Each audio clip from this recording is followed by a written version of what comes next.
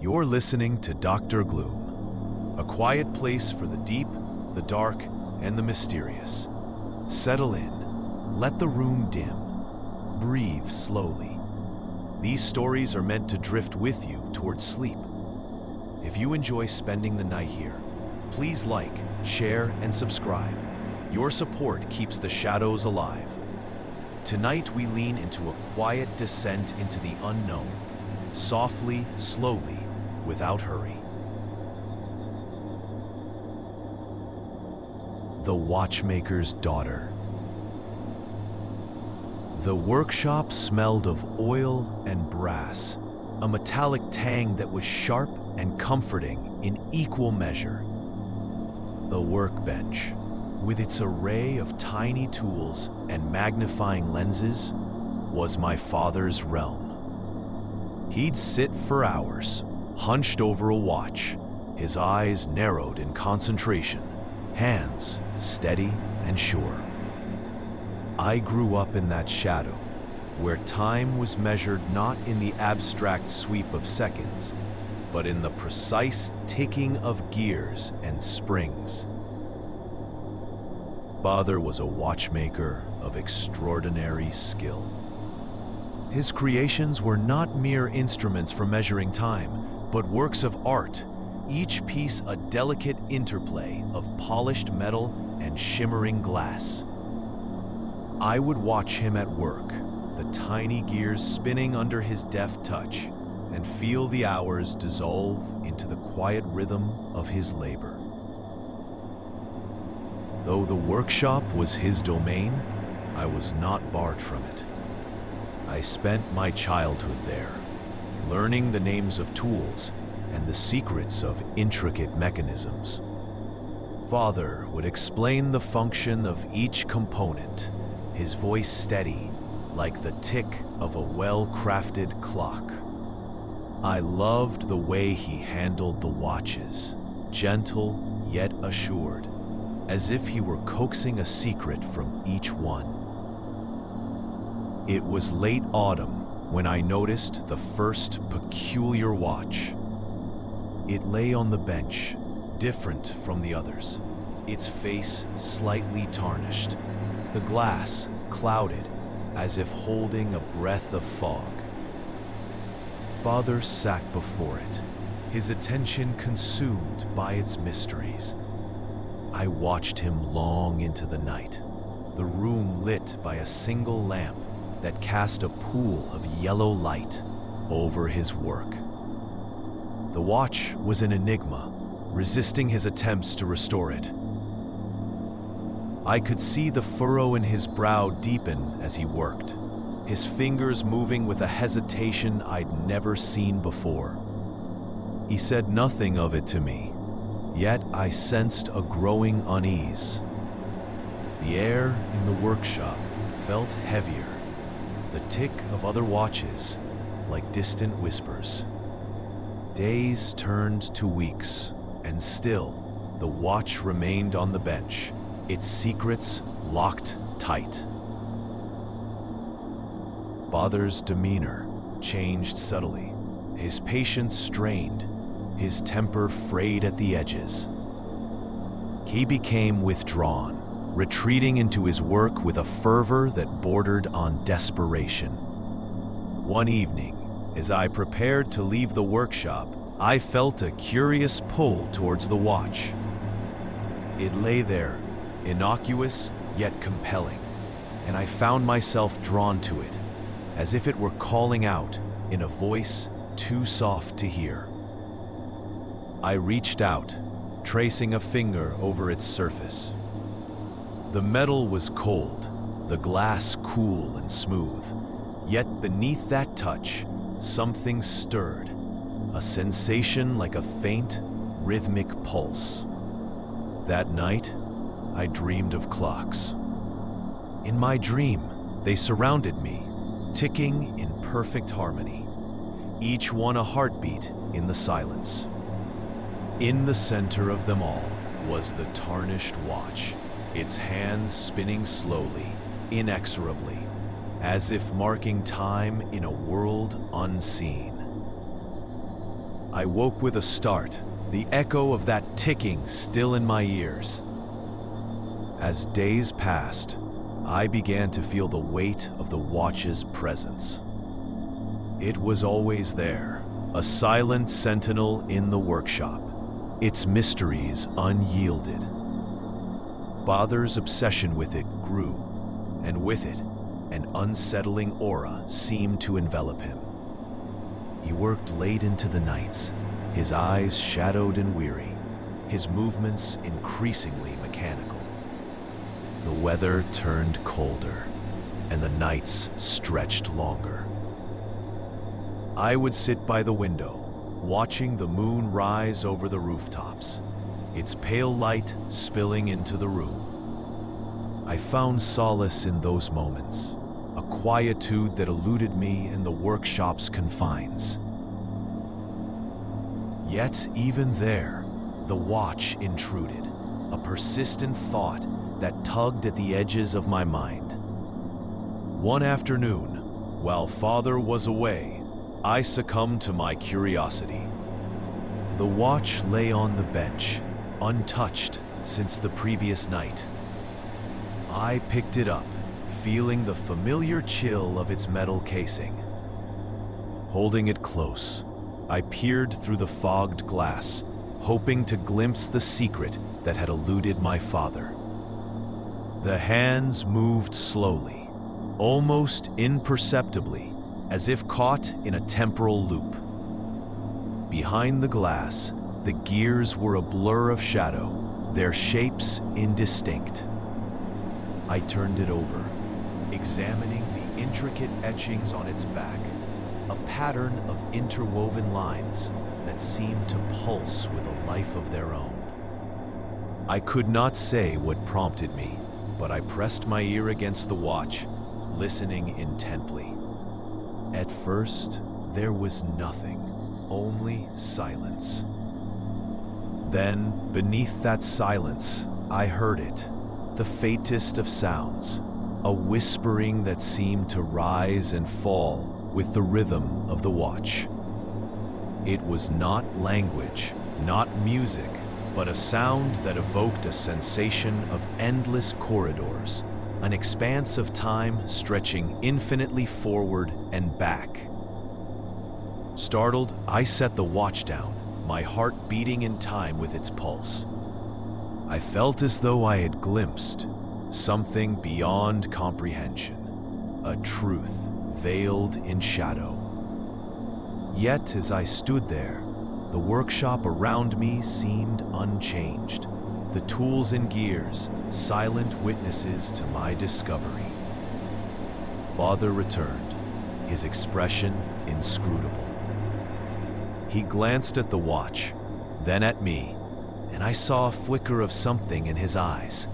Recognition, perhaps, or understanding. He said nothing, simply resumed his work, the spell between us unspoken, yet unbroken. As winter deepened, the watch became a fixture of our lives, its presence a constant shadow. Father continued his attempts to unravel its mysteries, though with diminishing zeal. It was as if he had come to accept its enigma, the watch a riddle without resolution.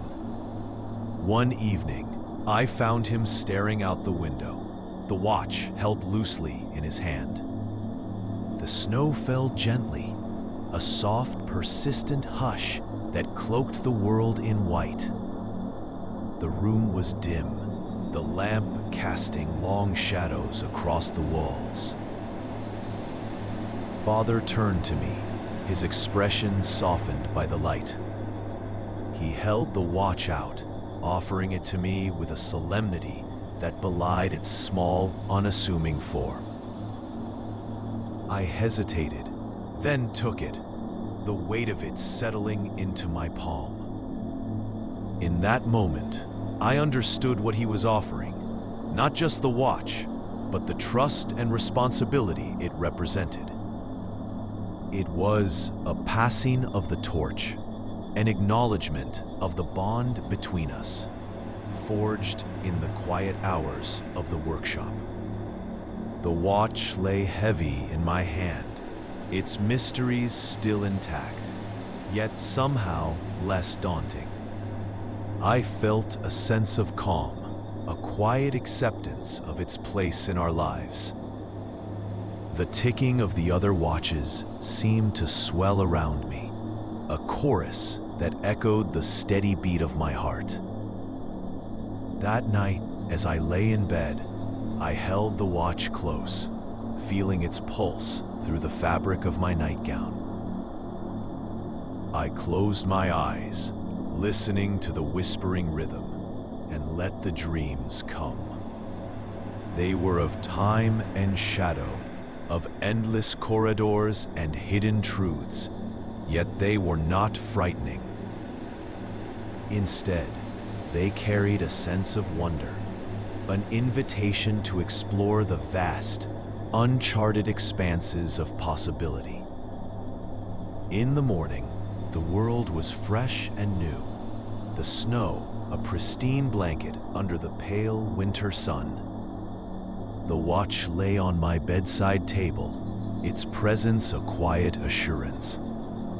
I picked it up, feeling its familiar weight, and knew that whatever secrets it held, they would reveal themselves in time.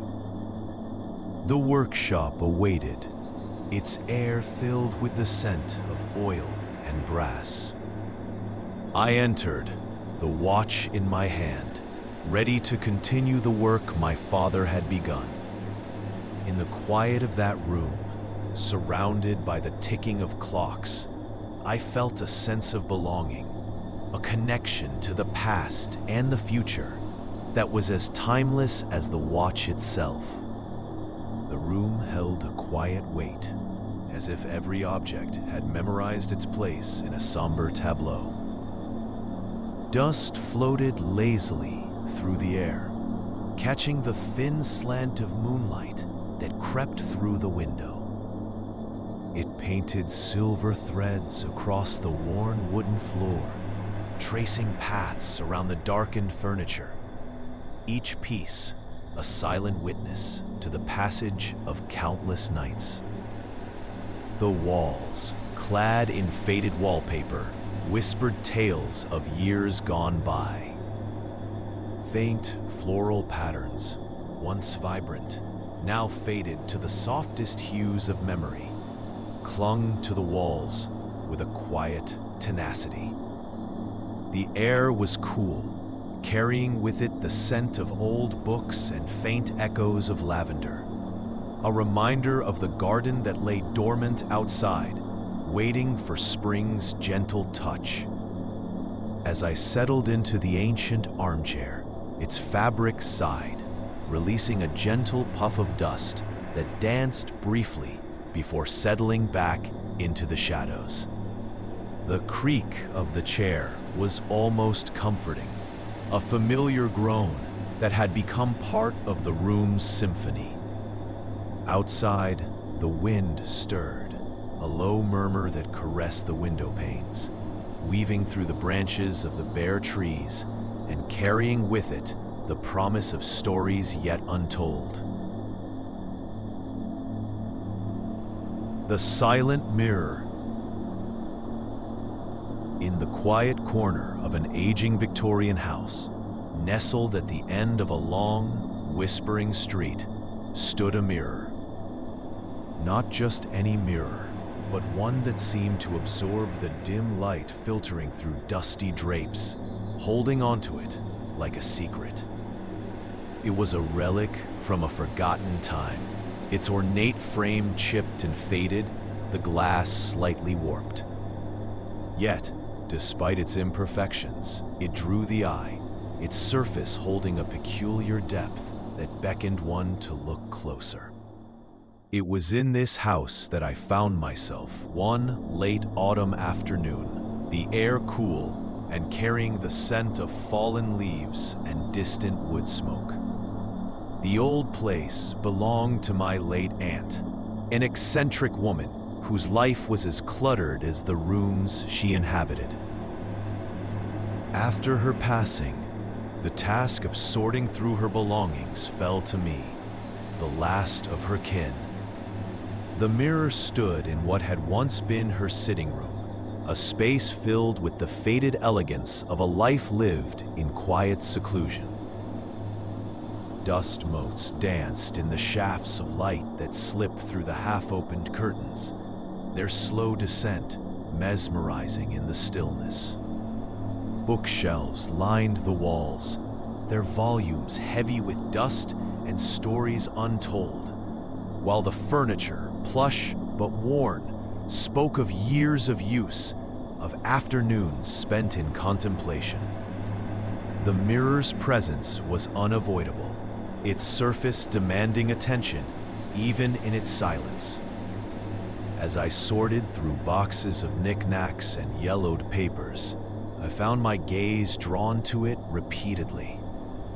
There was something unsettling about its reflection. The room seemed unchanged in the glass, yet it felt as though it captured something more, something that lingered just beyond the edge of perception. It was late afternoon when I paused in my work, resting on a faded chaise lounge, the cushions yielding beneath me with a sigh. The house was so quiet that the ticking of the old clock on the mantelpiece became a steady heartbeat, marking time in a place where time felt irrelevant. I closed my eyes for a moment, letting the stillness settle around me like a soft blanket. When I opened them again, the light had shifted, the room now bathed in a warm amber glow. The mirror seemed to pulse with it, its surface alive with the muted colors of the fading day. I rose, drawn to it once more, unable to resist the pull of its depth. As I stood before it, I saw myself reflected, yet not as I expected. My face, familiar yet foreign, seemed to hold an expression I could not place, a shadow of something that did not belong. I leaned in closer, my breath misting the glass, and for a brief moment, I thought I saw movement, a flicker of something beyond my reflection.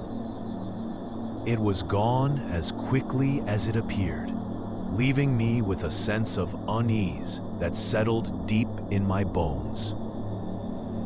I shook my head, dismissing it as a trick of the light, a momentary lapse in the clarity of my own mind. The days passed, each one mirroring the last in a steady rhythm.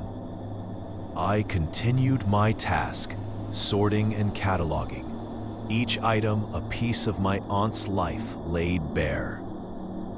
Yet, no matter how I tried to focus, the mirror remained a constant presence, its silent watchfulness unsettling in its constancy. One evening, as the sun dipped below the horizon and the world outside turned to shadow, I found myself standing before it once more. The room was shrouded in the soft darkness of twilight, the only light coming from a single lamp, its glow casting long, creeping shadows.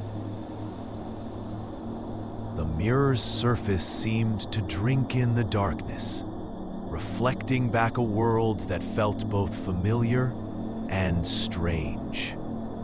As I stared, something shifted, a subtle movement that caught my eye. The room behind me, reflected in the glass, seemed unchanged, yet the shadows moved as if alive, dancing just beyond the edges of perception. I felt a chill trace its way down my spine, a whisper of something ancient and unknowable. I reached out, my fingers brushing the cool surface, and for a moment, it felt as though the glass gave way, yielding beneath my touch. I pulled back, startled, my heart pounding in my chest. But the mirror remained unchanged, solid and unyielding, its surface smooth and cold. That night, as I lay in bed, the house creaking softly around me, I dreamed of the mirror. In my dreams, it was not a mere reflection, but a gateway, a passage to a world that mirrored our own, yet twisted in subtle, unsettling ways.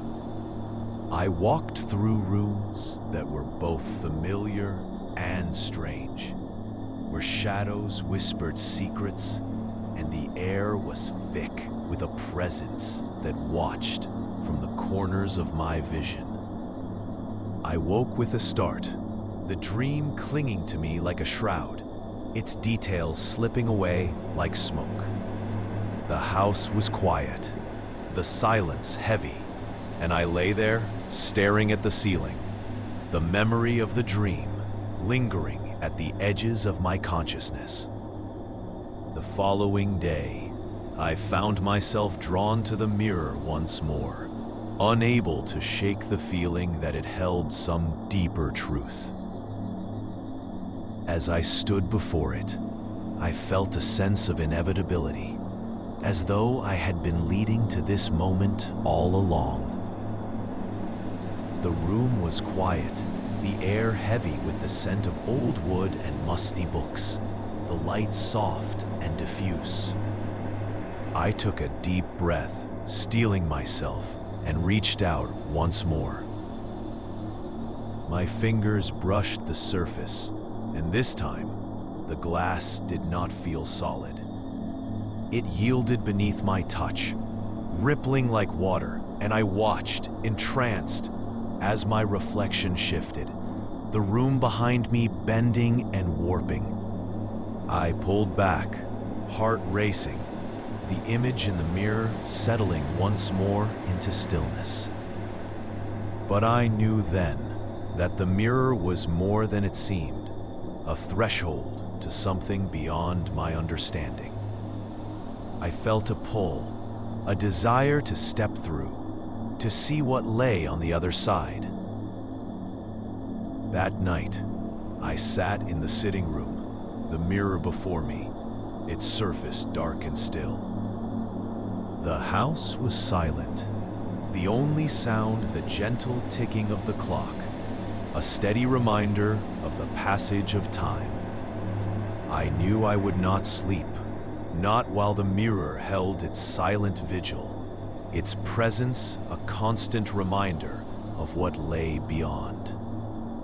I rose, the decision made, and approached the mirror once more. The room was bathed in shadow, the only light coming from a single candle, its flame flickering in the cool air.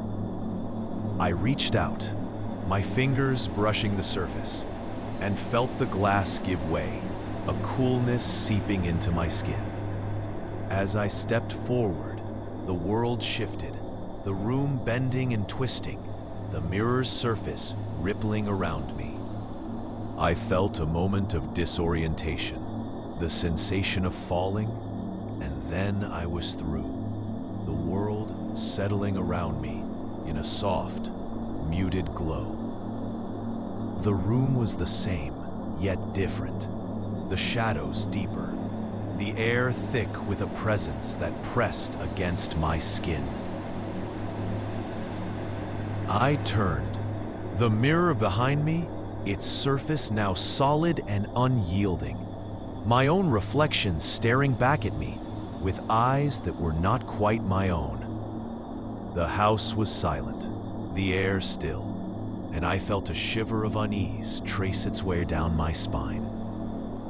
The shadows seemed to move, whispering secrets I could not understand, and I knew then that I was not alone. I walked through the house, each room familiar yet strange, the details subtly altered, the shadows deeper and more alive. The world felt muted, as though I moved through a dream, the air heavy with anticipation. In the sitting room, I paused, the mirror before me once more. The room was unchanged, yet the reflection held an otherworldly quality, the shadows shifting and alive. I reached out, my fingers brushing the glass, and felt the coolness seep into my skin once more. As I stood there, I felt a presence, a whisper of something ancient and knowing. It watched from the shadows, its gaze heavy and unyielding, and I knew that I had crossed a threshold, stepped into a world that mirrored my own, yet held its own truths.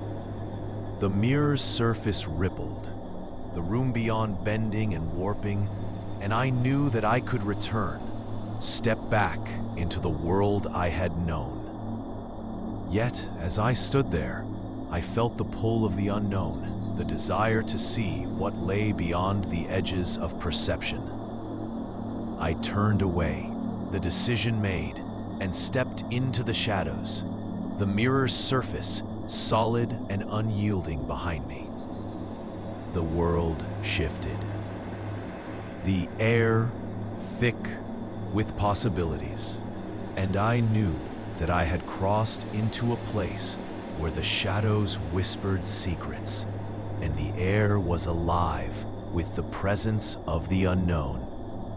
The house was silent, the air still, and I walked through rooms that were both familiar and strange, the shadows deep and alive, the air thick with anticipation. I knew then that I had stepped into a world that mirrored my own, yet held its own truths, a place where the unknown lingered at the edges of perception, waiting to be discovered. And as I moved through the house, the mirror, now a silent sentinel, I felt the whisper of the unknown in the air, the promise of secrets yet to be revealed. And I knew that I had crossed into a world where the shadows held their own truths, a place where the mirror's silent watchfulness was both a promise and a warning. The Lantern Keeper. The village sits at the edge of a forest where the trees grow so dense that even the wind struggles to find its way through. It's a place caught in a perpetual twilight where the sun barely breaks through the heavy canopy above, leaving the earth in a state of damp shadow. The villagers, accustomed to this gloom, have learned to live in its embrace, their lives attuned to its silent rhythms. I came here to escape the noise of the world, drawn by the promise of solitude and the quiet whisper of the trees. The cottage I found was old, its wooden beams creaking with the weight of years, nestled at the far end of the village. It had a small garden, overgrown with wildflowers and creeping ivy, that I tended to in the afternoons when the air was thick with the scent of earth and green. My days settled into a routine, each one a reflection of the last. I would rise with the dawn, or what passed for dawn in this shadowed place, and take my tea on the small porch that overlooked the forest. The mist would linger in the air, clinging to the leaves and curling around the trunks of the trees like a living thing. I would watch it drift, feeling the world slip quietly past. It was during one of these mornings that I first noticed the lantern. It hung from an old iron hook just beyond the edge of the garden, swaying gently in the breeze. At first, I thought it was a trick of the light, but as the days passed, it remained, a constant presence at the border of my vision. Curiosity got the better of me, and one evening, as the shadows grew long and the sky darkened, I walked out to where it hung. The lantern was made of brass, its surface worn and pitted, the glass clouded with age. It was unlit, but something about it seemed to pulse with a quiet life of its own. I reached out to touch it, my fingers brushing against the cold metal. For a moment, I felt a shiver run through me, as if the lantern had awoken at my touch. I withdrew my hand, unsettled, and returned to the cottage, leaving the lantern swaying gently behind me. That night, I dreamed of the forest, of trees that whispered secrets in a language I couldn't understand, their branches reaching out to me, beckoning. I awoke with the taste of earth on my tongue and the scent of damp leaves in my nostrils, the memory of the dream lingering like mist in the morning air. Days passed, each one blending seamlessly into the next. The lantern remained, a silent sentinel at the edge of the garden. I found myself drawn to it, my thoughts circling around its presence, as if it held some forgotten memory that danced just out of reach. One evening, as the sun sank below the horizon and the world slipped into darkness, I lit a candle and carried it out to the lantern. The flame flickered in the gentle breeze, casting flickering shadows on the ground. As I approached, the lantern seemed to shiver with anticipation, and I felt a strange compulsion to light it. I opened the small door and placed the candle inside. The flame caught, and the lantern came alive with a warm glow, casting its light across the garden and into the forest beyond. As I watched, the shadows shifted, and for a moment, I thought I saw figures moving among the trees, their forms indistinct and wavering. A chill crept up my spine, but I couldn't look away. The light seemed to reach into the forest, drawing forth shapes that danced just beyond the edge of vision. I stood there for what felt like hours, the night deepening around me, the lantern's glow a solitary beacon in the dark. Eventually, I returned to the cottage. The image of those shadowed figures burned into my mind. Sleep came fitfully, haunted by dreams of the forest and the things that moved within it. The lantern became a part of my evenings, a ritual I couldn't quite explain. Each night, I would light it and stand in its glow, watching as the forest seemed to shift and breathe around me. The figures came and went, always just out of reach, their presence both comforting and unsettling. One night, as I stood before the lantern, I heard a sound from the forest, a low, mournful wail that rose and fell like the wind through the trees. It sent a tremor through me, and I stepped back, my heart pounding in my chest. The sound faded, leaving a heavy silence in its wake, but the memory of it lingered, a haunting melody that echoed in my mind. I tried to shake off the feeling, telling myself it was just the wind, but the sound had a weight to it, a sadness that felt all too real. I returned to the cottage, the lantern's glow receding behind me, and lay awake in the dark, listening to the silence of the forest. The next morning, I found the garden overrun with ivy, its tendrils creeping across the ground like fingers reaching out from the earth. It had grown overnight, its leaves thick and dark, wrapping around the lantern and pulling it closer to the forest's edge. I tried to clear it away, but it clung stubbornly to the soil, resisting my efforts. As the days passed, the ivy continued its relentless advance, the garden slowly swallowed by its green embrace. The lantern, once a distant curiosity, was now nearly hidden by the encroaching vines, its light dim and flickering. I became consumed by the mystery of the lantern, spending my days in the garden trying to unravel its secrets. The villagers, who rarely spoke to me, began to watch with wary eyes, their whispers carrying on the wind.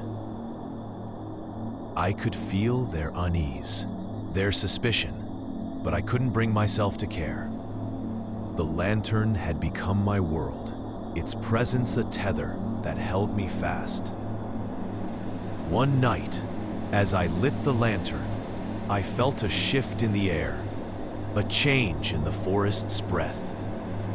The light seemed to reach further, casting its glow deep into the trees, and I saw them. The figures, clear and distinct, standing among the trunks. They watched me with eyes that glowed in the darkness, their forms shimmering like reflections on water. I felt a pull, a yearning to step into the forest, to join them in their shadowed dance. The lantern's light grew brighter, its warmth enveloping me, and I took a step forward, drawn by the promise of their world. The forest seemed to sigh in anticipation, the trees bending low, their branches brushing against my skin. I could hear their voices now, a chorus of whispers that filled the air, urging me onward. I hesitated, the weight of the world pressing against my back, the lantern's light a beacon in the dark. The figures waited, their eyes fixed on me, their presence both welcoming and foreboding. In that moment, I realized the truth. The lantern was not just a light, but a gateway, a bridge between worlds. It had drawn me to this place, ensnared me in its glow, and now it offered me a choice. I turned away, the pull of the forest a lingering ache in my chest, and returned to the cottage, the lantern's light fading behind me.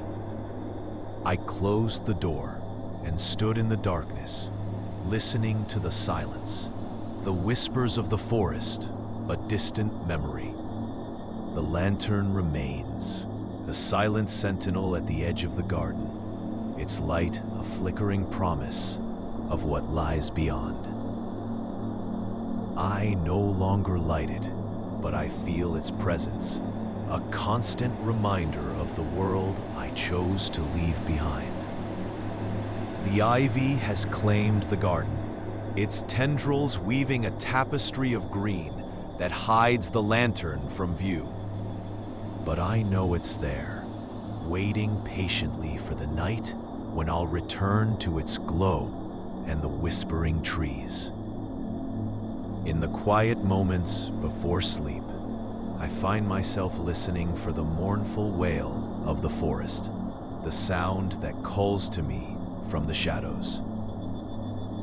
It echoes in my dreams, a haunting melody that lulls me into slumber, carrying me to the edge of the world where the lantern waits, its light a guiding star in the dark. The evening descended quietly, like a soft blanket settling over the world, and the familiar creak of the porch swing became my solitary companion.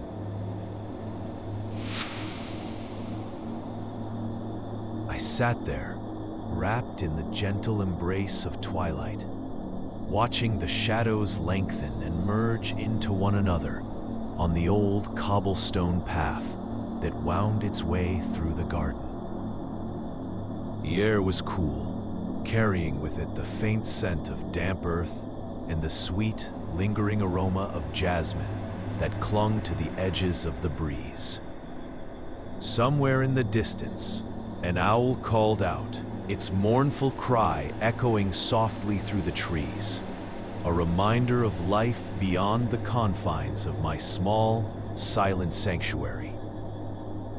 The wooden planks beneath me groaned quietly, in rhythm with my slow, measured movements, as if in conversation with the deepening night. I reached down to touch the cool, rough grain of the wood, feeling its familiar texture beneath my fingertips. It was comforting in its solidity, its presence unchanged by the passage of time. I let my gaze drift to the darkened windows of the house, each pane reflecting back a sliver of the fading light. And in that moment, an inexplicable sense of being watched settled over me, as though the house itself held its breath, waiting. The watchful eye. The house at the end of Riverton Lane had always held a quiet, almost somnolent presence. It was one of those structures that seemed to drift in and out of the consciousness of the neighborhood, its existence acknowledged only when necessary. Its paint had long faded to a dull, unremarkable hue, and the windows seemed perpetually veiled in a thin film of dust. But it was the garden that truly captured my attention, a wild tangle of forgotten flora that seemed intent on reclaiming every inch of space.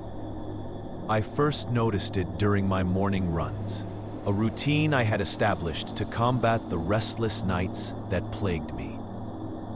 Each time I passed, the garden seemed to have shifted slightly, as if it had a life of its own. Vines crept over the fence with a slow, deliberate purpose, and the grass, a rich, deep green, seemed always to be moving, as though stirred by an unseen hand. The air around it held a faint, earthy musk that was oddly comforting, a scent that lingered long after I had left it behind. It was on one such morning that I noticed the eye. It was not there the day before. I was certain of it. A simple stone sculpture nestled amidst the greenery, its smooth surface carved into the shape of an eye, half-lidded and serene. It was the sort of thing one might overlook, but once seen, it was impossible to ignore. The pupil was a dark, unpolished stone, almost obsidian, and it seemed to follow me as I ran past. At first, I dismissed it as a curiosity, perhaps an eccentric touch by a long-gone owner. But as the days wore on, I found myself drawn to it, my morning runs extending into the garden's boundaries. The eye had an inexplicable pull, a magnetic quality that defied logic. I began to slow my pace as I approached, my feet carrying me toward the overgrown path that led through the garden. The mornings were cool, the air crisp with the promise of autumn, and the garden took on an otherworldly quality in the early light. Dew clung to the leaves, catching the sun in 1,000 tiny prisms, and the silence was profound, as though the garden existed in a world of its own. My footsteps were muffled by the thick grass, and I could hear the gentle rustle of leaves, the soft whisper of wind through the branches. Each day, I found myself pausing before the eye, studying its contours, its enigmatic expression. The stone was cool under my fingers, the texture smooth and worn by time. I would trace the lines of the eyelid, the curve of the brow, feeling a strange connection to the object, as though it held some secret that was just beyond my grasp. As the weeks passed, the garden became a refuge of sorts, a place where the worries of the world seemed to fade away. I found myself lingering longer each morning, exploring the winding paths and hidden alcoves, uncovering forgotten treasures buried beneath the undergrowth. Rusted tools, shards of pottery, the remnants of a life once lived. Bi watched over it all, a silent guardian that seemed to understand the language of the garden. It was during one of these explorations that I discovered the second eye. It lay half buried beneath a sprawling mass of ivy, its surface weathered and chipped. Unlike the first, this eye was wide open, its gaze unyielding and intense. The pupil was a lighter stone, marbled with veins of gray, and as I stood before it, I felt an unsettling sense of exposure, as though it could see into the depths of my soul. The discovery unsettled me, and I found myself avoiding the garden for several days, sticking to the main road on my morning runs. But the pull was still there, an insistent tug at the edges of my consciousness. I could not escape the feeling that the garden was calling to me, that there was something it wanted to reveal. When I finally returned, the air seemed heavier, charged with an electricity that set my skin tingling. The garden felt different, more alive, as though it had been waiting for my return. The path seemed narrower, the foliage denser, and as I made my way toward the eyes, a sense of unease settled over me like a shroud. The two eyes were there, as I had left them, but something had changed. They seemed to regard each other across the expansive garden, as though engaged in some silent communication. The space between them thrummed with an energy that was almost palpable, a tension that set my heart racing. It was then that I noticed the third eye. This one was smaller, more delicate, and it lay nestled at the base of a gnarled tree. It was half closed, its expression one of weary resignation, and I felt a pang of sympathy as I knelt beside it. The stone was warm under my touch, as though it had absorbed the heat of the sun, and I wondered at the skill of the sculptor who had crafted such lifelike features. The garden was no longer a place of solace, but of intrigue, and I found myself returning each day, drawn by the mystery of the eyes. Garden was no longer a place of solace, but of intrigue, and I found myself returning each day, drawn by the mystery of the eyes. I began to document their positions, sketching their likenesses in a notebook, trying to discern a pattern or meaning behind their placement. Each new discovery brought a thrill of excitement, a sense of being on the brink of uncovering something profound. The eyes continued to multiply, appearing in the most unexpected of places. Some were large and imposing, others small and unobtrusive, but each one was unique, with its own distinct personality. They seemed to tell a story, a narrative of watchfulness and introspection, and I found myself captivated by their silent presence. As the days grew shorter and the nights colder, the garden took on a more sinister aspect. The shadows lengthened, and the once gentle rustle of leaves became a cacophony of whispers. I could feel the eyes watching me, their gazes heavy with expectation, and the sense of being observed was almost suffocating. It was on a particularly blustery morning that I made my final discovery. The wind howled through the trees, tearing leaves from their branches and sending them skittering across the ground. The garden felt like a living entity, pulsing with a primal energy that set my nerves on edge. As I made my way down the path, I stumbled upon a clearing I had not seen before. In its center stood the largest eye yet, a monolithic presence that seemed to dominate the space.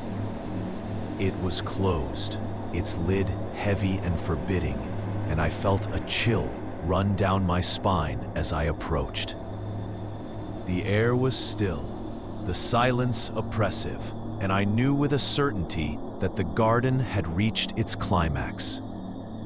The eyes had led me here, to this place of finality, and I felt an overwhelming sense of dread as I stood before the great stone sentinel. I reached out, my fingers trembling as they brushed against the cold surface. The stone was smooth, almost slick, and as I touched it, I felt a deep vibration, a resonance that echoed through my bones.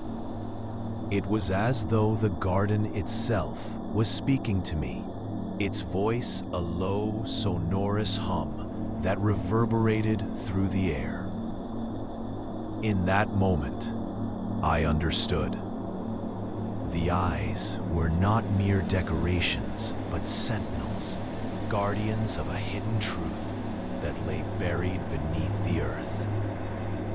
The garden was a place of secrets, a repository of forgotten knowledge, and I was its chosen keeper.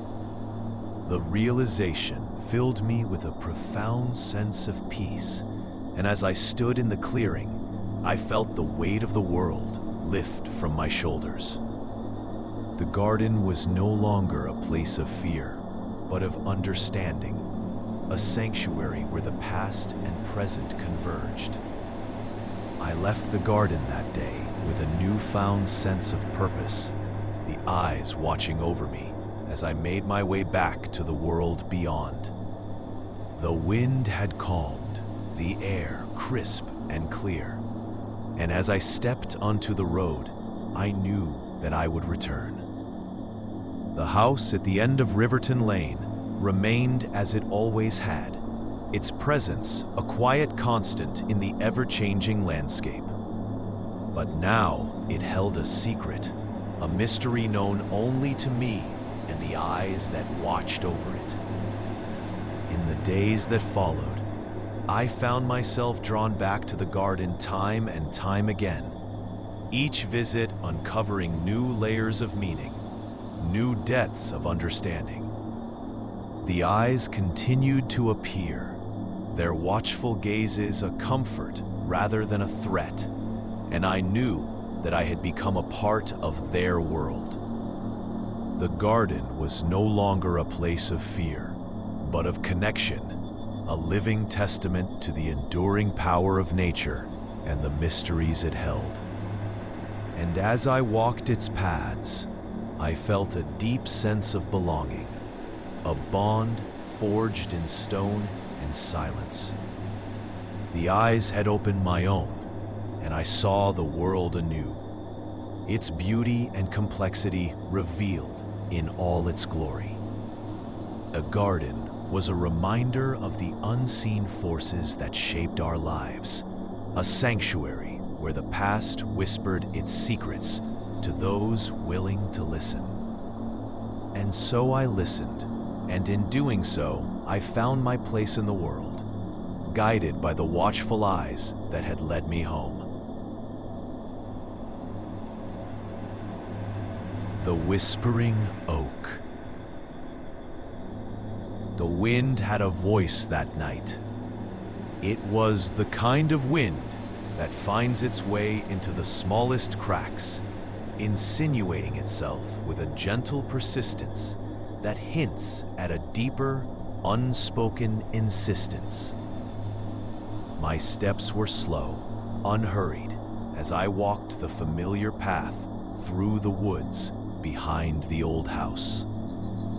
The leaves rustled underfoot, their dry whispers barely louder than the breath of the breeze. Overhead, the sky was a deep, endless velvet, dotted with the faintest pinpricks of light. There was a clarity in the air that sharpened the edges of the shadows, making them both inviting and foreboding. The path wound its way through a cluster of ancient oaks, their gnarled branches reaching out like the fingers of some forgotten deity. I felt the coolness of the bark as I brushed against one, the texture rough and comforting. The trees had always been there, standing sentinel over the land, their roots burrowing deep into the soil. They seemed to hold within them the memory of countless seasons, of summers long past, and winters endured in stoic silence. I paused by the oldest of the oaks, a massive, twisted thing that towered over its companions. Its trunk was a maze of knots and scars, each telling a story that only the tree itself could understand. It was said that the oak was sacred, a relic of a time when the world was a different place, and there was magic in the air, as thick as the mist that often hung in the hollows of the woods. I placed a hand on the trunk, feeling the life pulsing beneath the bark, a slow, steady rhythm that seemed to echo the beat of my own heart. The wind sighed through the branches, a soft, mournful sound that resonated with something deep inside me. It was then I noticed the change, subtle at first, like the difference between waking and dreaming. The air around the tree felt charged, a tingling sensation that crept along my skin, raising the fine hairs on my arms. The rustling of the leaves grew louder, a chorus of hushed voices, as if the oak itself were whispering secrets in a language I was just beginning to understand. The sensation was both comforting and unsettling, a reminder that the world was larger and more mysterious than I had ever imagined. I closed my eyes, listening to the whispers, letting them wash over me. They spoke of things forgotten, of shadows that lingered just beyond the edge of sight, of the slow turning of the earth and the passage of time. I felt myself being drawn in, lulled by the rhythm, the gentle ebb and flow of sound. It was a lullaby of sorts, a song of the earth and the wind and the trees. Yet beneath the surface, there was a deeper note, a low, thrumming vibration that seemed to come from the very heart of the oak. It was a sound that resonated with something primal, something ancient that lay dormant within me.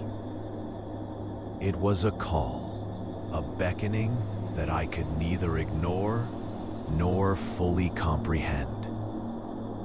I opened my eyes, blinking in the dim light, and took a step back.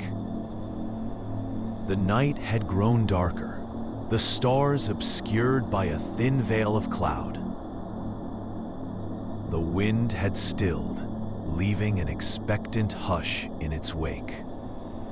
The tree stood silent and immovable, its secrets locked away once more.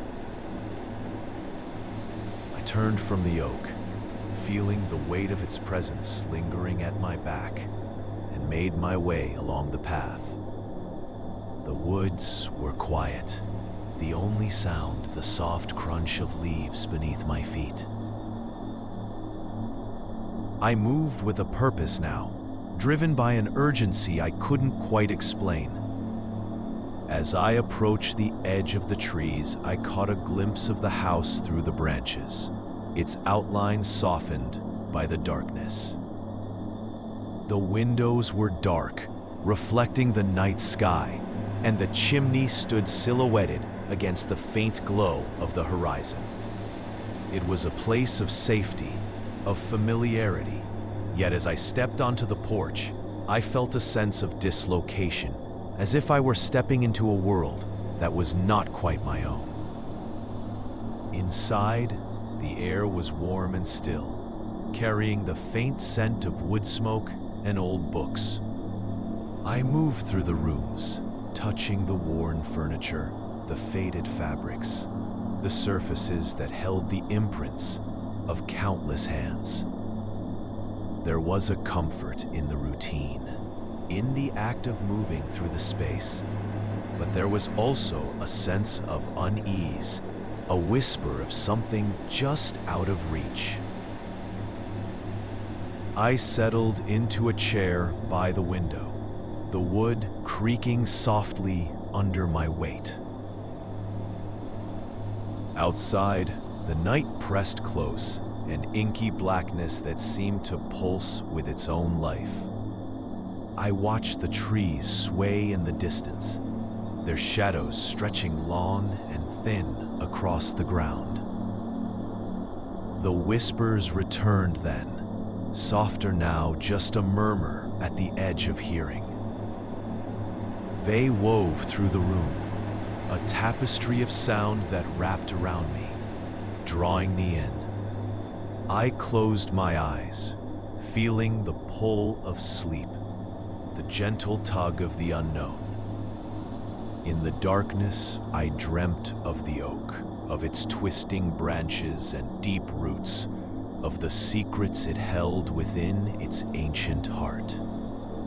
I dreamt of the wind and the stars, of the night that stretched out endlessly, a vast, unknowable expanse. I dreamed of shadows that danced just beyond the edge of sight, of voices that spoke in a language I was only beginning to understand. And as I dreamt, the whispers grew louder, a chorus that rose and fell like the tide, a melody that sang of things lost and found, of beginnings and endings, of the eternal cycle that bound us all. It was a song of the earth, of the wind and the trees, of the darkness and the light. It was a song of the night, of the mysteries that lay hidden in the shadows, waiting to be discovered. When I awoke, the house was quiet, the first pale light of dawn creeping through the windows. The air was cool and fresh, carrying the scent of dew and the promise of a new day. I rose from the chair, feeling the weight of the night still lingering in my bones, and made my way to the door. Outside, the world was bathed in a soft, golden light, the trees standing silent and majestic in the morning sun. The path stretched out before me, a ribbon of earth winding its way through the woods. I paused for a moment, listening to the silence, feeling the steady pulse of life beneath my feet. And then I stepped forward, drawn by the promise of the unknown, the whisper of the wind, and the call of the ancient oak. The path was familiar, yet each step carried with it the possibility of discovery, of something new waiting just beyond the next bend. The whispers followed me as I walked, a gentle murmur that filled the air, a reminder that the world was larger and more mysterious than I had ever imagined. And as I moved through the woods, I felt a sense of peace, of belonging, as if I were part of something greater, something timeless.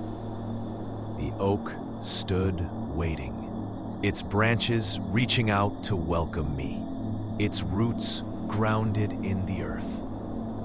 And as I approached, I felt the whispers grow stronger, a chorus of voices that sang of the past and the present, of the mysteries that lay hidden in the shadows.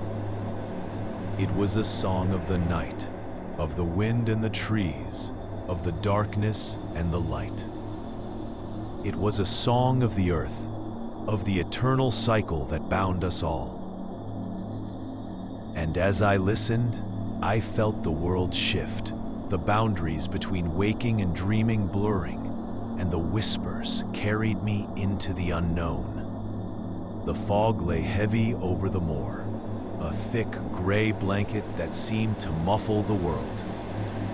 Each step was accompanied by the soft, almost apologetic crunch of damp grass underfoot. I moved slowly, allowing the cool, moist air to seep into my lungs, feeling it settle like a fine mist within me. The path was barely discernible, a thin ribbon of dirt snaking through the wild grasses that swayed gently in the unseen breeze. Above, the sky was a dull, featureless expanse, the sun only a vague suggestion behind the clouds. Occasionally, a bird would call out, its voice sharp and lonely in the stillness, a reminder of life somewhere beyond the veil of fog. My fingers brushed against the rough bark of a solitary tree, its branches reaching out like skeletal fingers, clutching at the sky.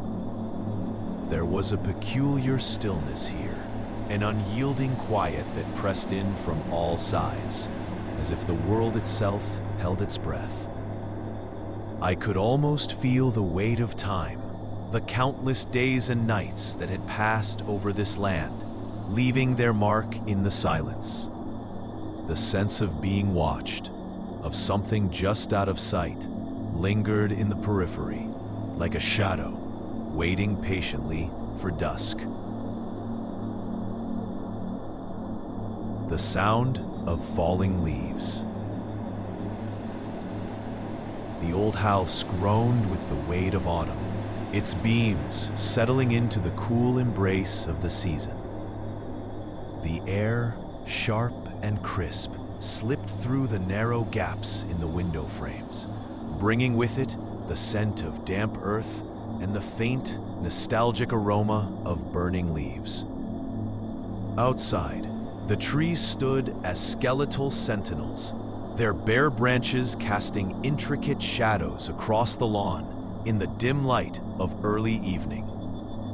I had always found a quiet comfort in the cycles of nature, the way the world seemed to pause and draw a breath before the long, silent stretch of winter. The house belonged to my grandmother, a place steeped in the kind of history that clings to every surface. I had spent countless summers here as a child, exploring the creaking corridors and dusty rooms, each filled with the relics of lives lived long before mine. Now, as the sole inheritor, I felt a duty to tend to its aging bones, though the task was daunting in its own way. The house was vast and labyrinthine, full of forgotten corners and unexplored spaces that whispered with the past. As I moved through the hallways, my footsteps muffled by the thick carpet, I felt the weight of the house settle around me. Each room was a time capsule, frozen in the moment my grandmother had last closed the door.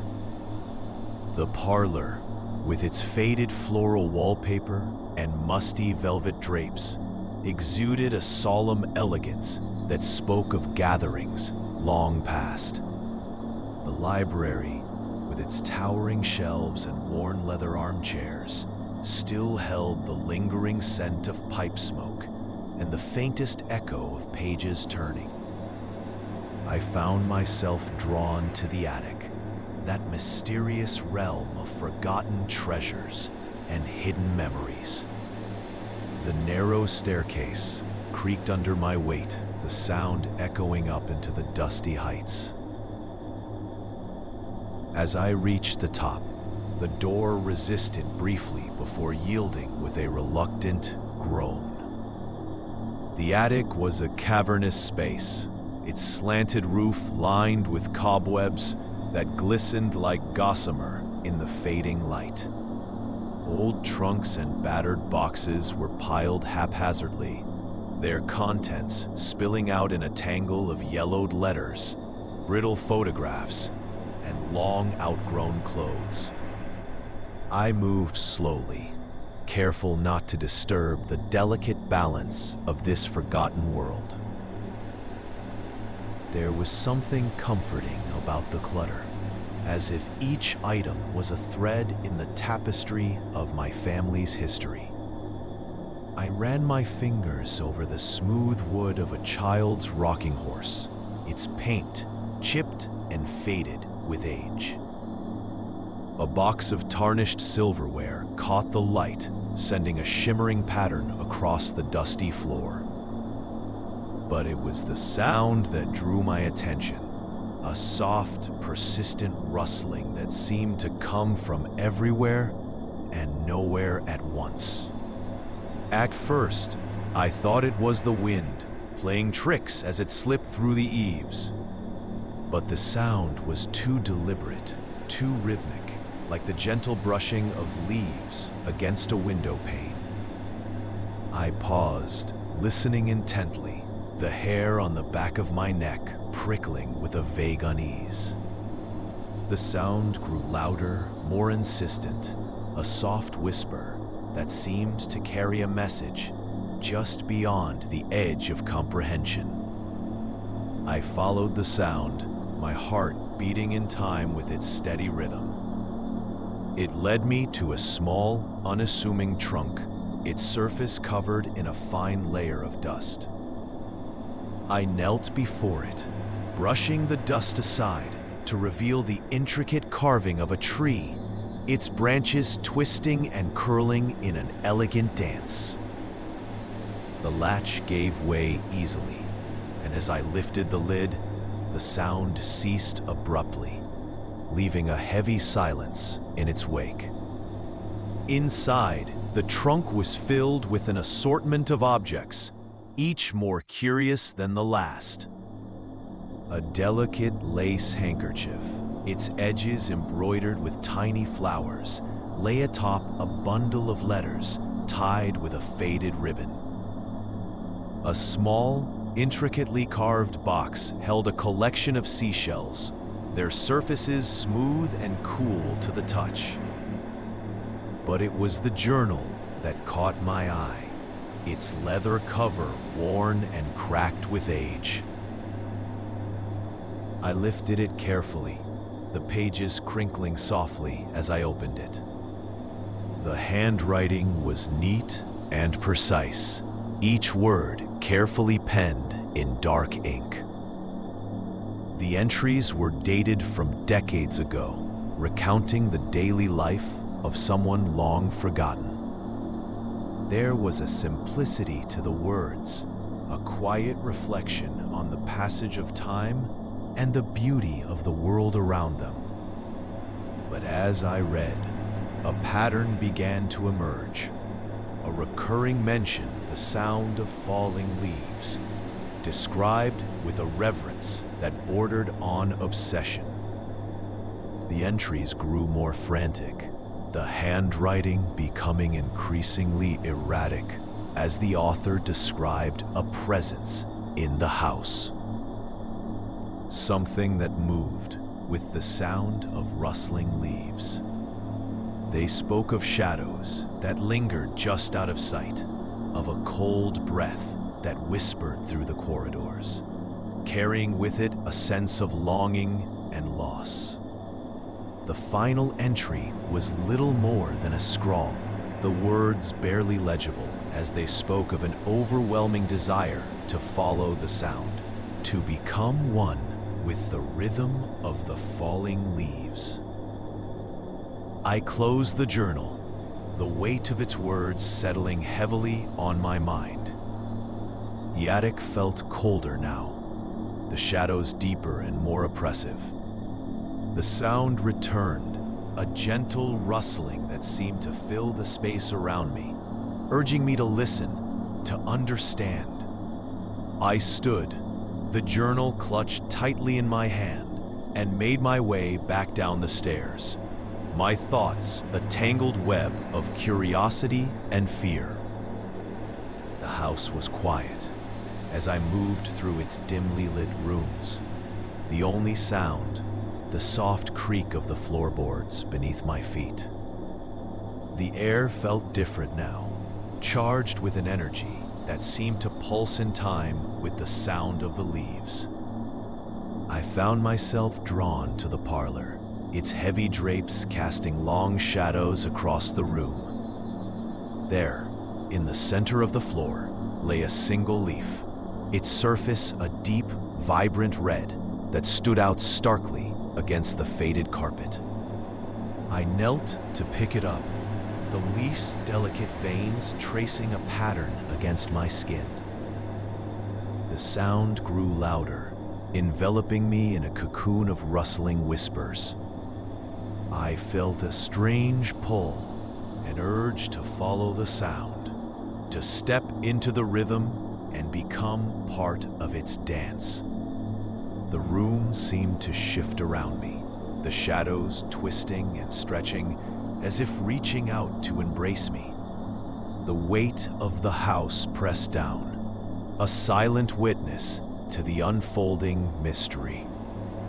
I felt the boundaries of time and space blur, the present moment slipping away as the echoes of the past resonated through the air. The sound of falling leaves surrounded me, a symphony of whispers that spoke of forgotten dreams and untold stories. I stood at the heart of it all, suspended in a moment that stretched into eternity. The leaf in my hand felt warm, its color deepening to a rich crimson as the sound swelled to a crescendo. I closed my eyes, surrendering to the pull of the rhythm, the rustling whispers wrapping around me like a cloak. The house breathed with me, its ancient bones settling into the embrace of the season. And in that moment, I understood the truth of the journal's words, the quiet beauty of becoming one with the sound of falling leaves. As the echoes faded, the house returned to its familiar silence, the air still and heavy with the weight of what had passed. I opened my eyes, the leaf in my hand now a dull brown, its vibrant color faded with the memory of the sound. The room was unchanged, the shadows lying quietly in their appointed places, the drapes swaying gently in a draft I could not feel. I stood, the journal forgotten on the floor, and made my way to the window. The trees outside stood silent and unmoving, their branches bare against the darkening sky. The air was cool against my face, carrying the distant scent of smoke and earth. I felt the house settle around me, its presence a comforting weight, the sound of falling leaves a memory that lingered in the corners of my mind. In the quiet stillness of the evening, I understood the truth of the season, the beauty of the cycle that carried us through the passage of time. The sound of falling leaves was a reminder of the past, a gentle whisper of the stories that shaped us and the echoes that lingered long after we were gone. And as I stood in the dim light, I felt a quiet peace, a sense of belonging that was as enduring as the house itself. The night deepened, the stars emerging one by one in the vast expanse of the sky. I turned from the window, the sound of falling leaves a fading echo in the silence. The house stood as it always had, a steadfast guardian of the stories it held within its walls. And as I moved through its familiar rooms, I knew that I was part of its history, woven into the fabric of its being, a whisper in the chorus of falling leaves. The Keeper of Keys. The old house sat at the edge of the village, its faded bricks blending into the gray sky that often hung low and heavy with rain. Generations had whispered of its presence, a silent sentinel overlooking the restless tides of human lives. Its windows were clouded with the dust of ages, and the garden, once tended with care, now lay tangled with weeds and wildflowers that swayed gently in the ever-present breeze. It was a house that seemed to breathe in time with the earth, slow and steady, as if in no rush to reveal its secrets. I came to know the house when I inherited it from a distant relative, whose face I could barely recall. There was no one left to ask about him, no letters or photographs to explain the connection. The solicitor had handed me a heavy set of keys, each one different, a jumble of iron and brass that clinked with a reassuring weight. The keys were cooled and solid in my palm, their ridges worn smooth by the hands of those long gone. The day I first arrived, the sky was overcast, a dense blanket of clouds that promised rain but withheld it, as if the weather itself were holding its breath. The front door creaked open with a groan, the sound echoing through the empty hallways like a reluctant sigh. Dust motes swirled in the air, catching the pale light that seeped through the windows. There was a stillness to the place, a profound quiet that settled in the corners and crevices like an old familiar presence. I spent the first few days exploring, my footsteps the only sound as I moved from room to room. Each chamber held its own peculiar charm, with worn carpets and faded wallpaper that told stories of their own. I found an old study on the second floor, its walls lined with books that exhaled a musty scent when opened.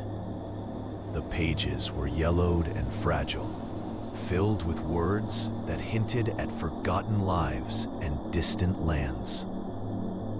In the evenings, I would sit by the fireplace, its hearth cold and empty, and listen to the wind as it whispered around the eaves. It was a lonely sound, one that spoke of endless nights and the passage of time. I would hold the keys in my lap, running my fingers over their cool surfaces, feeling the weight of their history. One night, as the wind howled with a rare ferocity, I was drawn to the attic. The stairs creaked underfoot, each step an effort against the weight of the air, thick with dust and the scent of old wood. The attic was a cavernous space filled with forgotten relics of the past, trunks and boxes, old furniture draped with sheets, and a tapestry of cobwebs that glistened in the dim light. In the far corner, half hidden beneath a sheet, stood a peculiar cabinet. Its wood was dark, the grains swirling like captured smoke, and its doors were held fast by a lock that seemed more ornamental than functional. Among the jumble of keys, one felt right in my hand, its intricate teeth sliding smoothly into the lock with a soft click. The cabinet doors swung open to reveal a collection of small boxes, each one crafted from a different material: wood, metal, stone. They were laid out with care, each labeled with a name that meant nothing to me. I felt a strange compulsion to open them, to see what treasures or secrets they might hold. The first box was made of rosewood, its surface polished to a soft sheen. Inside, nestled in a bed of velvet, lay a delicate brooch, its silver filigree tarnished, but still beautiful. The next box held a collection of pressed flowers, their colors faded, but their shapes perfectly preserved. I moved from box to box, each containing some small memento, a fragment of a life once lived. As I reached the last box, crafted from cold, unyielding iron, I hesitated. There was something about it that felt different, a sense of finality that made my heart quicken. The lid was heavy, and as it opened, a chill crept into the room, as if the air itself had turned to frost. Inside lay a single small key, unlike any of the others. It was simple, unadorned, but its presence was unsettling. I held it up to the light, examining its shape, its grooves, the way it caught the faint glow. There was a weight to it, not of metal, but of something deeper, an intangible gravity that seemed to draw the shadows closer. I carried the key with me as I descended the stairs, its cold metal a constant reminder against the warmth of my skin. That night, as I lay in bed, I could feel it beneath my pillow, a presence that refused to be ignored. Sleep came fitfully, dreams slipping in and out of focus, leaving me restless and uneasy. The days passed in a blur, the house settling around me like an old coat, familiar, yet ever so slightly ill-fitting. I found myself drawn to the attic again and again, to the cabinet and its enigmatic contents. Each visit left me with more questions than answers, the weight of history pressing down with an insistent urgency. One afternoon, as the rain drummed softly against the windows, I found myself in the garden, the earth damp and yielding beneath my feet. The air was thick with the scent of wet leaves and rich soil, a heady perfume that clung to my skin. The garden was a maze of overgrown paths and forgotten corners, a wilderness of nature reclaiming its own. In a secluded corner, half hidden by a tangle of ivy, stood a weathered stone archway. It was a relic of some long-forgotten design, its stones lichen-covered and cool to the touch. The archway led nowhere, a portal to nothing more than a wall of dense foliage. Yet as I stood before it, the small key in my pocket seemed to thrum with a quiet insistence. I slid the key into the lock of the archway's gate, an act that felt both foreign and inevitable. The gate swung open with a sound like a sigh, the hinges protesting but yielding nonetheless. Beyond lay a path, narrow and winding, that disappeared into the depths of the garden. The air seemed to shift, a gentle breeze stirring the leaves. carrying with it the promise of something just beyond sight. I followed the path, the world around me fading into a tapestry of greens and shadows. Time seemed to stretch and contract, the rhythm of my footsteps blending with the soft rustle of leaves.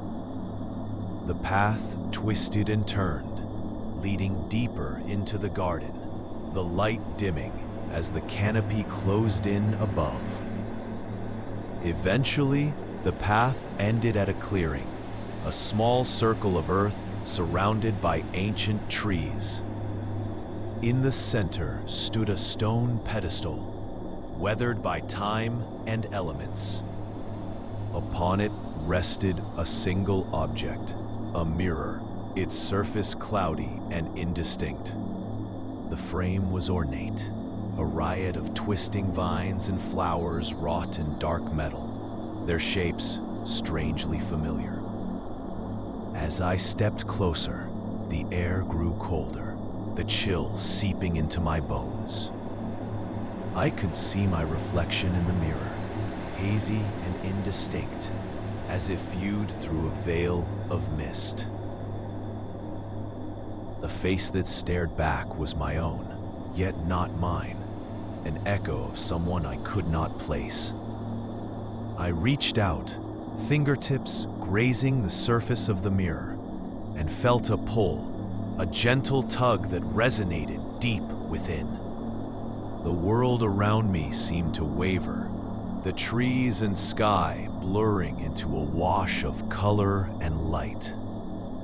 For a moment, I felt suspended, caught between one breath and the next.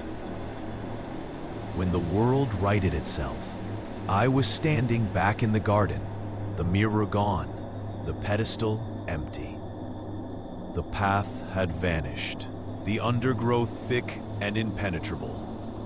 The air was still, the only sound the distant murmur of the wind through the trees. The key lay heavy in my hand, its metal cool against my skin.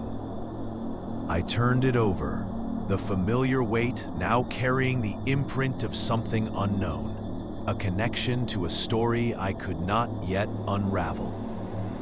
The garden held its secrets close, a silent guardian of the past, waiting for the right moment to reveal its truths.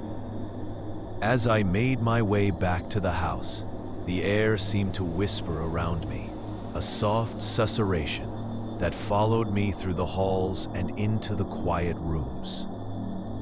The keys clinked together, their sound a gentle reminder of the history that lay just beneath the surface, waiting to be uncovered. In the days that followed, I returned to the garden often, drawn by the memory of the mirror and its unsettling reflection. The path never revealed itself again, remaining hidden beneath the tangle of leaves and branches. Yet the sense of something just out of reach lingered, a presence that watched and waited.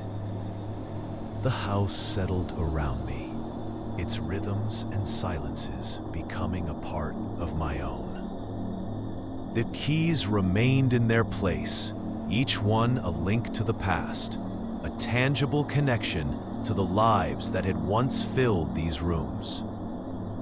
And the small, unassuming key, now worn smooth by my touch, lay on the mantle, a reminder of the mysteries that lay just beyond the edge of sight. In the quiet hours of the night, as the wind whispered its secrets through the eaves, I would sit by the empty hearth and listen, feeling the weight of the keys in my hands. Their presence, a comforting anchor against the vastness of the unknown. The house, with its quiet halls and hidden corners, held its secrets close, a guardian of stories waiting to be told, in their own time, in their own way. The Watcher's House. The old house loomed at the edge of the village, where the forest began its gradual ascent up the hill. It was a place of whispering shadows and stories half told, where the air carried a chill that lingered well into spring. I had moved there in late autumn, the leaves a smattering of russet and gold on the damp earth, the air sharp with the scent of coming frost.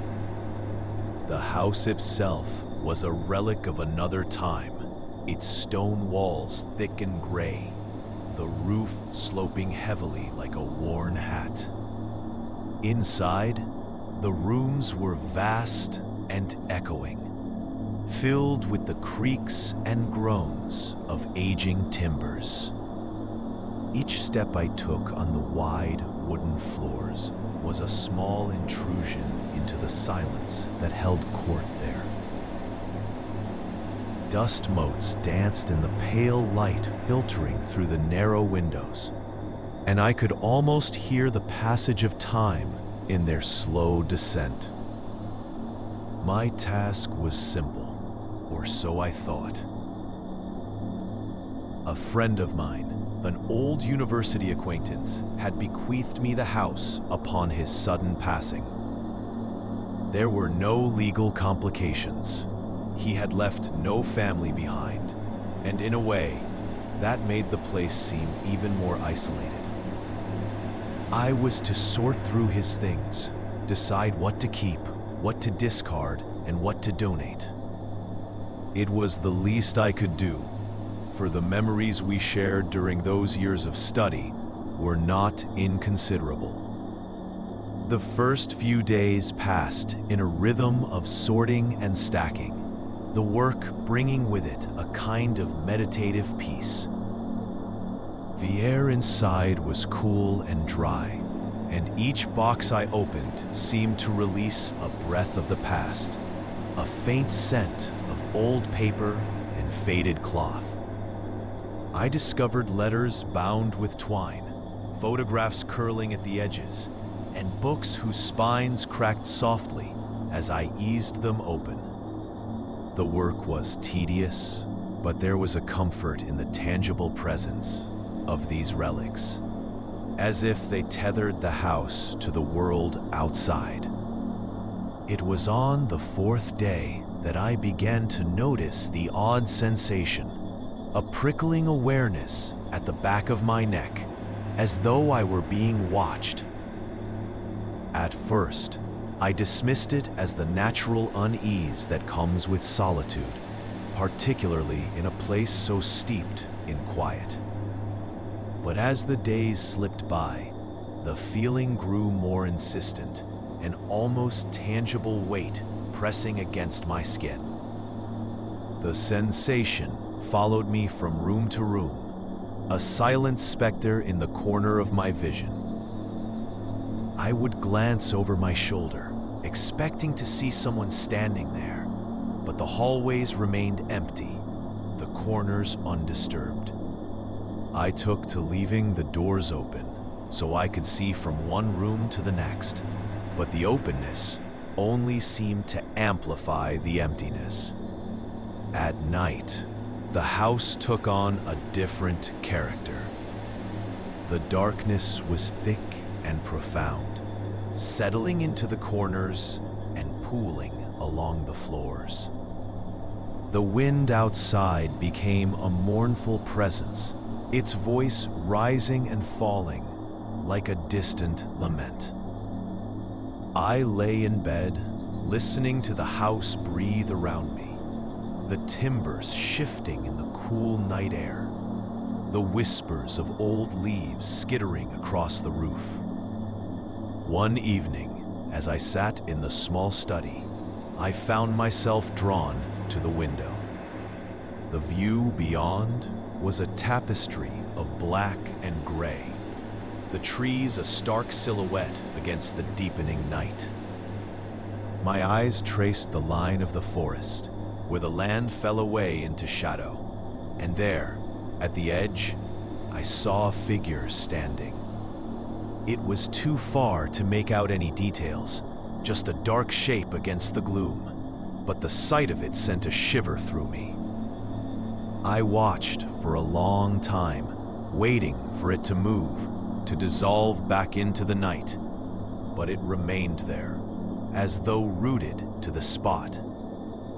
A curious part of me wanted to go out, to see who it was that stood vigil at the edge of the trees, but I knew better than to venture into the woods at night. Instead, I turned away, drawing the curtains with a decisive snap, and tried to put the figure from my mind. But sleep was elusive that night, and when I did drift off, my dreams were filled with shadowed figures and the rustle of unseen wings. The days continued their steady march, and with them, the house seemed to close in around me. The air grew heavier, the light dimmer, as if the very walls were steeped in the melancholy of the season. I found myself lingering over the tasks that would take me outside, savoring the sharp bite of the air and the brittle crunch of frost beneath my boots. Yet each time I returned, it was as if the house had shifted slightly in my absence, its atmosphere thick with an unspoken tension. I could feel the presence more acutely now, a cold weight at the edges of my awareness, watching, waiting. One morning, as the first light crept over the horizon, I decided to explore the attic. It was a place I had been avoiding, for the narrow staircase was steep, and the air up there carried a musty chill. But I felt drawn to it, as if some part of me knew that I would find answers there. The attic was a cavernous space filled with the detritus of years. Boxes were piled haphazardly, their contents spilling out onto the floor, and old furniture crouched beneath dust-laden sheets. The air was thick with the smell of age and neglect, and as I stepped further in, the floorboards groaned beneath my weight. In the far corner, I discovered an old steamer trunk, its surface scarred and pitted. It was locked, but the key lay nearby, half buried in the dust. The lock turned with a reluctant click, and as I lifted the lid, a musty breath of air escaped, carrying with it the scent of old leather and forgotten things. Inside, I found a collection of journals, their covers worn and faded, the pages yellowed with time. They were my friends, written in the spidery hand that I recognized from our university days. I sat on the floor, the trunk open before me, and began to read. The entries were a chronicle of his time in the house, filled with observations on the changing seasons, the wildlife that crept to the edge of the forest, and, increasingly, the presence that haunted his thoughts. He wrote of the figure at the edge of the woods, how it appeared each night, unwavering and silent. He described the sensation of being watched, the prickling awareness that had become his constant companion. As I read, a chill settled over me, for his words mirrored my own experiences so closely. I turned the pages with trembling fingers, my heart pounding in my chest, until I reached the final entry. It was brief, almost hurried, the letters slanting wildly across the page. He spoke of a dream, vivid and unsettling, in which the figure stepped from the shadows and crossed the threshold of the house. I closed the journal, the weight of his words pressing heavily upon me. The attic seemed to darken around me, the air growing colder, and I felt a sudden, overwhelming urge to leave the house, to flee from the weight of its secrets. But I knew I couldn't, not yet. There was still work to be done, a final task to complete. That night, as the wind howled outside and the shadows crept closer, I sat by the window once more. The curtains were drawn back, the night pressing against the glass. I watched the edge of the forest, waiting for the figure to appear. And it did, as it always had, standing still and silent beneath the tangled branches. I felt its gaze upon me, a cold, probing presence that seemed to pierce through the night. My heart hammered in my chest, a wild, frantic rhythm that matched the wind's mournful song. Yet, despite my fear, I couldn't look away. The figure remained, a constant in the shifting darkness, and I knew, deep in my bones, that it was waiting for something. As dawn's first light broke over the hills, the figure vanished, melting into the trees like mist. I remained by the window, exhaustion pulling at my limbs, but sleep was a distant memory. I knew then what I had to do. With the morning light came a clarity of purpose. I gathered the journals, wrapping them carefully in cloth, and placed them in a box. I packed away the memories, the photographs and letters, the remnants of a life lived in shadow. It was time to let go, to release the house from its haunted past. The final task completed. I stood in the doorway, the key heavy in my hand. The house seemed to sigh around me, the air lightening, as if the weight of its secrets had been lifted. I stepped outside, the frost crunching beneath my boots, and locked the door behind me. As I walked away, the forest whispered its farewell, the wind carrying with it the promise of new beginnings. The presence lingered at the edge of my awareness, a shadow that would follow me always. But for now, I was free.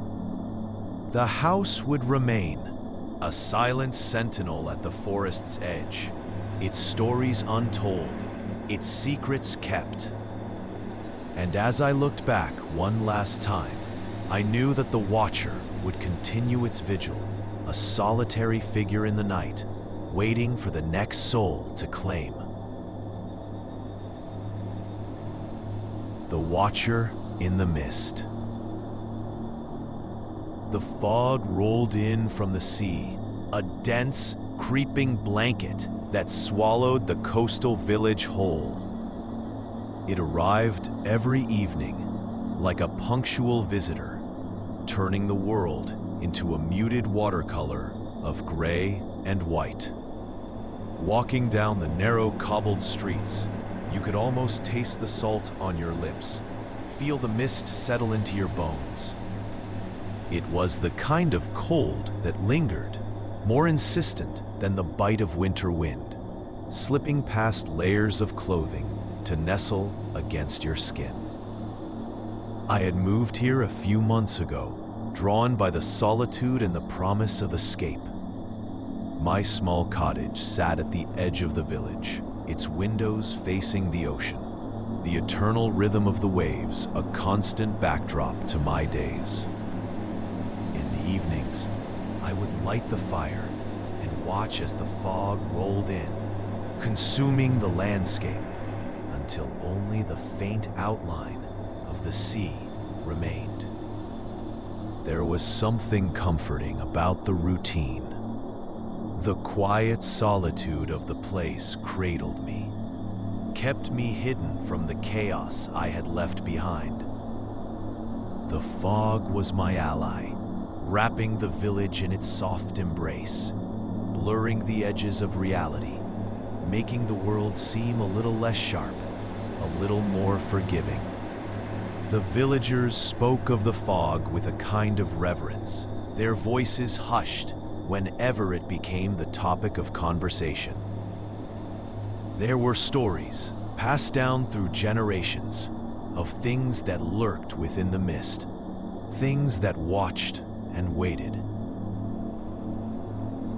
Superstition, I had thought, a relic of a time when the world was filled with shadows and the unknown. One night, as the fog rolled in thicker than usual, I decided to take a walk. The air was damp and heavy, the kind of air that clung to your skin and made breathing feel like an effort. I pulled my coat tighter around me and stepped out into the night. The world outside my door transformed into a landscape of shadows and whispers. The village was quiet, the only sound the distant roar of the sea, muted by the fog. I walked slowly, my footsteps echoing against the cobblestones, each step a reminder of my isolation. The fog swirled around me, shifting and changing, shapes forming and dissolving with every breath of wind. It was then, as I turned a corner, that I first felt it, a presence, subtle yet unmistakable, watching from within the mist. I paused, the hair on the back of my neck standing on end, my heart a steady drumbeat in my chest. I scanned the fog, my eyes searching for something, anything that might explain the sudden chill that had settled over me. There was nothing, just the fog, thick and impenetrable, hiding whatever secrets it held within its depths. I shook off the feeling, convincing myself it was just my mind playing tricks, and continued on my way, though my steps were quicker now, my senses alert. The fog seemed to close in tighter around me, the world beyond a distant memory. I could no longer see the outlines of the buildings, the familiar shapes lost to the gray haze. It was as though I had stepped into another world, one that existed alongside our own, yet separate, unknowable. I could feel it again, that presence, a weight against my skin, a whisper at the edge of hearing. I stopped once more, my breath catching in my throat. The fog shifted, and I thought I saw something, a figure, standing just beyond the reach of my vision, silent and still. I wanted to call out, to break the silence that had wrapped itself around me, but the words died in my throat. There was something in the air, something that held me captive, refusing to let me speak, to move. I stood there, rooted to the spot, my eyes straining against the fog. And then, as quickly as it had come, the feeling was gone, the presence fading back into the mist, leaving me alone once more. I took a deep breath, forcing my feet to move, to carry me back to the safety of my cottage, the warmth of the fire. That night, as I lay in bed, I could not shake the feeling of being watched. The fog pressed against the windows, a living, breathing entity that seemed to pulse with its own hidden life. I slept fitfully, dreams filled with shadows and whispers, a sense of something just out of reach. In the days that followed, I found myself drawn to the fog, to the mystery it held. Each evening, as it rolled in from the sea, I would walk through the village, seeking the presence I had felt, trying to understand the source of my unease. The villagers, too, seemed to sense something amiss. They spoke in hushed tones, glancing over their shoulders as though expecting to see something lurking in the shadows. There were stories of disappearances, of people who had ventured into the fog and never returned. I listened, half believing, half dismissing their tales as mere superstition. And yet, the presence remained, a constant companion on my nightly walks. I could feel it, just beyond the edge of my vision, always watching, waiting. It was as though the fog itself had taken on a life of its own, a guardian of secrets long forgotten. One evening, as the fog rolled in once more, I found myself standing at the edge of the village, looking out towards the sea. The waves were a distant murmur, the horizon lost to the mist. I felt the presence more keenly than ever, a weight that pressed against my chest, stealing my breath. I took a step forward, and then another, the fog parting before me like a curtain. The world beyond was silent, the only sound my footsteps against the damp earth. I walked, drawn towards the sea, towards the unknown. The fog thickened, and I could barely see a few feet in front of me. I stopped, the presence now so close I could almost feel it against my skin. I stood there, waiting, my heart a steady rhythm in the silence. And then from the fog, a shape emerged. It was indistinct, a shadow among shadows, yet there was something familiar about it, something that tugged at the edges of memory. I watched, transfixed, as it moved closer, its form shifting and changing with the mist. It stopped a few feet away, and I could see it more clearly now. A figure, cloaked in fog, its features obscured, yet somehow I knew it was watching me. I felt no fear, only a strange sense of recognition, as though I had been waiting for this moment my entire life. The figure raised an arm, pointing towards the sea, and I understood, in that instant, the truth that lay hidden within the fog. It was a guardian, a keeper of secrets, and I was part of its world now, drawn into the mysteries that lay beyond the veil. I turned, my gaze following the figure's outstretched arm, and saw the faint outline of a path leading into the mist. I hesitated, a part of me longing to step forward, to leave the world I knew behind.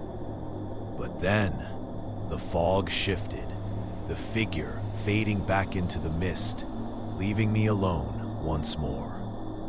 I stood there, the weight of the fog pressing against me, my heart a steady drumbeat in the silence. Slowly, I turned and made my way back to the village, the path ahead obscured by the fog. The presence lingered, a constant companion, a reminder of the secrets that lay hidden within the mist. As I reached my cottage, the fog began to lift, the world beyond slowly coming back into focus. The presence faded, leaving me alone with the night and the distant roar of the sea. I stepped inside, the warmth of the fire a welcome embrace, and sat by the window, watching as the fog retreated, revealing the familiar landscape once more. Yet, as I sat there, I knew that the fog would return, bringing with it the presence that watched and waited. The village was quiet. The only sound the crackle of the fire, and I'd felt a strange sense of peace, knowing that I was not alone, that the fog would always be there, a constant companion in the shadows. And so, each evening, as the fog rolled in, I would walk through the village, seeking the presence, the mystery that lay hidden within the mist. I was no longer afraid, for I had become a part of its world, drawn into the secrets that lay beyond the veil. The old house on Ashen Road. The house on Ashen Road had always been a quiet sentinel, standing aloof amidst the whispering trees. It was an old house, its wooden facade weathered by time and the unrelenting elements. Each time I approached it, the house loomed larger, its darkened windows observing me with a dispassionate gaze, like eyes hooded by shadow. Moving into such a place wasn't an impulsive decision. The town was small, the kind of place that felt like it had been forgotten by the world, where the past lingered in the very air.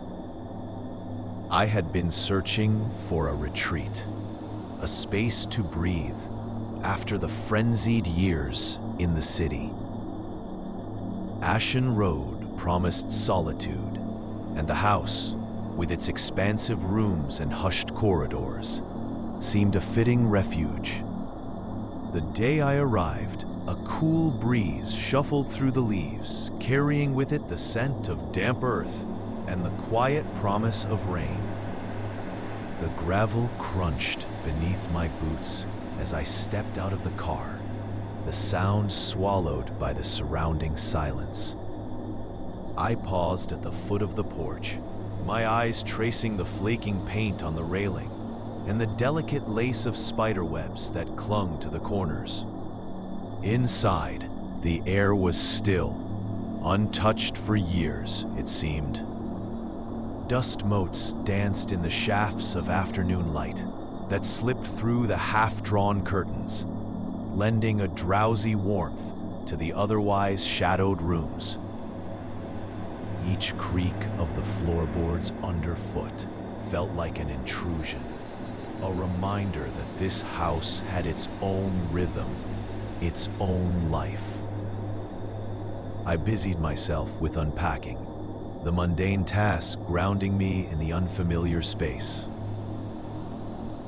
The rooms were larger than they appeared from outside, their walls lined with the faint impressions of long-removed pictures. The wallpaper faded to a muted tapestry of once vibrant patterns. In the living room, a heavy oak mantelpiece dominated one wall, its surface scarred with the passage of time, a testament to forgotten winters and unseen gatherings. As evening descended, the house took on a different character. Shadows pooled in the corners, stretching languidly across the floors, while the wind picked up outside, rustling the leaves with an insistence that was almost conversational. I settled into an armchair by the window, a book in hand, though my eyes drifted more often to the view beyond the glass. The forest loomed dark and deep, the trees swaying gently, their branches weaving a tapestry against the twilight sky. Sleep came fitfully that first night. The bed, though comfortable, felt foreign, and the sounds of the house were unfamiliar, a soft creaking, a gentle settling, as if the structure itself was breathing, shifting in its slumber. I woke often, the darkness pressing in, listening to the whisper of wind through the trees and the occasional call of a night bird. Days slipped into a gentle routine. Mornings were spent in the garden, reclaiming the wild tangle of plants that had taken over the neglected beds. The sun warmed the earth beneath my hands, and the scent of turned soil was rich and comforting. Afternoons found me exploring the nearby woods, the paths winding like secrets whispered among the trees. There was a serenity here, a sense of being enveloped by nature, cradled by its quiet presence. But as the days grew shorter, the house began to reveal its secrets. It started subtly, a soft tapping at the window in the early hours, a rustle in the attic that could not be explained away by mere animals. I dismissed them at first, attributing them to the idiosyncrasies of an old house, the kind that settled into itself with time and weather. One evening, as I read by the fire, I felt it, a presence, a subtle shift in the air. It was as if someone was standing just beyond the edge of my vision, watching with a steady gaze. I turned, heart quickening, but there was nothing there, only the flicker of firelight casting dancing shadows on the walls. The feeling lingered, growing more insistent with each passing night. I found myself waking with a start, the sense of being observed heavy upon me.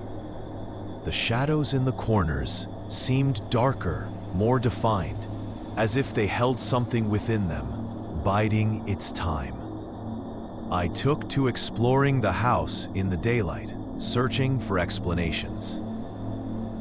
The attic was a vast, dim space filled with the detritus of forgotten years, dusty trunks, discarded furniture, and boxes that had been left behind by previous occupants.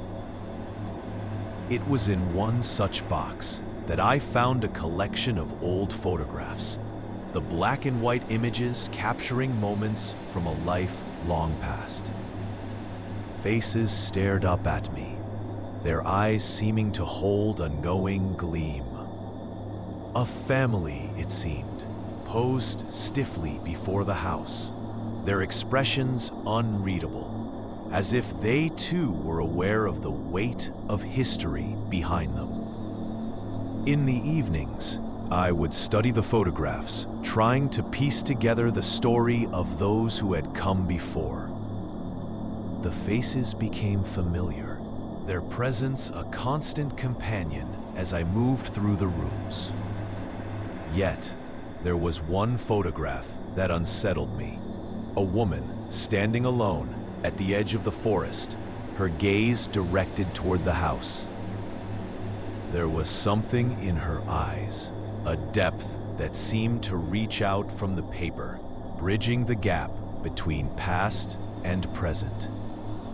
As autumn deepened, the nights grew colder, the wind a constant companion outside the window.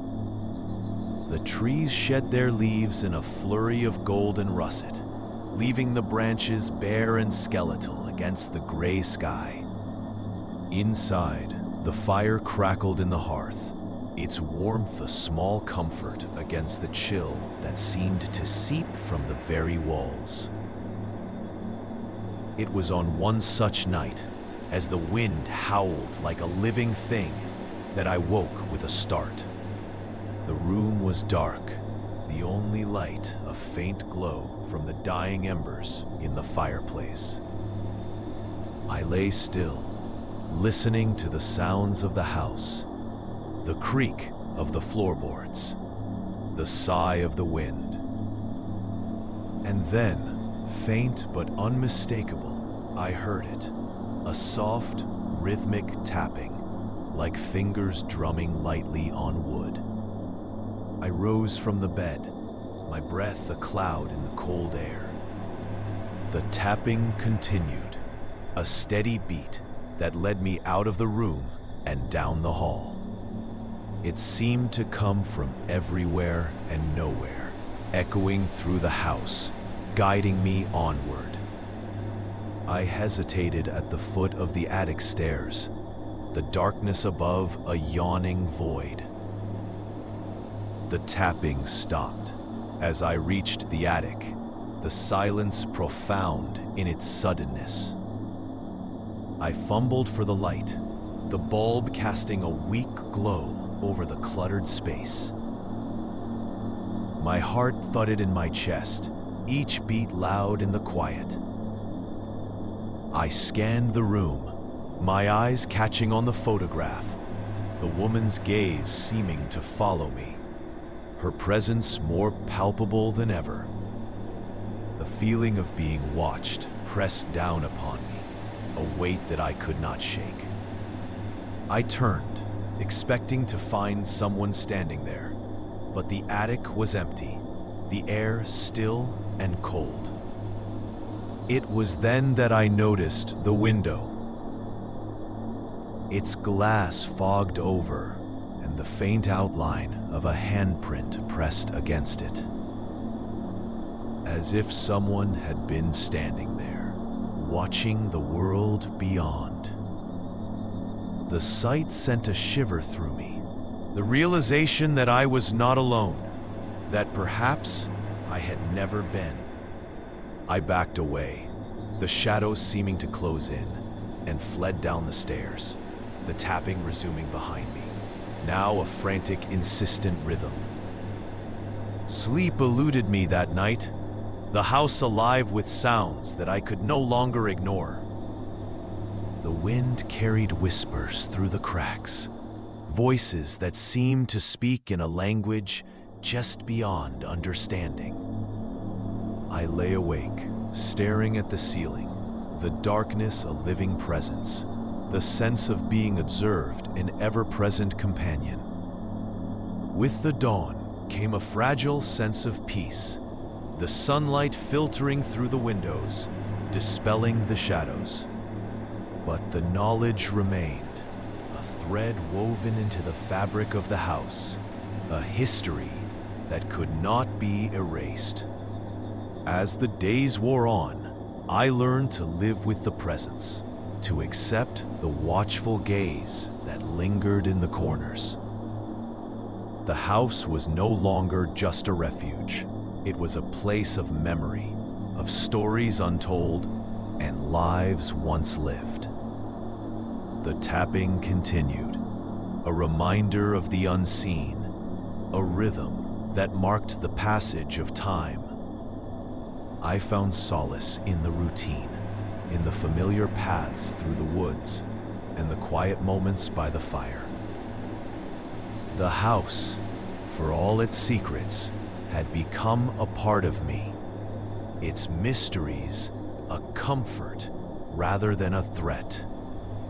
The shadows were no longer something to fear, but companions in the solitude, the presence a reminder of the life that pulsed beneath the surface. And so I remained on Ashen Road, a part of the house and its history, the past and present intertwined in a dance of shadows and light. The tapping became a lullaby, a song of the unseen, and in its rhythm, I found my own. The unseen room.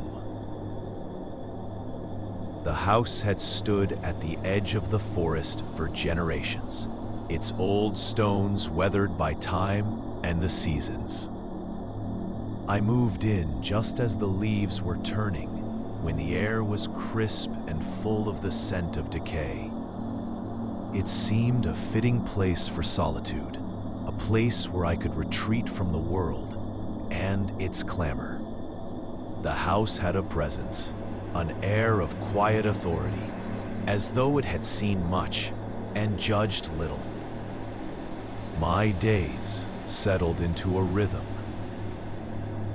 I would rise early, savoring the chill that crept in through the windows, my breath fogging the air as I made my way to the kitchen. The mornings were spent in the library, a room lined with dark wood and the smell of old books. Their spines were cracked and faded, the words within them slightly musty, as though the stories had grown tired from being so long untold. Afternoons, I wandered the grounds, the carpet of leaves crunching underfoot, the forest looming close and dark. There was a small path that led through the trees, winding deeper until the light grew thin and the air thickened with shadows. I followed it once, my heart beating faster as the path twisted and turned, but I found nothing except the silence that lay heavily over everything. It was on a day much like any other, when the sky was gray and low, that I discovered the room. I was in the attic, rummaging through old trunks and boxes, the dust stirring in lazy swirls around me. The attic was vast, a cavernous space cluttered with the detritus of lives long gone. I was reaching for a box tucked away in a corner when I noticed the door. It was small, almost hidden behind a stack of faded quilts. The wood was warped and dark, the handle tarnished and cold to the touch. I paused, my hand hovering over the handle, a shiver of unease running through me. It was the kind of door one might overlook, yet there it was, waiting. I turned the handle, the latch giving way with a reluctant click, and the door swung open to reveal a narrow staircase descending into darkness. The steps creaked under my weight as I descended, the air growing cooler, the scent of earth and stone rising to meet me. It felt as though I were leaving the world behind, each step carrying me further into a forgotten place. At the bottom, the stairs opened into a room, small and windowless, the walls rough and uneven. The room was bare, save for a single chair, its wood polished smooth by years of use, and a heavy table in the center. On the table lay an object wrapped in a piece of cloth, the fabric yellowed and frayed. I approached slowly, my footsteps echoing in the stillness, my curiosity warring with a growing sense of unease. The cloth fell away easily, revealing a small mirror set in a tarnished frame. The glass was cloudy, its surface marred with age, yet something about it drew me in. I found myself staring, my reflection shifting and warping in the uneven glass. There was something disquieting about it, something that made me feel as though I were being watched. I reached out, my fingers brushing against the cool surface, and for a moment, the room seemed to tilt, the shadows shifting and stretching. I pulled my hand back, my heart racing, the air suddenly too thick to breathe. The mirror seemed to pulse, a subtle vibration that thrummed through the table and into my bones. It was then that I heard it, a sound so faint I might have imagined it. A whisper, soft and indistinct, like the rustling of leaves or the distant murmur of water. I turned, expecting to see someone there, but the room was empty, the shadows deep and silent.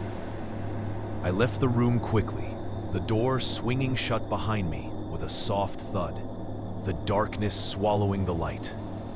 Back in the attic, the air felt different, heavier, the dust hanging in the beams of light like a shroud. I closed the attic door, my hand trembling slightly, the memory of the room lingering in my mind. The days that followed were uneasy. The house seemed different, its silence more profound, the shadows deeper. I found myself avoiding the attic, the thought of the door and the room beyond it unsettling. Yet, the memory of the mirror lingered, its presence a constant itch at the back of my mind. I took to spending more time outside, the forest a refuge from the weight of the house. The trees were bare now, their branches stark against the winter sky, the ground frozen underfoot. I wandered the path again, the air sharp and cold, my breath a ghostly mist. The forest felt different, the shadows longer, the silence more profound. One evening, as dusk settled, I found myself drawn back to the attic. The house was quiet, the only sound the wind whispering around its corners. I climbed the stairs slowly, the boards creaking beneath my weight, the air growing cooler the higher I climbed. The attic door stood ajar, a sliver of darkness beckoning. I hesitated, my hand on the doorframe, the memory of the room vivid in my mind. Yet, something compelled me forward, a curiosity that refused to be ignored. The door to the hidden room opened with the same reluctant creak, the staircase descending into the gloom. The room was unchanged, the mirror still resting on the table, its surface dull in the dim light. I approached cautiously, my steps slow, the air thick with anticipation. The mirror seemed to watch me, its reflection shifting and warping, a distortion of reality. I reached out again, my fingers brushing against the glass, and this time the room shuddered, the shadows rippling like water. The whisper returned, clearer now, a soft susurration that filled the room.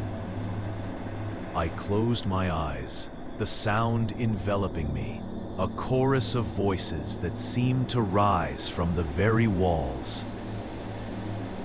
When I opened my eyes, the room had changed. The walls were closer, the ceiling lower, the air heavy and oppressive. The mirror was gone, replaced by a void that seemed to stretch endlessly, a darkness so profound it felt alive.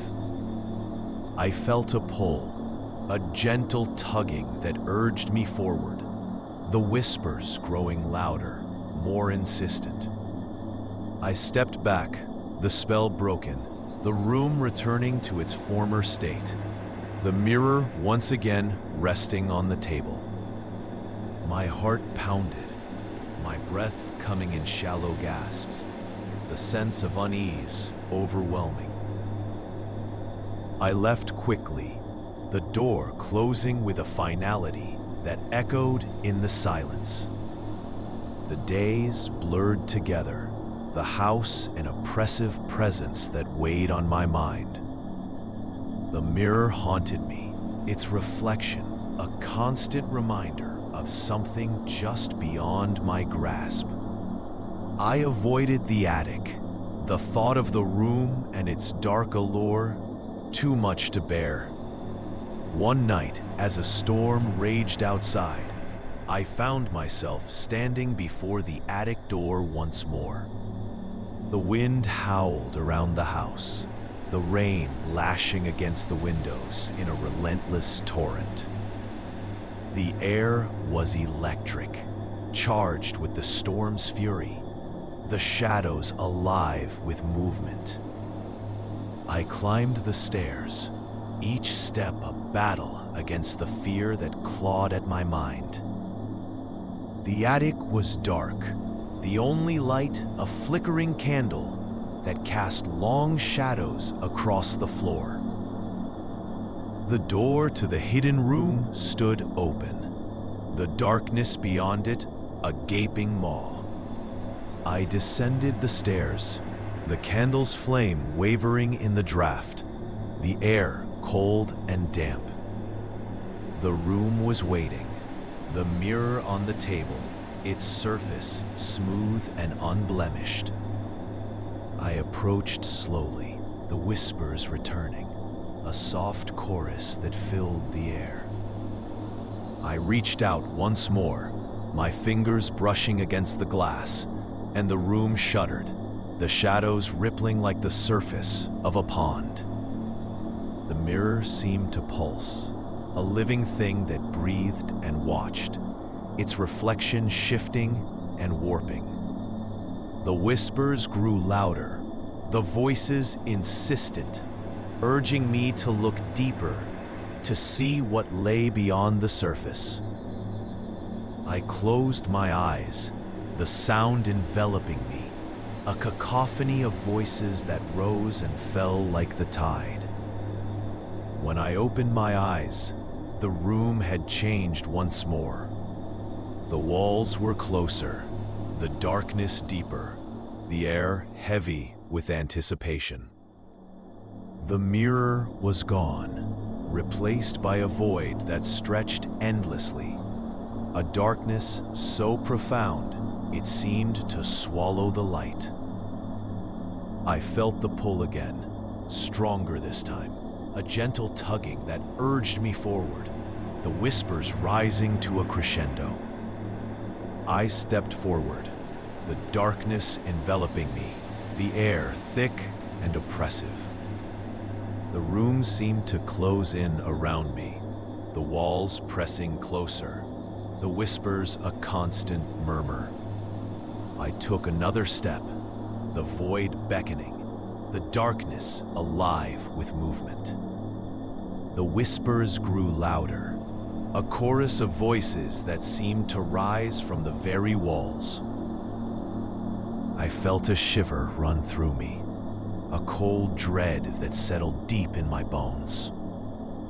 I reached out, my hand disappearing into the void, the darkness swallowing it whole.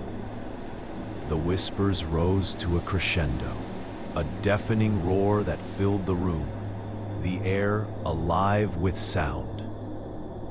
I closed my eyes, the sound enveloping me, a cacophony of voices that rose and fell like the tide. When I opened my eyes, the room was empty, the darkness gone, the mirror resting on the table once more. I stepped back, my heart pounding, the air thick with the memory of the whispers. The room seemed to breathe, the shadows shifting and stretching, the mirror a constant presence that watched and waited. I left quickly, the door closing with a soft thud, the darkness swallowing the light. The house was silent, the storm's fury abated, the air still and calm. I climbed the stairs, each step a reminder of the room and its dark allure, the mirror a constant presence in my mind. The days passed, the house a refuge from the world, the forest a silent witness to the passage of time. The mirror haunted me, its reflection a constant reminder of something just beyond my grasp. I avoided the attic, the thought of the room and its dark allure too much to bear. Yet the memory lingered, a constant presence that tugged at the edges of my mind. The whispers, the void, the darkness that seemed to stretch endlessly. It was a secret I carried with me, a part of the house that would never let me go. The mirror, the room, the unseen darkness, a mystery that remained unsolved, a presence that would never be forgotten. The whispering leaves. The cottage stood at the edge of the forest, a small refuge in a forgotten clearing. It had been years since I last visited, yet everything remained familiar, as if time had preserved its essence just for me. The walls, still draped in ivy, seemed to breathe with the gentle sway of the leaves, and the air carried the earthy scent of moss and damp wood. There was a quietude to the place, a stillness that settled over my skin like a cool, reassuring touch. Autumn had begun its slow crawl through the forest, painting the trees in hues of gold and crimson. Leaves drifted lazily to the ground, carpeting the path that led to the cottage door. I paused to inhale deeply, the crisp air filling my lungs with a sense of something both new and ancient. The sound of my footsteps was muffled by the fallen leaves, creating a soft, rhythmic crunch that seemed to echo from the depths of the forest. Inside, the cottage welcomed me with a familiar chill, the kind that invited the warmth of a fire. I placed my bags by the door, dust motes swirling in the dim light that filtered through the small, grimy windows. The fireplace, a yawning mouth of stone, was empty, but for a scattering of ash and the charred remnants of logs long burned. I set to work, arranging new logs and kindling, striking a match and watching as flames took hold, their light dancing across the walls. With the fire crackling, the room came alive. Shadows flickered in the corners, weaving in and out of the beams overhead. I settled into an old armchair that creaked under my weight, its fabric worn and familiar. It was here that my father used to sit, a book in hand, while the forest whispered secrets through the open window. The forest had always felt sentient to me, a presence that watched and listened. As a child, I imagined it murmuring stories of its own, tales of creatures that lurked in the underbrush, or spirits that drifted between the trees. I had grown up with the rustle of leaves as my lullaby, and now, as an adult, the sound was no less hypnotic. The daylight waned, casting long shadows that stretched across the floor. I rose to light the oil lamps, their warm glow replacing the fading sunlight. Each flame added a touch of warmth, pushing back the encroaching darkness. Outside, the wind picked up and the trees swayed, their branches tapping gently against the windows like spectral fingers seeking entry. I prepared a simple meal, the ritual of cooking calming my mind. The hiss of vegetables in the pan, the aroma of herbs mingling with the wood smoke, it all grounded me, reminded me of the tangible. The meal was satisfying, and the warmth it spread through my body was a balm against the chill that seeped through the walls. As I washed the dishes, I felt it again, the sense of being watched. It was subtle, a prickling at the back of my neck, a whisper in the rustle of leaves. I glanced out the window, the glass fogged with condensation, and saw only the dark silhouettes of trees against the night sky. It was nothing, I told myself, just the old memories stirring in the quiet of the forest. The evening stretched on, the clock ticking softly in the corner, each minute a gentle nudge towards sleep. I wrapped myself in a thick blanket, the armchair a comforting embrace, and closed my eyes. The fire's warmth seeped into my bones, and I drifted on the edge of slumber, half conscious of the forest's lullaby. I awoke to the sound of footsteps on the porch, a slow, deliberate creak of wood under weight. My heart thudded in my chest, and I strained to hear through the haze of sleep. The sound came again, closer this time, a measured tread that stopped just beyond the door. I sat up, the blanket slipping from my shoulders, and listened. Silence, save for the rhythmic thump of my heartbeat in my ears. The forest was still, the wind having stilled to a mere breath. I rose, my legs unsteady, and moved toward the door. The fire cast long shadows behind me, and the floorboards creaked softly with each step. I reached for the latch, hesitated, then pulled the door open. The night air rushed in, cool and fragrant, but the porch was empty. Only the leaves rustled gently in the breeze, whispering their eternal secrets. I stepped outside, the chill biting through my thin clothing, and peered into the darkness. The moon hung low, its silver light casting an ethereal glow over the clearing. The trees stood silent, their branches intertwined like fingers locked in a secret pact. I saw nothing, only the shifting shadows and the play of light and dark. Reluctantly, I retreated indoors, closing the door softly behind me. The warmth of the fire was a welcome embrace, but the sense of unease lingered.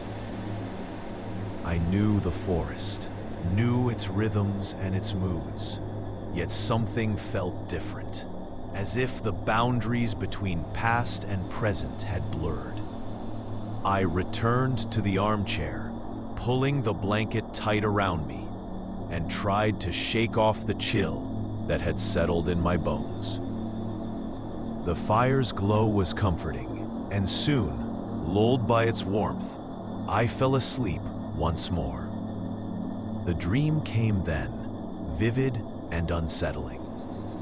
I was a child again, running through the forest, the leaves crunching beneath my feet. The trees whispered, their voices rising in a crescendo, urging me onward. I stumbled, fell, and when I looked up, the forest had changed.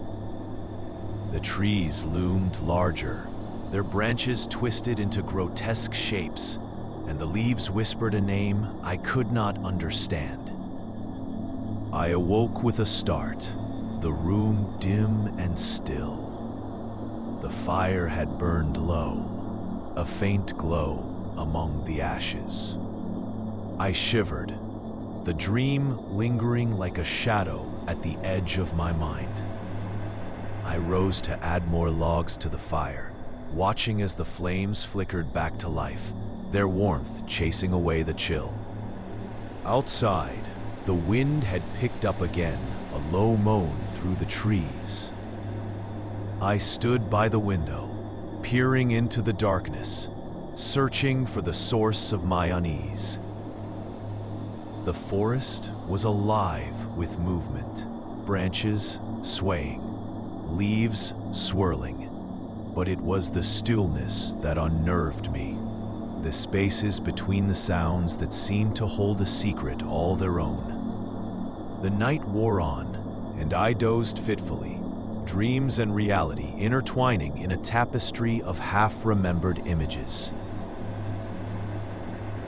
I saw the forest again, its paths twisted and unfamiliar, and heard the whispering leaves calling me onward. The name, a name I could not place, echoed in my mind, a beckoning pull that filled me with both dread and longing. When dawn broke, the forest was shrouded in mist. The world outside the window softened to a watercolor blur. The dream lingered, its details slipping away like sand through my fingers, but the feeling remained, a gnawing uncertainty that refused to fade. I dressed and ventured outside, the chill air sharp against my skin. The forest was different in the light of day, its secrets hidden beneath a veneer of tranquility. The path wound through the trees, the leaves damp and slick underfoot, and I followed it, drawn by the whispers that lingered on the edge of hearing. The clearing appeared, a small patch of earth encircled by towering trees. The air was still, the mist swirling in delicate tendrils around my ankles. I stood at the edge, the memory of my dream a palpable weight. The forest watched, its gaze a tangible presence, and I felt the pull again, the urging of something unseen. I took a step forward, then another, the leaves whispering beneath my feet. The name from my dream hovered on the edge of consciousness, a forgotten melody that beckoned from the depths of memory. I paused, the weight of the forest pressing down, and then I understood. It was not a name but a promise, a vow whispered by the leaves, a secret shared by the forest. I returned to the cottage, the path familiar beneath my feet, and the unease that had gripped me began to fade. The forest was not a place of fear, but of connection, a reminder of the stories woven into its very fabric. I understood now that the whispers were not a warning, but an invitation, a call to remember the past and embrace the present. The cottage welcomed me back, the fire's warmth a comforting embrace. I settled into the armchair, the blanket soft against my skin, and closed my eyes. The forest's lullaby, the rustle of leaves and the sigh of the wind, was a familiar song, a reminder of the stories that connected us all.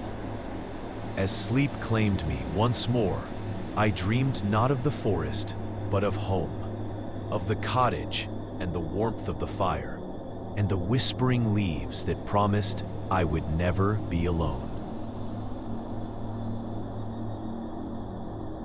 The sound of falling leaves. The path through the woods was a narrow vein of earth, winding its way through the dense underbrush and towering trees that reached skyward like ancient guardians. I often walked this trail, finding solace in the rhythmic crunch of fallen leaves beneath my boots and the occasional caw of a distant crow. The air was crisp, carrying with it the faintest hint of decay, an autumnal perfume that signaled the slow decline into winter. Today, a mist clung to the ground, weaving around my legs like a persistent cat. It softened the world, muffling sounds and obscuring the usual sharpness of the forest's edges. There was something comforting about the fog, a gentle shroud that promised anonymity and peace. Yet, beneath its soothing embrace, a peculiar sensation began to unfurl, like a knot tightening in the pit of my stomach. The first time I noticed the sound, it was barely more than a whisper, a soft rustle, that seemed to echo just behind me.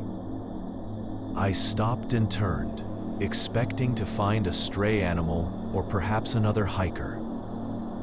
Instead, the trail lay empty, a carpet of golden leaves stretching out in both directions. The trees stood silent, their branches swaying slightly in a breeze I could not feel.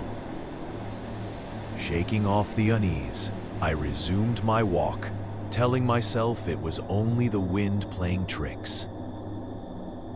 But the sound persisted, a subtle yet insistent accompaniment to my steps.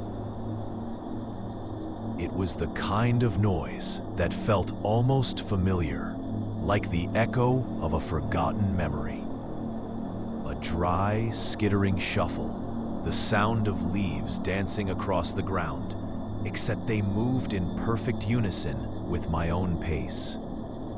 As the path led me deeper into the woods, the daylight dimmed, filtered through the canopy in fractured shafts of light. Shadows lengthened, twisting into shapes that seemed to reach out from the periphery of my vision. I could feel their presence, an invisible audience hidden among the trees, watching with a silent curiosity. The sound grew more pronounced, and now it seemed to come from every direction, wrapping around me like a spectral embrace. I paused again, my breath misting in the cool air. In the distance, a tree creaked, a long, mournful groan that reverberated through the forest. It was joined by a rustle, a quicksilver movement that darted between the trunks. I considered turning back, but the path ahead held an allure that was difficult to resist. I had walked this route countless times, and never before had it felt so alive, so imbued with a presence that defied explanation. I pressed on, my curiosity tempered with a growing apprehension. The trail began to climb, leading me to a clearing that I had always found particularly beautiful. It was an open space where the sky unfolded in a wide expanse, unhindered by the canopy. Today, the mist hovered here too, a thin veil that blurred the edges of the world. I stood at the center, turning slowly to take in the panorama, hoping to shake the feeling that had settled over me like a shadow. And then I saw it, a figure, barely discernible through the haze, standing at the opposite edge of the clearing. It was indistinct, an impression more than a solid form, draped in a cloak of gray that merged seamlessly with the mist. I blinked, half convinced it was another trick of the light, but it remained, a silent sentinel watching from afar. The rustling sound crescendoed, a symphony of whispers carried on the breeze, each one a phantom voice reaching out with intangible fingers. I took a step forward, my heart a steady drum in the quiet. The figure did not move, yet I could feel its gaze, a weight that pressed upon my chest, making each breath a labor. As I drew closer, the figure began to resolve, details emerging from the fog like a photograph developing in water. It wore a long, tattered coat, the fabric frayed and worn, as though it had weathered countless seasons. Its head was bowed, face obscured by the brim of a wide hat that cast a shadow over its features. I stopped a few paces away, my skin prickling with a chill that had nothing to do with the temperature. The figure remained still, yet there was a vibrancy to it, an energy that crackled in the air between us. I reached out, not with my hand, but with my mind, seeking an understanding that eluded me. The rustling sound swelled to a crescendo, and in that moment, the figure lifted its head. The face beneath the hat was not a face at all, but a swirl of leaves caught in a perpetual dance, forming and reforming in a cycle of creation and dissolution. Eyes, or what served as eyes, glimmered within the vortex, a light that seemed to pulse with the rhythm of my own heartbeat. Fear lanced through me, sharp and undeniable, yet there was also a strange comfort in the sight. The figure was part of the forest, an embodiment of its eternal cycle of life and decay. It was ancient, and in its presence I felt the smallness of my own existence, a fleeting moment in the vast tapestry of time. I took a breath, deep and steady, and the figure inclined its head, a gesture of acknowledgement, perhaps even understanding. The rustling sound softened, a gentle sigh that swept through the clearing, carrying with it the scent of earth and fallen leaves. With a final glance, the figure turned, its form dissolving into the mist. The sound of its departure was like the fading echo of a distant storm, a memory retreating into the past. I stood alone once more, the clearing silent save for the gentle whisper of the wind. Slowly, I retraced my steps, the path familiar yet subtly changed. The forest seemed quieter now, as though holding its breath, waiting for the world to settle back into its usual rhythm.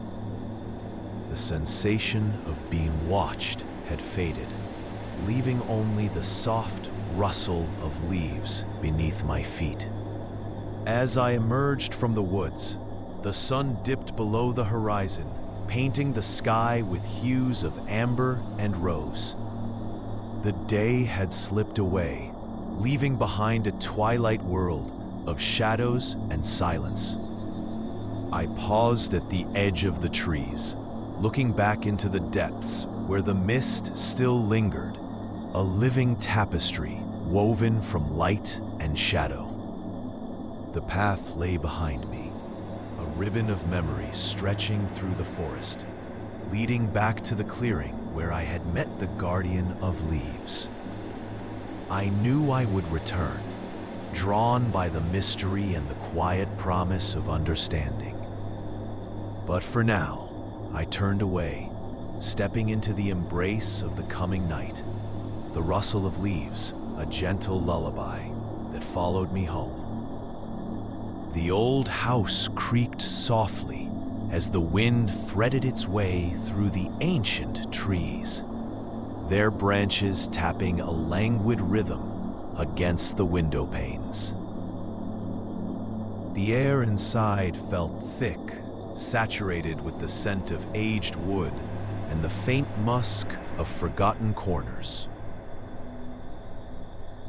Shadows stretched long and lean across the floorboards, pooling in the corners where dust gathered, like the remnants of whispered secrets. I sat in the worn armchair by the window, tracing the patterns in the lace curtain with my eyes.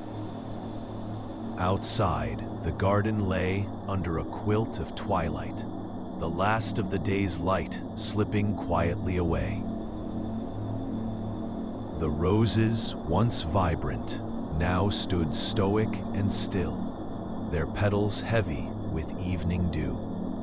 In the distance, the silhouette of the old willow swayed gently, a spectral figure keeping watch over the landscape. The house held its breath, every creak and groan a testament to its age, a quiet reminder of the lives it had sheltered. As the minutes drifted by, I felt an unspoken presence settle in, as if the walls themselves were alive, listening. The sensation was subtle, yet undeniable, like the soft brush of cobwebs against skin. A whisper of awareness, a hint of something waiting, just beyond the edge of perception. The whispers beneath the floorboards. The house had stood there longer than anyone remembered, perched on the edge of the forest like a lone sentinel. Its wooden frame groaned under the weight of forgotten years, and the floorboards creaked with memories of lives that had come and gone. It was here that I found myself one dreary November, surrounded by the scent of damp leaves and the chill of an approaching winter. I had taken the job of caretaker for the old place, a task that seemed simple enough. Just a month or two, I thought, while its absentee owner decided what to do with it. My days were spent maintaining the grounds, ensuring the house stayed warm against the encroaching cold, and occasionally peering into the dusty corners of rooms that hadn't seen light in decades. The forest loomed large beyond the back porch, a tangled mass of branches and shadows. The wind would sweep through the trees with a mournful whistle, carrying with it the scent of earth and decay. I found it strangely comforting, the way the forest seemed to breathe around me, an ancient rhythm that pulsed through the very ground I walked upon. Each evening, as the sun dipped below the horizon, the house would settle into its nightly symphony. The walls would crackle with the sudden drop in temperature, and the floors would sigh with relief as the weight of the day was lifted. It was a soundscape I grew accustomed to, a lullaby of sorts, wrapping me in a cocoon of familiarity and solitude. But it was the basement that held the house's secrets. Tucked away beneath a trapdoor in the kitchen, it was a place I had avoided, a realm untouched by the soft glow of the afternoon sun. The air there was thick and heavy, tasting of mildew and something else, something metallic that lingered at the back of my throat. On my first venture below, the narrow wooden stairs creaked under my weight, each step a protest that echoed off the stone walls. At the bottom, the single bulb hanging from the ceiling cast a dim light, barely enough to pierce the shadows that clung to the corners. Old shelves lined the walls, filled with forgotten tools and jars of preserved things that seemed to watch me with unblinking eyes. It was during one of these excursions that I noticed it, the faintest of sounds, a whispering that seemed to rise from beneath the floorboards. At first, I dismissed it as the house settling or the wind finding its way through unseen cracks. But as the days turned into weeks, the whispers grew more insistent, threading through the silence like a needle through cloth. In the solitude of the night, I would lie in bed, listening as the whispers curled around the edges of my consciousness. They were soft, almost tender, a gentle susurration that spoke of things I couldn't quite grasp. I found myself drawn to them, a curiosity that tugged at my mind, urging me to uncover their source. One stormy evening, driven by a compulsion I couldn't explain, I descended into the basement once more. The wind howled outside, rattling the windows and driving rain against the house in sheets. The basement was colder than ever, the air thick with the scent of damp earth and mystery. The whispers were clearer now, a chorus that rose and fell like the tide, calling to me with a quiet urgency. I knelt on the rough concrete floor, pressing my ear to the boards. The whispers were distinct here, voices layered upon one another, forming a tapestry of sound that seemed to seep into my very bones. It was as if the house itself was speaking, its voice a blend of all those who had ever called it home. I ran my fingers along the edge of one of the boards, feeling the grain of the wood beneath my touch. The whispers surged, a crescendo that vibrated through the air, wrapping around me like a lover's embrace. I could feel the stories hidden within the wood, lives that had played out in the spaces between these walls. Compelled by an urge I couldn't name, I pried up the board, revealing the earth below.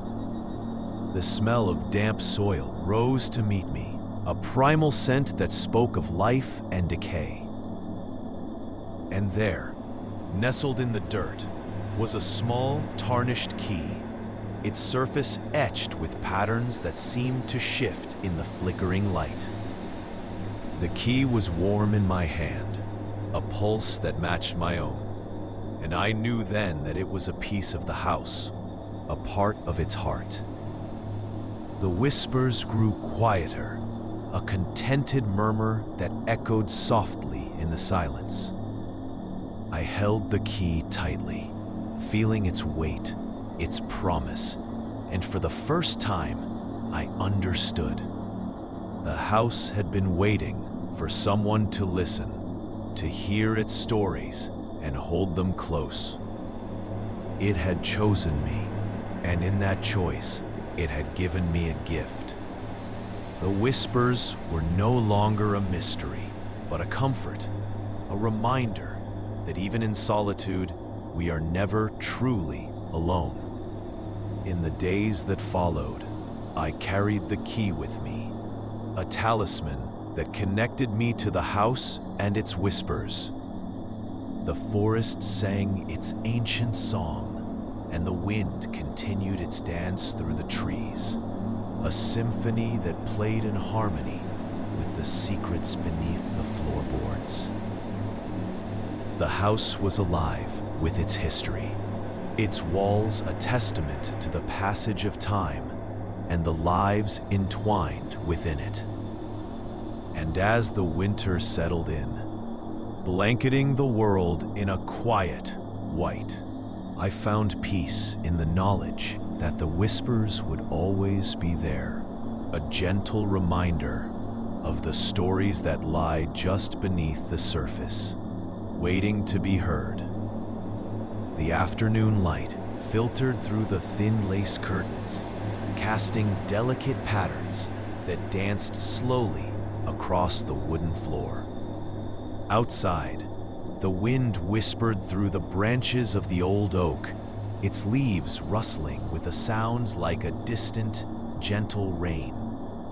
It was one of those days where time seemed to stretch, elongating the minutes into something tangible, almost like you could reach out and touch them.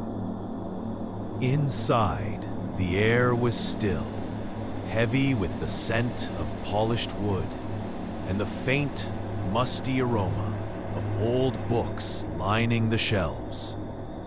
The house held its breath, as if waiting for something to break the quiet spell. Each creak of the floorboards seemed amplified, an uninvited echo in the silence. I sat in the armchair by the window, a cup of tea cradled in my hands, its warmth seeping into my palms. The steam curled upwards in lazy spirals, disappearing into the air. There was a comfort in the solitude, a sense of being cocooned away from the world outside. Yet beneath it all, a shadow lingered, a quiet whisper, a sensation just beyond the edge of awareness, like a memory not yet fully recalled. The Whispering Woods. The woods behind my childhood home had always been a place of wonder and mystery. Tall, ancient trees stood like silent sentinels, their branches weaving a tapestry overhead that filtered the sunlight into soft, golden beams. As a child, I would spend hours exploring the winding paths, the underbrush brushing against my legs as I ventured deeper into the unknown. It was a place alive with the sounds of nature, the rustling of leaves, the distant call of a bird, the gentle whisper of the wind as it danced through the treetops. But as I grew older, the woods took on a different character. There was a stillness about them, a quietude that settled like a shroud, and the paths I once knew so well seemed to shift and change as if the forest itself were alive, breathing and watching. On a cool autumn afternoon, I found myself drawn back to those woods, the air crisp and tinged with the earthy scent of fallen leaves. The sun hung low in the sky, casting long shadows that crept across the forest floor like dark fingers reaching out to ensnare the unwary. I hesitated at the edge of the trees, a twinge of unease fluttering in my chest, but the pull was undeniable. With each step, the world outside faded away, the sounds of the nearby town swallowed by the deepening woods.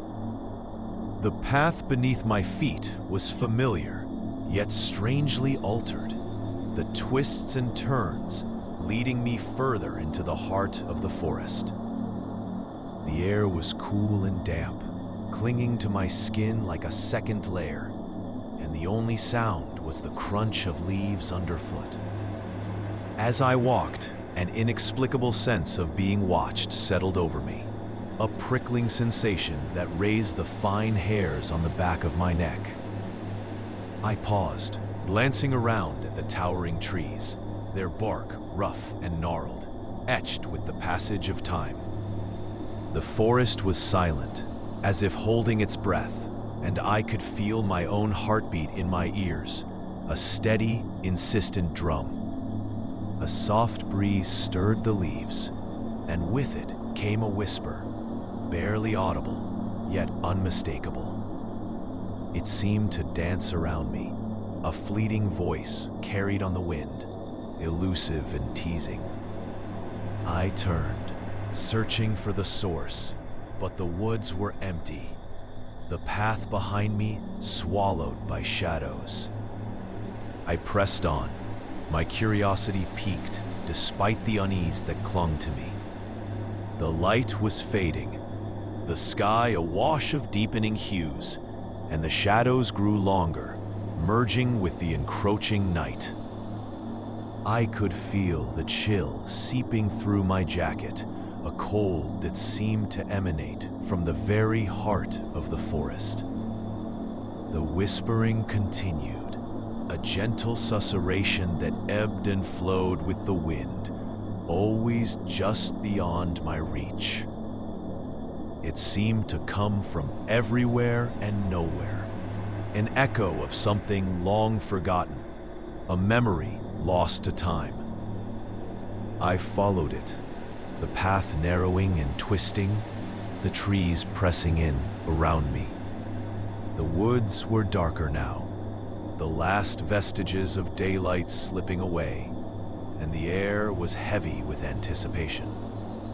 I could see my breath, each exhalation a ghostly plume that vanished into the night.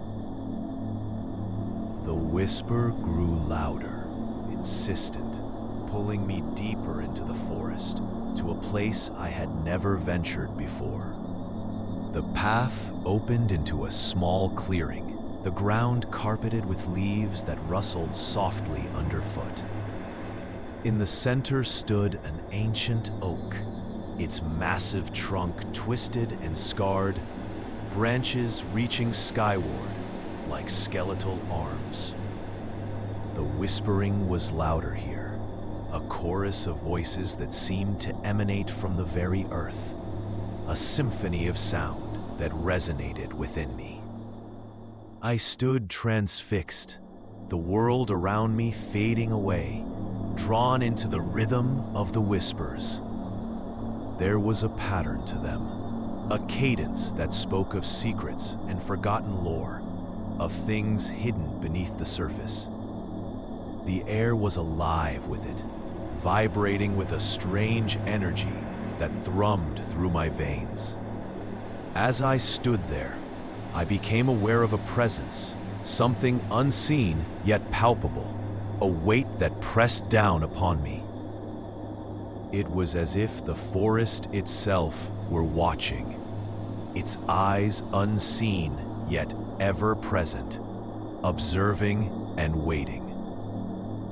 The whispering grew louder still, a crescendo that filled the clearing, and I felt a tremor of fear, a chill that swept through me like a winter wind. I took a step back, the spell broken, and the whispers faded into silence. The forest was still once more, the only sound the rustle of leaves in the breeze. The presence lingered, a shadow in the corner of my mind, and I knew with certainty that the woods had changed, that they were not the same as they had been in my childhood. The path back seemed longer, the trees pressing in with a newfound intensity, the shadows deep and impenetrable. I moved quickly, my footsteps hurried and uneven, the whisper of the forest a memory that lingered at the edge of consciousness. The air was heavy with the scent of earth and decay, a reminder of the cycle of life and death, of things that had been and would be again. When I finally emerged from the woods, the sky was a deep indigo, stars beginning to prick the velvet expanse. The air was crisp and clear, the world outside the forest unchanged, yet I felt different, altered by what I had experienced. The whispering woods had left their mark, an indelible imprint that I carried with me, a reminder of the mysteries that lay just beyond the edge of understanding. In the days that followed, the memory of that afternoon stayed with me, a quiet presence that lingered in the back of my mind. The woods were ever present, a part of me that was both familiar and strange, a connection to something deeper, older than I could comprehend. I found myself drawn back time and again, each visit a journey into the unknown, a search for the whispers that haunted my dreams. The forest was alive with them, a living entity that breathed and pulsed with its own rhythm, a heartbeat that echoed in the silence. The whispering woods held their secrets close, their mysteries hidden beneath the surface, waiting for those who dared to listen. And as I stood at the edge of the trees, the world around me slipping away, I knew that I would always return, drawn by the call of the whispers, the pull of the unknown, and the promise of discovery. The fog rolled in slowly, a whispering presence that wrapped itself around the bare branches of the trees, softening their stark silhouettes against the deepening twilight. Each step on the path was muffled, the earth beneath my feet yielding ever so slightly, as if reluctant to let go. The air was thick with the scent of damp leaves and distant wood smoke. A reminder of unseen fires burning somewhere far away. Perhaps in a place where warmth and light still held sway. A chill crept up my spine, not from the cold, but from the sensation of being watched, as though the forest itself had eyes hidden in the shadows. I paused, listening to the silence that was almost absolute, save for the occasional rustle of a hidden creature or the gentle sigh of a breeze slipping through the branches. The world seemed to hold its breath, waiting for something just out of reach.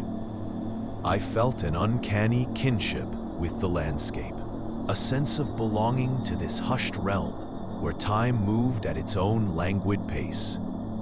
Here, in the embrace of the mist, all was veiled, softened, as if the world had drawn a curtain, leaving only the vaguest outlines of reality.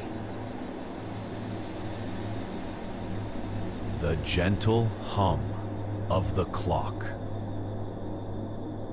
In the corner of the room, a grandfather clock stood resolute, its polished wood gleaming softly in the glow of the lamp. Its pendulum swung with a hypnotic rhythm, marking time with a gentle, almost soothing tick-tock. It had been in the family for generations, its presence a constant in our lives, a sentinel of time's passage. The house was quiet, the kind of quiet that settled deep into the bones. Outside, the wind whispered through the bare branches of the trees, and the moon cast long shadows across the floor. I sat in the old armchair, the fabric worn but comforting, a favorite spot for my nightly routine of reading and reflection. The room was dimly lit, the lamp's light creating a cocoon of warmth against the chill of the evening. The familiar scent of old books and polished wood filled the air, grounding me in this moment of solitude. The fire crackled softly in the hearth, its glow casting flickering patterns on the walls. As I sat there, the book open but unread in my lap, I found my gaze drawn repeatedly to the clock. Its face, with its Roman numerals and delicate hands, seemed to hold a certain allure, a quiet promise of secrets kept and time yet to unfold. There was something almost alive about it, as if the clock were not just a machine, but a living entity, with its own thoughts and dreams. The house had been in our family for as long as I could remember. Its walls were steeped in history, each room telling its own story. I had spent countless nights in this very room, watching the shadows dance and listening to the whispers of the past. The clock had always been there, its presence a comforting reminder of the continuity of life. Tonight, however, there was something different. A subtle shift in the air, an undercurrent of unease that I couldn't quite place. The clock's ticking seemed louder, more insistent, as if it were trying to convey something important. The fire's glow felt less like a comfort and more like an intrusion, its warmth unable to dispel the chill that had settled over the room. I tried to shake off the feeling, to focus on the book in my hands, but the words blurred together, refusing to hold my attention. My mind kept drifting back to the clock, its steady rhythm pulling me in, drawing me deeper into its mystery. I closed the book and set it aside, surrendering to the pull of the unknown. The wind outside picked up, rattling the window panes and sending a shiver down my spine. The room seemed to shrink, the walls closing in, the shadows growing darker, more ominous. I felt a heaviness settle over me, a weight pressing down, making it hard to breathe. The clock continued its relentless march, each tick echoing in the silence, a reminder of time slipping away. I found myself leaning forward, compelled to listen, to decipher the message hidden in its rhythm. There was something there, just beyond the edge of perception, a whisper in the darkness, a voice calling out. As I watched, the pendulum seemed to slow, its movement more deliberate, as if it were caught in some unseen force. The hands of the clock began to shift, moving backward, the hours unraveling, time unwinding in a silent dance.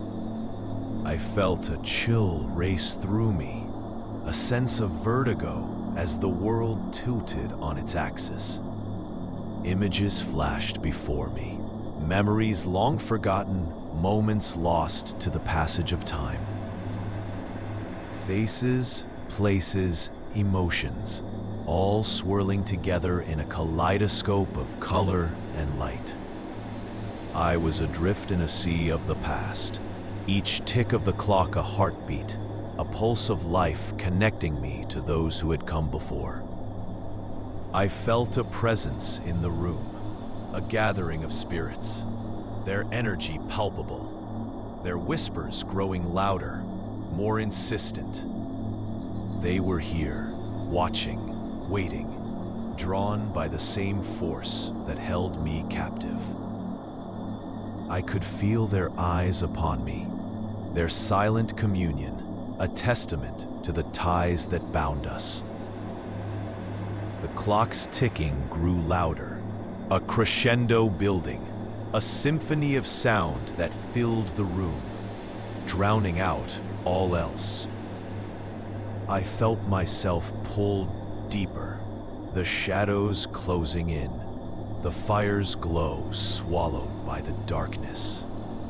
There was no fear, only a sense of inevitability, a surrender to the unknown. And then, just as suddenly as it had begun, the clock's rhythm slowed, the ticking growing softer, fading into the background. The pendulum resumed its normal pace, the hands of the clock moving forward once more, time resuming its rightful course. The room seemed to expand, the shadows retreating, the fire's warmth returning. I sat back in the chair, the weight lifting from my chest, my breath coming easier. The presence in the room was gone, the spirits having returned to their rest, their message delivered. I felt a sense of peace, a connection to the past, to those who had come before, their lives intertwined with mine. The clock continued its gentle ticking, a lullaby of sound that soothed and comforted, its presence once more a reassuring constant. I closed my eyes, letting the rhythm wash over me, a reminder that time, like life, was a circle, ever turning, ever renewing. The wind outside had calmed, the house settling into a stillness that felt almost sacred. The fire crackled softly, its glow a beacon of warmth in the darkness. I felt a deep sense of gratitude for the past, for the present, for the gentle hum of the clock that marked each moment, a reminder that I was never truly alone. The evening air was thick with the scent of damp earth and fallen leaves, a gentle reminder of the changing seasons. The path ahead was a narrow ribbon of dirt, winding its way through the woods like a half-forgotten memory. I walked slowly, the soft crunch of leaves underfoot, the only sound in the hushed stillness. The trees loomed tall on either side, their branches weaving together in a tapestry of shadows and moonlight. Here and there, the pale glow of the moon filtered through, casting silvery patterns on the forest floor. It felt as though the woods were holding their breath, waiting for something just beyond the edge of perception. I felt the coolness of the night seep through my jacket, a subtle reminder of my aloneness in this vast, whispering expanse. Somewhere in the distance, an owl called, its voice a solitary note in the quiet symphony of the night. I paused for a moment, letting the sound wash over me before continuing along the path. With each step, the sense of being watched grew stronger, an almost tangible presence that clung to the edges of awareness. Yet when I turned to look back, there was nothing but the shadows, shifting softly with the breeze. The house at the end of Fog Lane. The house stands at the end of a narrow road, a place where the world seems to hold its breath. Fog Lane, they call it, because of the low mist that clings to the ground at all times of the year, whispering secrets only it knows. The house, old and weary, has watched generations come and go, its windows like eyes that never close.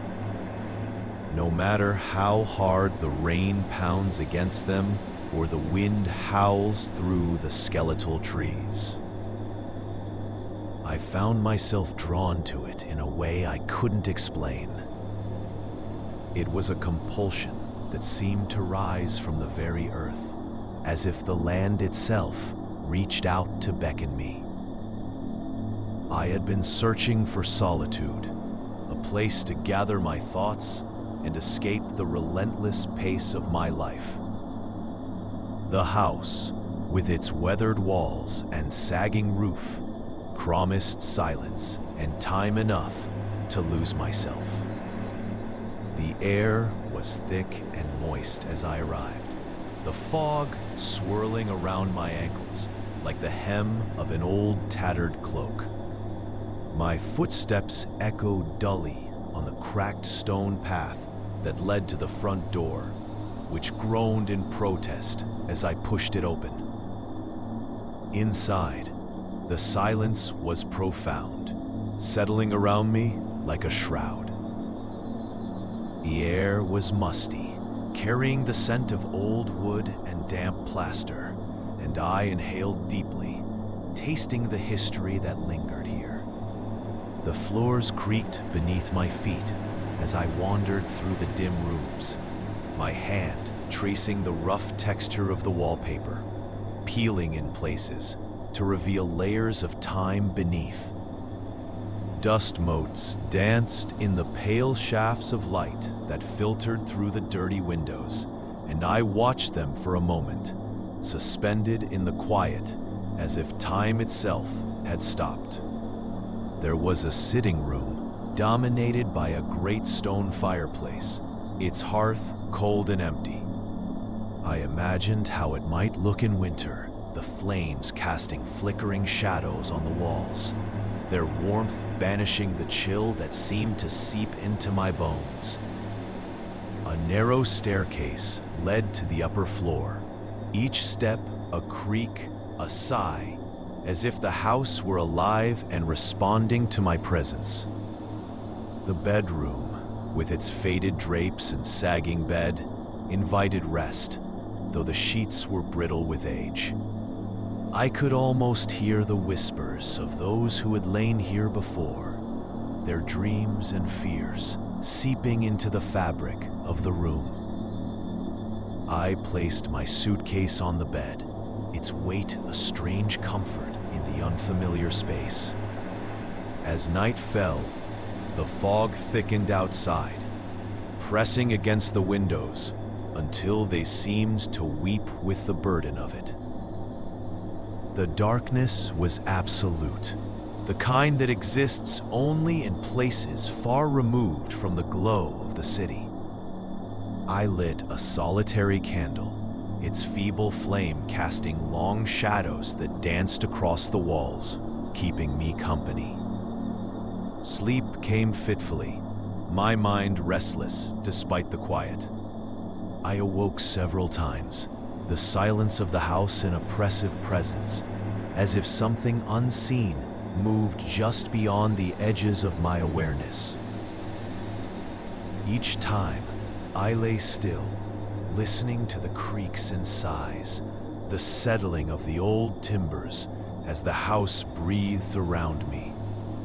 Morning brought no relief, the fog stubbornly clinging to the landscape, muffling the world beyond the windows. I made my way to the kitchen, the air cooler here, carrying the scent of something faintly sweet, like overripe fruit.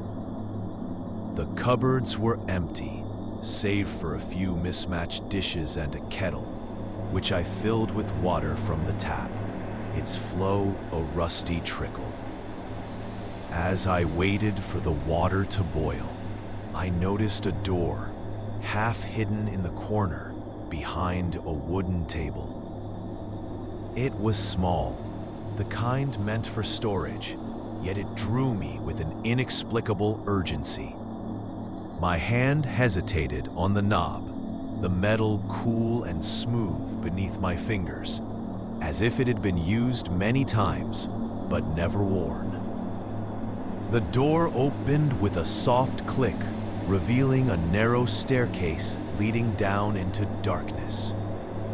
I took a candle from the kitchen counter, its flame a fragile beacon, as I descended into the cellar. The air was cooler here, carrying the scent of earth and stone. The walls were rough, the floor uneven beneath my feet, and I moved slowly, my senses straining in the gloom. The cellar was larger than I had expected, its corners lost in shadow. Boxes and old furniture were stacked haphazardly, covered in thick layers of dust. I moved among them, feeling like an intruder in a place long forgotten. There was something unsettling about the silence here, deeper and more profound than upstairs, as if the very stones absorbed sound and refused to let it go. My gaze fell upon an old trunk, its leather cracked and worn, the brass fittings tarnished with age. It sat alone in the far corner, half buried beneath a mound of yellowed newspapers. I knelt beside it, brushing the papers away, my fingers leaving trails in the dust. The latch resisted at first, then gave with a soft, metallic snap. Inside, the trunk was lined with faded velvet, its contents obscured by layers of cloth. I lifted the fabric away, revealing a collection of objects that seemed ordinary at first. A child's doll, its porcelain face cracked and stained. A bundle of letters tied with a frayed ribbon, an old photograph, the faces blurred with time. Yet there was a weight to them, a history that spoke of loss and longing. I held the photograph to the light, the image of a woman and child, their features softened by the years. The woman's eyes seemed to hold mine, a connection forged across time and space, and I felt a chill that had nothing to do with the cold of the cellar. It was a sense of being watched, of being known in a way that went beyond the physical. The letters, too, carried a sense of the past. Their ink faded to sepia, the words a whisper of lives once lived. I read them slowly, piecing together a story of love and grief, of a family torn apart by events that seemed to echo in the very walls around me. The names were unfamiliar, yet they resonated within me, as if I had always known them. I spent hours there, lost in the world of the trunk, the candle burning low as the fog outside deepened. The house seemed to breathe with me, its presence a constant reminder that I was not alone. I felt a strange kinship with it, as if it had chosen me to bear witness to its secrets, to carry them forward into the light. As the candle guttered and died, I closed the trunk, sealing away the past once more. The darkness was complete now, pressing in around me, and I made my way back up the stairs, the air growing warmer with each step.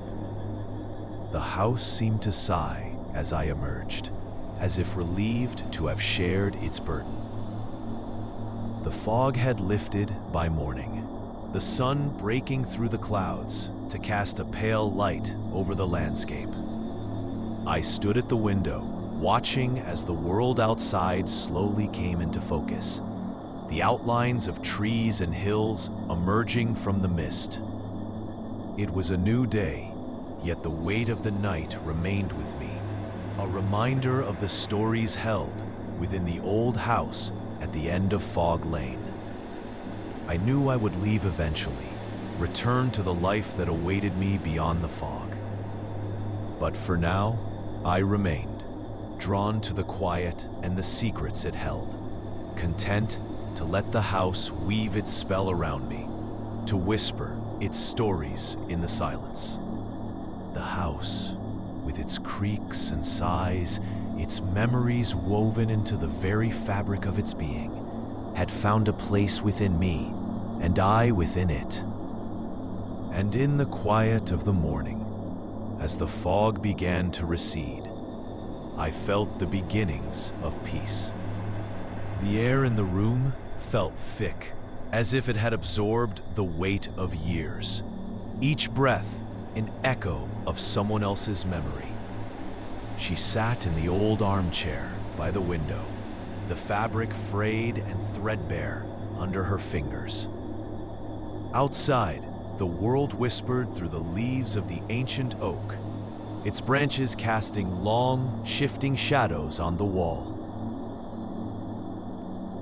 The play of light and dark seemed a language she could almost understand, each flicker a sentence in an unspoken conversation. A soft rustle of paper brought her attention to the desk, where a stack of yellowed letters lay undisturbed, tied with a faded ribbon. She hesitated, feeling the pull of their quiet promise. Dust motes danced lazily in the slanted sunlight, suspended like tiny planets in a forgotten orbit. The letters beckoned with a gentle insistence, their presence a reminder of what once was, or perhaps what could have been. She let her fingers trace the outlines of the topmost envelope, feeling the slight indentations where the ink had pressed into the paper. There was something both reassuring and unsettling about the sensation, as though the past were reaching out, its breath mingling with her own. The whispering pages. The library stood on the edge of town, a quaint relic of an era when paper and ink held dominion over knowledge. Ivy clung to its brick facade, weaving in and out of the crevices like veins pumping life into a dormant body. Inside, the air was thick with the scent of old books, a dusty aroma that lingered in the nostrils and clung to clothing long after one had left its confines. It was a place I often sought refuge in, finding solace in the silent companionship of stories penned by hands long since stilled. I had taken up the habit of visiting in the late afternoon, when the sun began its descent, casting long shadows through the tall, arched windows. The librarian, a small, wiry woman named Miss Calloway, knew me well enough to nod in acknowledgement before retreating behind her desk, where a small brass lamp provided the only illumination. It was a comforting ritual, the turning of pages under her watchful eye, the ticking of a clock somewhere in the recesses of the building, marking time in patient beats. On a particularly chilly day in early November, the wind howled outside, rattling the windows like a persistent visitor demanding entry. I had wrapped myself in a thick woolen scarf, which did little to keep the chill at bay, but the library's warmth was welcoming, a balm against the encroaching winter. I gravitated towards the back of the building, where the shelves loomed taller, the aisles narrower, a labyrinth of forgotten tomes and arcane knowledge. There, nestled between dusty volumes of forgotten lore, was a book I had never noticed before. It seemed out of place, its spine unmarked, the cover plain and nondescript, a faded brown leather that bore no title. Curiosity piqued. I pulled it from its resting place, feeling the weight of it settle into my palms with an unexpected heaviness. The pages were yellowed, edges frayed, as though it had weathered countless hands before reaching mine. Settling into a nearby chair, I opened the book, the spine cracking softly in protest. The first page held no indication of its author or purpose. Merely a single word scrawled in spidery script. Listen. I hesitated, the word resonating in my mind like an echo in a cavernous space. I turned the page, drawn by a compulsion I could not name. As I read, the words on the page seemed to shift, rearranging themselves into a narrative that was at once familiar and strange. They spoke of a village nestled in a valley shrouded in perpetual mist, its inhabitants haunted by whispers carried on the wind. The descriptions were vivid, each sentence painting a picture in my mind that was both haunting and beautiful. I could almost feel the damp chill of the mist, hear the rustling of leaves underfoot as the villagers moved about their daily lives. But as I continued, the words began to change, the narrative twisting into something darker, more insidious. The whispers were not merely echoes of the past, but voices of those who had been and were no more. They spoke of secrets buried deep within the earth, of shadows that moved with a will of their own, of a hunger that lay beneath the village, waiting to be sated. I felt a chill creep along my spine, the sensation of being watched, as though the very pages held eyes that followed my every movement. The library around me seemed to fade, the ticking of the clock growing distant, swallowed by the silence that pressed in from all sides.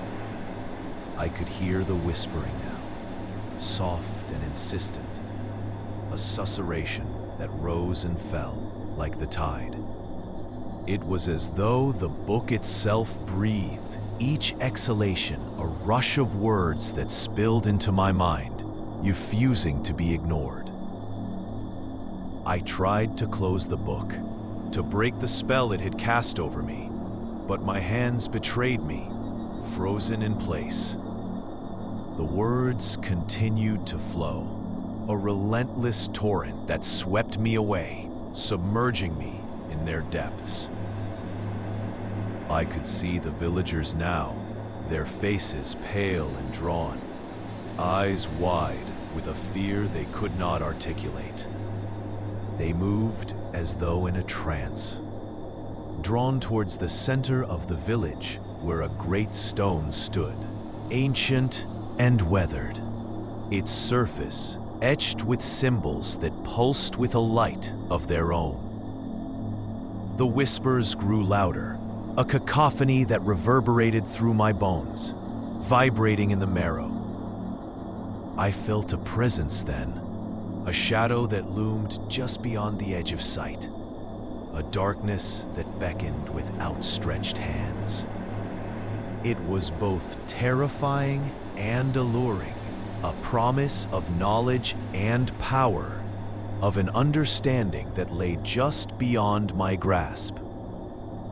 I could see the villagers gathering around the stone, their bodies swaying in unison, a dance of supplication to the unseen force that held them in thrall.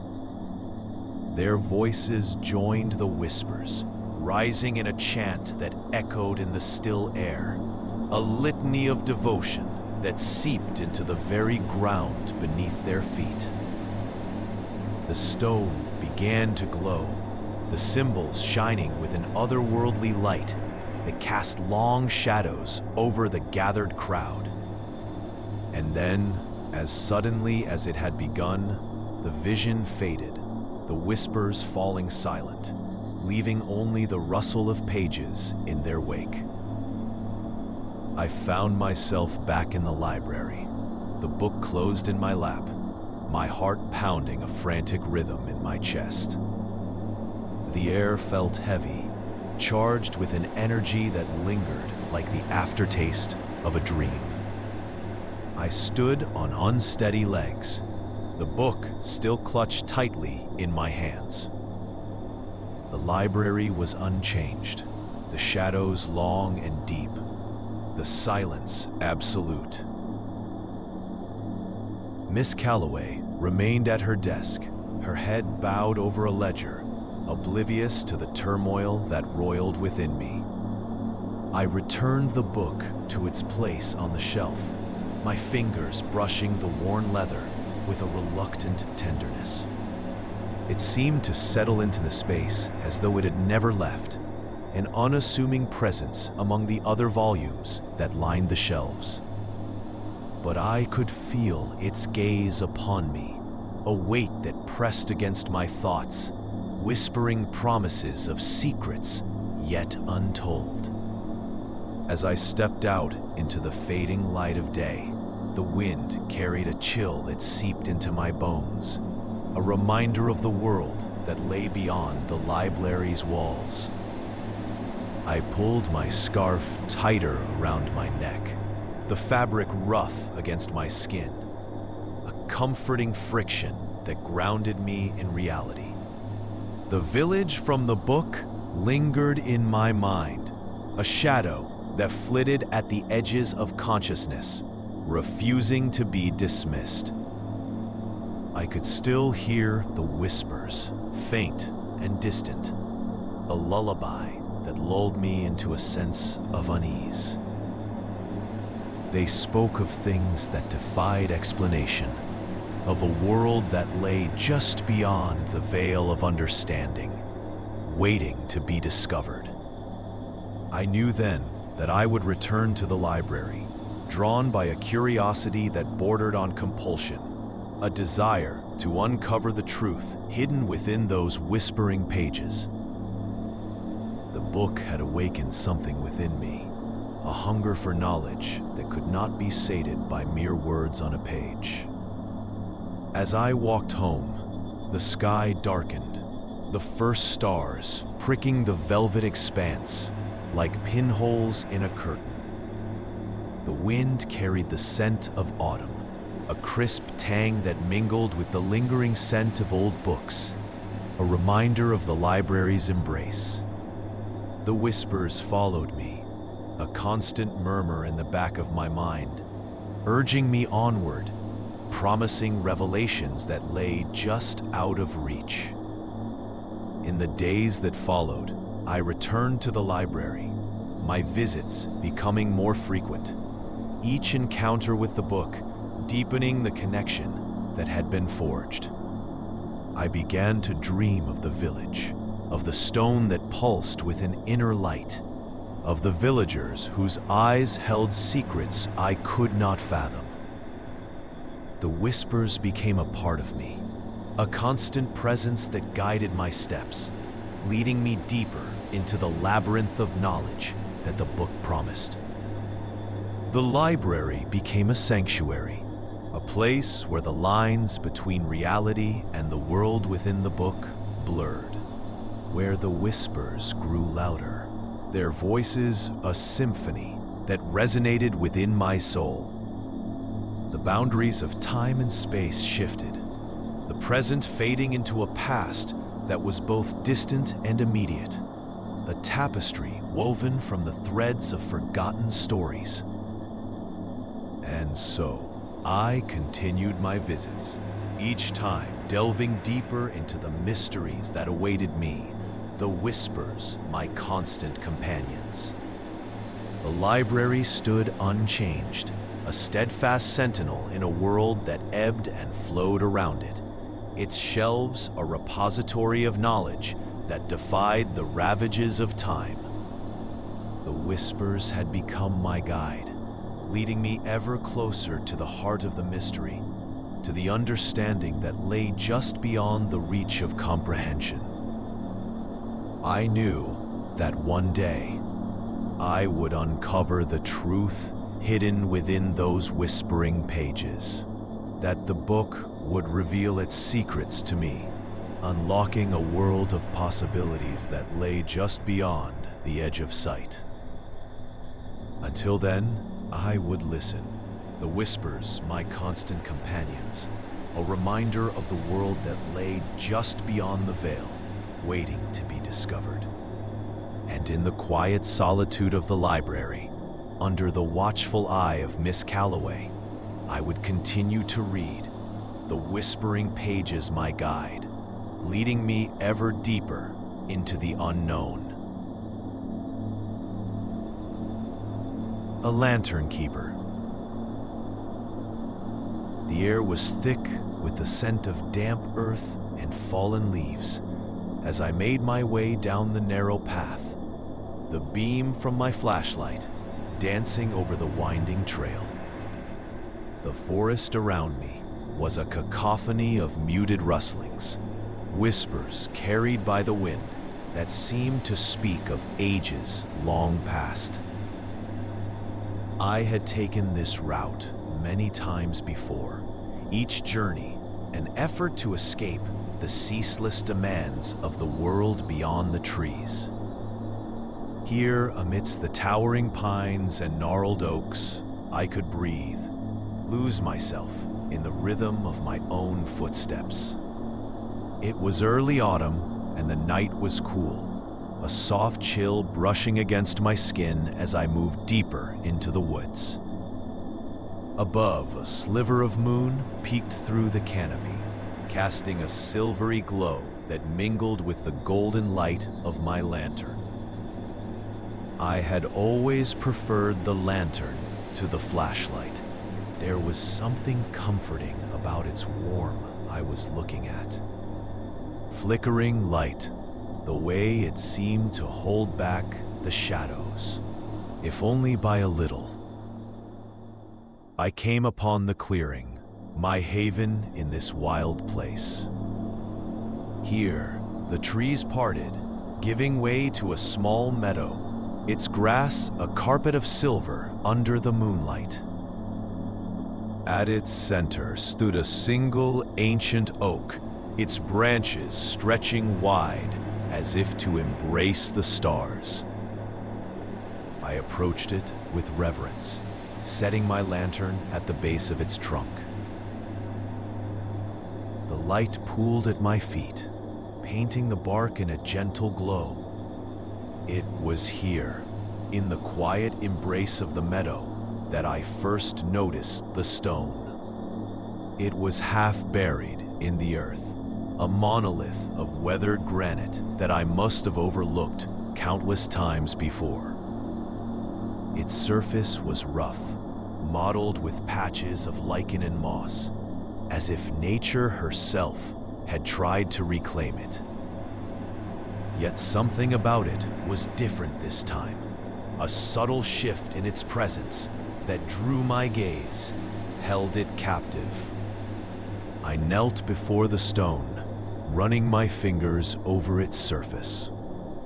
It was cold to the touch, a chill that seemed to seep into my bones, spreading slowly like the onset of winter.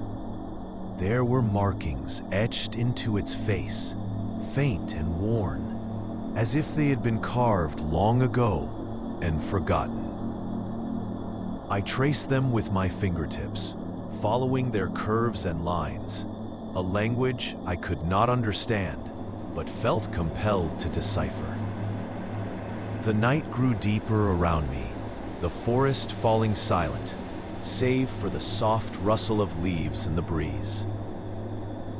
I sat back on my heels, the lantern casting long shadows that danced upon the ground. As I watched, the shadows seemed to shift, taking on shapes that were almost familiar, figures that flickered at the edge of my vision, vanishing when I tried to focus on them. It was then that I heard it, a sound so soft it might have been imagined. A whisper, low and distant, like the echo of a voice carried across a great expanse. I strained to listen, my heart a steady drum in my chest. The whisper grew louder, resolving into words that flowed over me, words I could not comprehend yet felt deeply, resonating within me like the tolling of a distant bell. The lantern's light wavered, and I felt a sudden urge to extinguish it, to let the darkness have its way. The thought was both terrifying and oddly soothing, a pull that I resisted with all my will. Instead, I reached for the lantern, adjusting its flame until it burned steady once more, its glow a beacon in the encroaching night. As the hours slipped by, I remained there, my mind adrift on the currents of the whispering voice. Images swam before me, glimpses of places I had never seen, faces of those who seemed to know me, their expressions both welcoming and mournful. I felt a connection to them, a thread woven through time that bound us together, though how or why I could not say. At some point, I must have drifted into a light sleep, for I awoke to find the moon high above, casting its pale light over the meadow. The stone stood unchanged, a sentinel in the darkness, its mystery as deep and impenetrable as ever. I rose, feeling the stiffness in my limbs, the chill that had settled into my bones. Yet despite the discomfort, there was a sense of peace within me, a calm that I had not known in years. I gathered my things, the lantern's light my guide, as I made my way back through the forest. The path was familiar, each step measured and sure, leading me back to the world I had left behind. Yet as I walked, the whisper lingered in my mind, a melody that played just beyond my hearing, promising secrets and stories untold. In the days that followed, I found myself returning to the clearing, drawn by a compulsion I could not name. Each visit was the same, a ritual of sitting with the stone, listening to the whispers that filled the night. I became the lantern keeper, guarding its flame as it flickered against the darkness, a small defiance against the unknown. With each passing night, the connection I felt to the stone and its whispers deepened, the images they conjured becoming clearer, more vivid. I saw a great hall filled with people, their eyes alight with joy and sorrow, their voices raised in songs of celebration and lament. I saw fields stretching to the horizon, bathed in the golden light of dawn, the air alive with the scent of earth and growing things. And always there was the stone, a constant presence, its surface carved with the stories of those who had come before. There were nights when the whispers grew urgent, pressing against my mind with a force that left me breathless. It was on one such night that I found myself standing before the stone, my hand resting on its surface. The lantern's light casting shadows that writhed and twisted like living things. The voice spoke to me then, clear and insistent, its words a plea, a call to action that I could not ignore. The message was simple, yet profound: to remember, to bear witness to what had been and what was yet to come. I understood then that I was but one in a long line of keepers, guardians of memory and time, tasked with preserving the stories that the world had forgotten. It was a burden I accepted willingly, a role that felt both foreign and intimately familiar. As autumn gave way to winter, the forest transformed, its vibrant hues muted beneath a blanket of snow. Yet even in the coldest nights, I continued my vigil, the lantern's light a warm glow against the frost-kissed ground. The stone remained unchanged, a steadfast presence amidst the shifting seasons, its whispers a constant companion.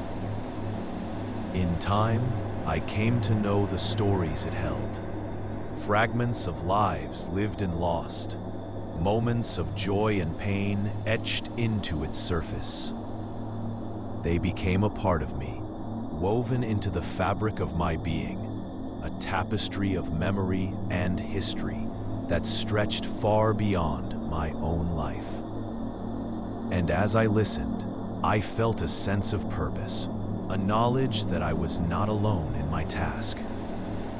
The nights grew longer, the darkness deeper, yet I remained unafraid.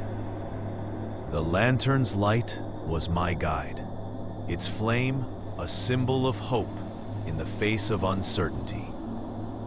And though the whispers never ceased, their presence was a comfort, a reminder that the past was never truly gone, but lived on in the stories we carried. As the world outside the forest continued its relentless march, I found solace in the quiet of the meadow, the embrace of the ancient oak. Here, time seemed to slow, the weight of the years falling away, leaving only the moment, the now. And in that stillness, I discovered a truth I had long sought, that though life was fleeting, its echoes endured, carried on the wind, whispered in the night. I am the lantern keeper, guardian of the flame, the light that holds back the shadows.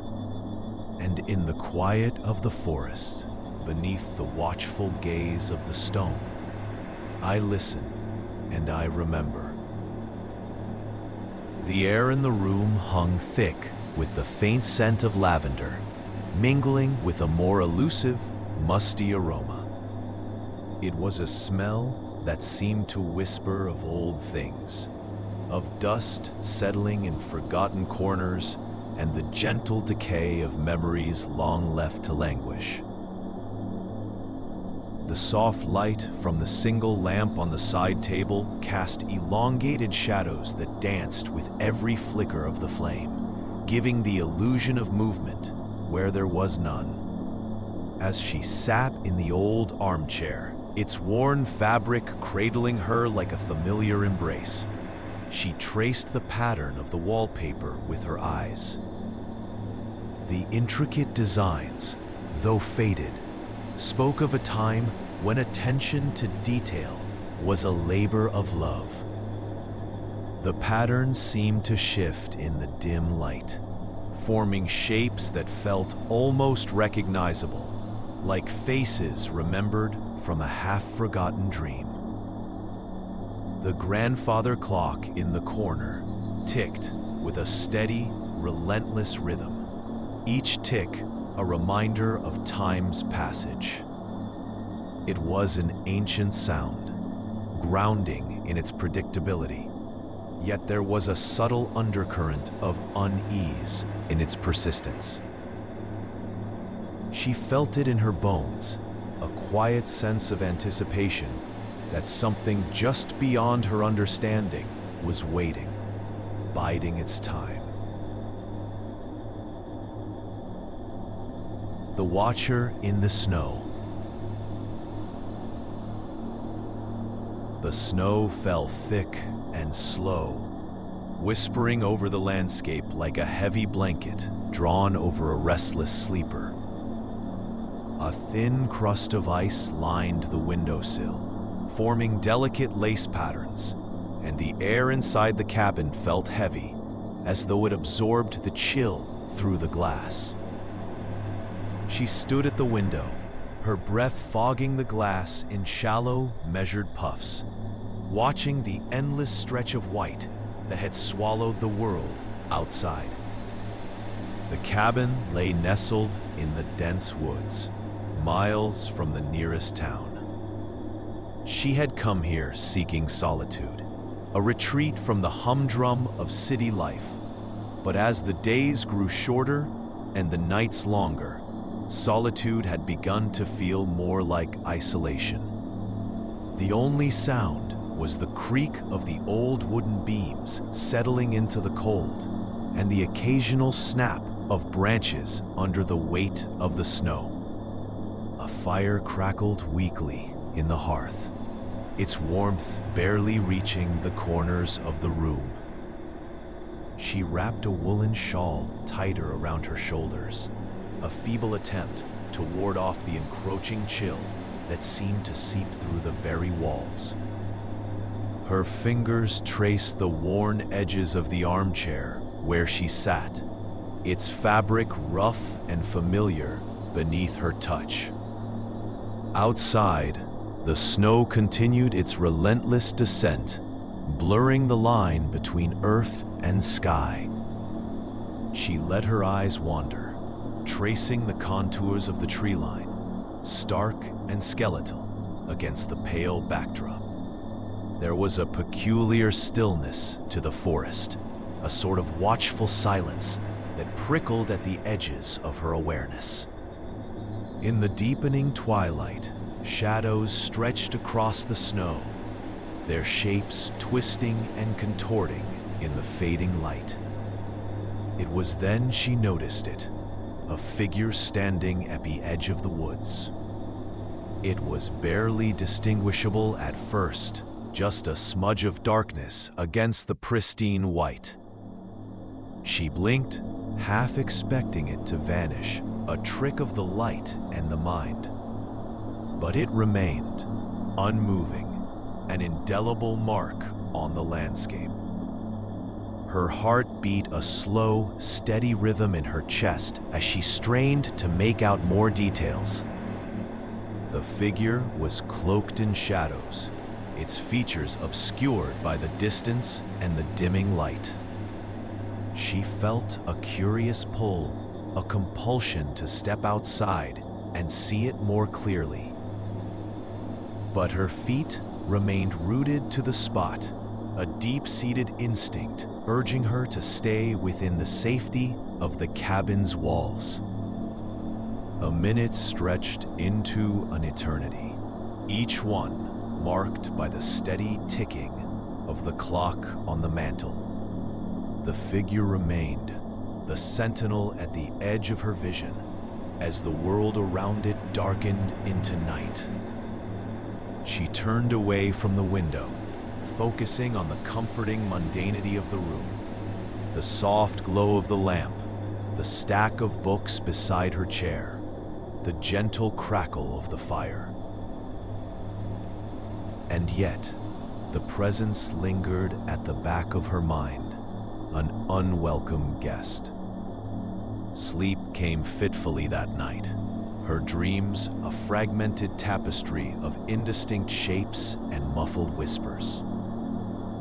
She awoke to the pale light of dawn filtering through the window, the snow glistening like a sea of diamonds. The figure was gone, leaving only an unsettling emptiness in its wake. Over the next few days, she tried to dismiss the encounter as a figment of her imagination, a product of too many nights spent alone in the woods. But the feeling of being watched persisted, a low hum of anxiety that thrummed beneath her skin. She found herself glancing over her shoulder more often, her eyes drawn to the tree line, half expecting to see that shadowy form standing there once more. The cabin's interior began to feel oppressive, the walls closing in around her. She took to wandering the woods during the day, seeking solace in the stark beauty of the snow-laden trees. The air was sharp and crisp, each breath a tangible thing that burned her lungs. Her boots crunched through the snow, leaving a trail of footprints that soon filled with powdery white. Yet even in the heart of the forest, she couldn't shake the feeling that she was not alone. The trees seemed to lean in closer, their branches intertwining overhead to form a canopy that blocked out the sky. She imagined eyes watching her from the shadows, following her every movement with silent, unblinking intensity. One afternoon, as she walked the familiar path through the woods, she came upon a clearing she hadn't noticed before. It was a small space, encircled by a ring of tall pines whose branches bent low under the weight of the snow. In the center stood a solitary stone, its surface weathered and slick with ice. She approached it with a mixture of curiosity and trepidation, her breath catching in her throat as she traced the faint carvings etched into its surface. They were ancient symbols, worn and indistinct, their meaning lost to time. But she could feel their significance, a subtle vibration that resonated through her fingertips. The air around her seemed to hum with energy, and she had the distinct impression that she was standing on hallowed ground. That night, the dreams returned, more vivid and unsettling than before. She saw the figure again, closer this time, its form clearer in the light of a ghostly moon. It stood at the edge of the clearing, watching her with eyes that glinted like polished stones. She felt drawn to it, an inexplicable yearning that tugged at her very soul. She awoke with a start, her heart racing, the room cloaked in darkness. The fire had died down to embers, and the chill crept in around her, seeping into her bones. She lay there for a long time, listening to the silence, waiting for the dawn to chase away the shadows. When morning came, she found herself standing at the window once more, searching the tree line for any sign of movement. But the world outside lay still and undisturbed, the snow a perfect, unbroken expanse. She couldn't shake the feeling that something had changed, that the boundary between her world and the unknown had shifted. The days passed in a blur, the snow continuing to fall in a relentless cascade. She felt as though she were living in a dream, the edges of reality blurring and fading. The figure haunted her thoughts, a constant presence that lingered at the periphery of her mind. One evening, as the light began to fade, she felt an overwhelming urge to return to the clearing. It was as though an unseen force compelled her, drawing her out into the night. She wrapped herself in layers of wool and stepped outside, the cold biting at her skin.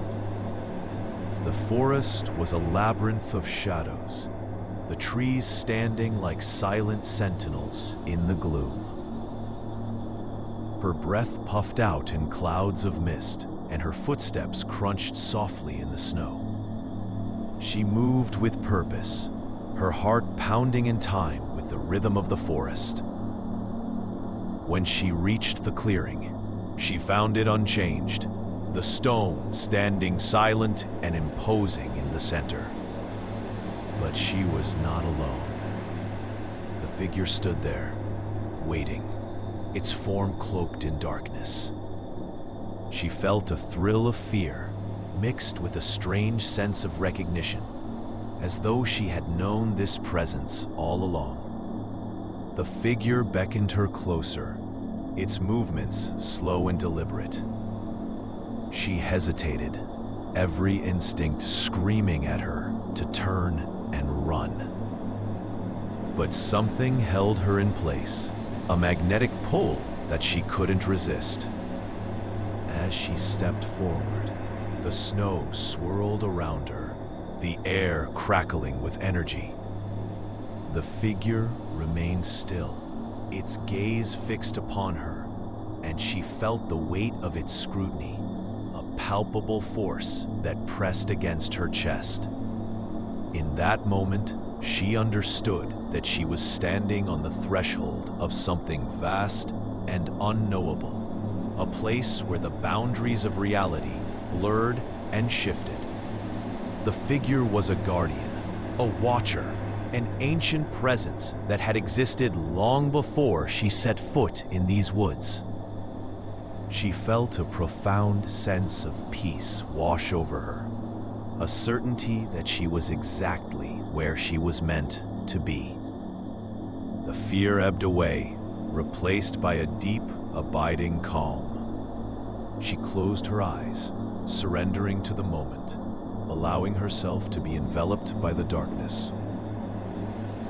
When she opened her eyes again, the figure was gone, leaving only the whisper of the wind and the gentle fall of snow to fill the silence. She stood alone in the clearing, the night pressing in around her, and for the first time, she felt truly free. The snow continued to fall, soft and steady, erasing her footprints as she turned to leave. The path back to the cabin stretched before her, a ribbon of white winding through the trees.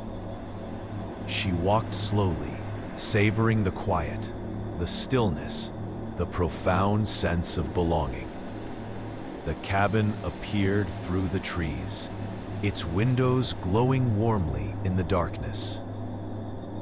She stepped inside, the fire crackling merrily in the hearth, the room suffused with a gentle warmth. She settled into the armchair, the fabric familiar beneath her fingers, and closed her eyes. The watcher was gone, but its presence lingered, a comforting shadow at the edge of her consciousness. She felt its absence keenly, like a phantom limb, but she knew it would return. The woods held their secrets close, and she was content to wait, to watch, and to listen to the whisper of the snow.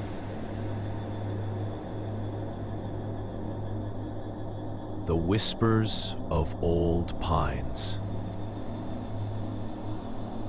In the heart of the Vermont woods, where the pines stood thick and tall, there was a cabin that had been my family's retreat for generations. The structure was simple and unassuming, with a sloping roof and walls weathered to a silvery gray by years of harsh winters and gentle springs. The air around it always seemed charged with the scent of pine needles and damp earth, a cool green aroma that clung to your skin and lingered in your hair long after you'd left. It was a place meant for solitude, where the only sounds were the sighing of the wind through the trees and the distant call of a hermit thrush. I found comfort in its isolation, the way the world seemed to narrow to just the cabin and the forest surrounding it. I had come here in early autumn, when the leaves had just begun to turn and the nights carried a whisper of the cold to come. The days passed in a gentle routine. I would wake to the gray light of dawn filtering through the small square windows, casting soft patterns on the rough wooden floor. After a simple breakfast, I would wander through the woods, letting the paths guide me, feeling the quietude of the forest seep into my bones. The afternoons were spent on the porch, reading or simply watching the shadows lengthen as the sun dipped lower in the sky. It was on one of these afternoons that I noticed the first signs of something amiss. The light was beginning to fade, and I was preparing to head inside when I heard it. A faint rustling, not of leaves, but of something softer, like fabric brushing against bark. It was a sound that seemed to come from nowhere and everywhere at once, carried on the wind and woven into the whispering of the trees. I paused, listening intently, but the sound had already faded back into the forest's depths. Shaking off the unease that had settled over me, I stepped inside, closing the door against the encroaching night.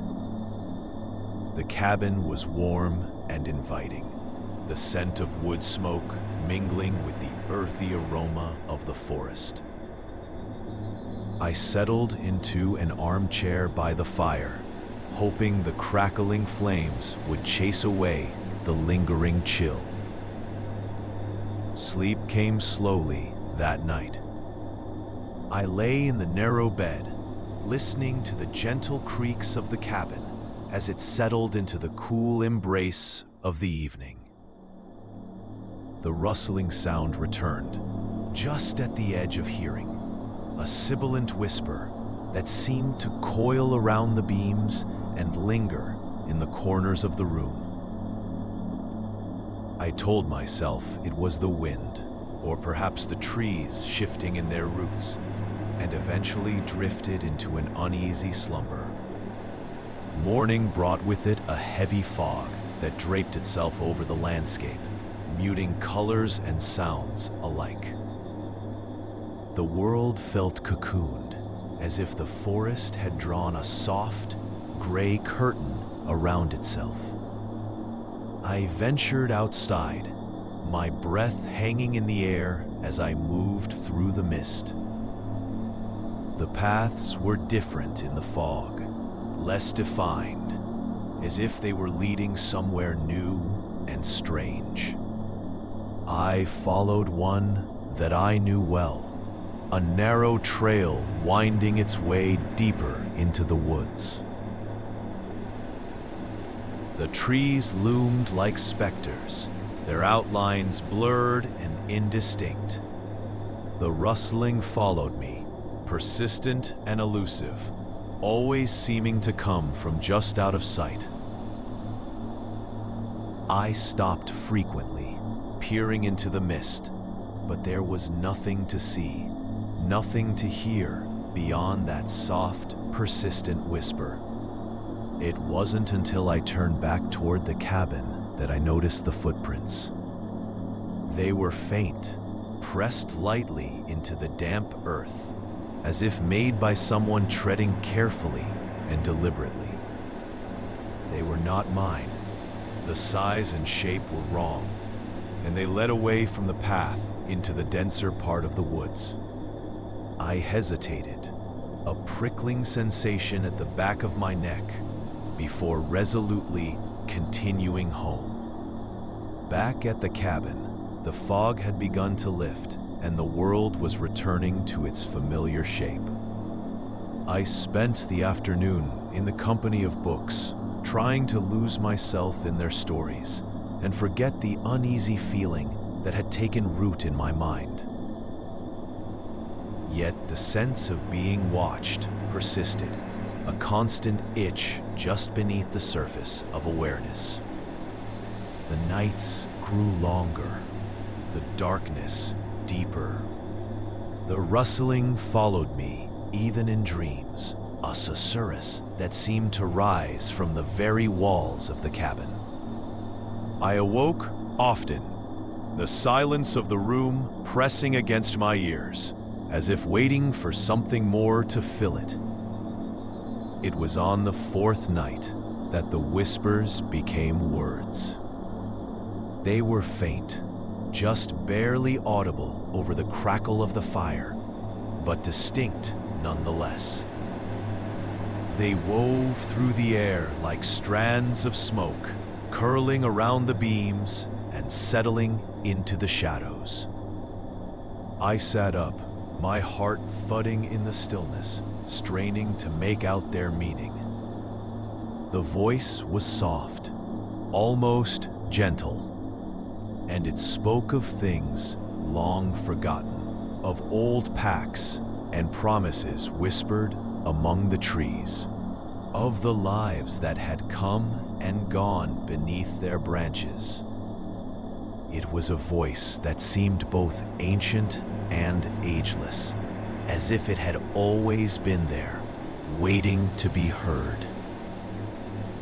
I found myself drawn into its cadence, the rise and fall of syllables, like the ebb and flow of the tide. It was soothing in its way, a lullaby spun from the threads of time. Yet beneath it all lay an undercurrent of something darker, a warning or perhaps a reminder of things best left buried. The mornings brought little relief. I wandered the woods, the paths now unfamiliar and twisting, leading me in circles and back to places I was sure I had not been. The footprints appeared and disappeared, as if they were following some hidden logic of their own. I began to question my senses, the boundary between reality and imagination blurring like the fog that clung to the trees. I tried to capture the voice in writing, to pin it down with ink and paper, but the words eluded me, slipping through my fingers like sand. The whispers filled the cabin, a constant presence that I could neither banish nor ignore. They were part of the air I breathed, the fabric of the night. On the seventh day, the whispers changed. They grew insistent, a chorus rising to a crescendo that filled the room. The voice spoke of the forest's heart, a place where the ancient pines stood closer than anywhere else, their branches entwined in a dense canopy that shut out the sky. I felt the pull of the voice, a compulsion to seek out this hidden place, to uncover whatever secrets it held. The path unfolded before me, clearer now than it had been in days, leading me deeper into the woods. The forest seemed to hold its breath, the air heavy with anticipation. The heart of the forest was a clearing, a space where the trees opened to reveal a patch of sky. The ground was carpeted with pine needles, soft and yielding underfoot. In the center stood a single tree, older and larger than the rest, its bark gnarled and twisted with age. The whispers swirled around me, louder now, their meaning tantalizingly close. I reached out, my fingers brushing the rough surface of the tree, and felt a jolt, as if the forest itself had stirred to life. The voice rose, and for a moment, the world narrowed to that single point of contact, the boundary between me and the ancient wood blurring. Then, as suddenly as it had begun, the whispers ceased. The clearing was silent, the air still and heavy. I stood there, my hand resting on the tree, the echoes of the voice fading into the quiet. The forest felt different, as if some hidden truth had been revealed and then hidden away once more. I returned to the cabin, the path unspooling before me with a newfound clarity. The whispers did not follow, the air around me empty of their presence. Yet the memory of them lingered, a shadow that would not be easily dispelled. The days passed, the routine of the cabin resuming its gentle rhythm. The forest was the same, yet changed, its secrets now a part of me, woven into the fabric of my thoughts. The whispers had left their mark, a reminder of the thin line between the known and the unknown, the seen and the unseen. As the leaves began to fall and the nights grew longer, I found a strange peace in the knowledge of the forest's hidden heart. A voice was silent, but its presence was a comfort, a reassurance that the world was larger and stranger than I had ever imagined. And so, in the quiet of the cabin, with the wind whispering through the pines, I found myself listening still, waiting for the voice to return. The House on Hollow Hill. The night I moved into the old house on Hollow Hill, the wind was a gentle whisper through the branches of the oaks that lined the driveway. They swayed like ancient guardians, their leaves rustling softly, as if to welcome me into their domain. The air was crisp and carried the faint scent of damp earth, a reminder of the rain that had fallen earlier in the day. The clouds had cleared now, leaving a silver moon to cast its glow over the landscape, illuminating the path that wound its way up to the house. The house itself was an imposing structure, all sharp angles and dark wood, its silhouette stark against the pale sky. It stood at the top of the hill, overlooking the valley below, where the lights of the town flickered like distant stars. There was a quiet stillness about the place, a sense of solitude that was both comforting and unsettling. Inside, the house was a labyrinth of narrow corridors and dimly lit rooms. The floorboards creaked underfoot, and the walls were lined with faded wallpaper, its patterns obscured by years of dust and neglect. As I walked from room to room, I felt the weight of the house's history pressing down on me, an unspoken presence that lingered in the shadows. I chose a small room at the back of the house for my own, drawn by the view from its window. It overlooked a tangled garden, wild and overgrown, where the moonlight traced patterns through the underbrush. I could see the outline of a stone path leading to a weathered gazebo, its roof sagging with age, but still standing proud among the brambles.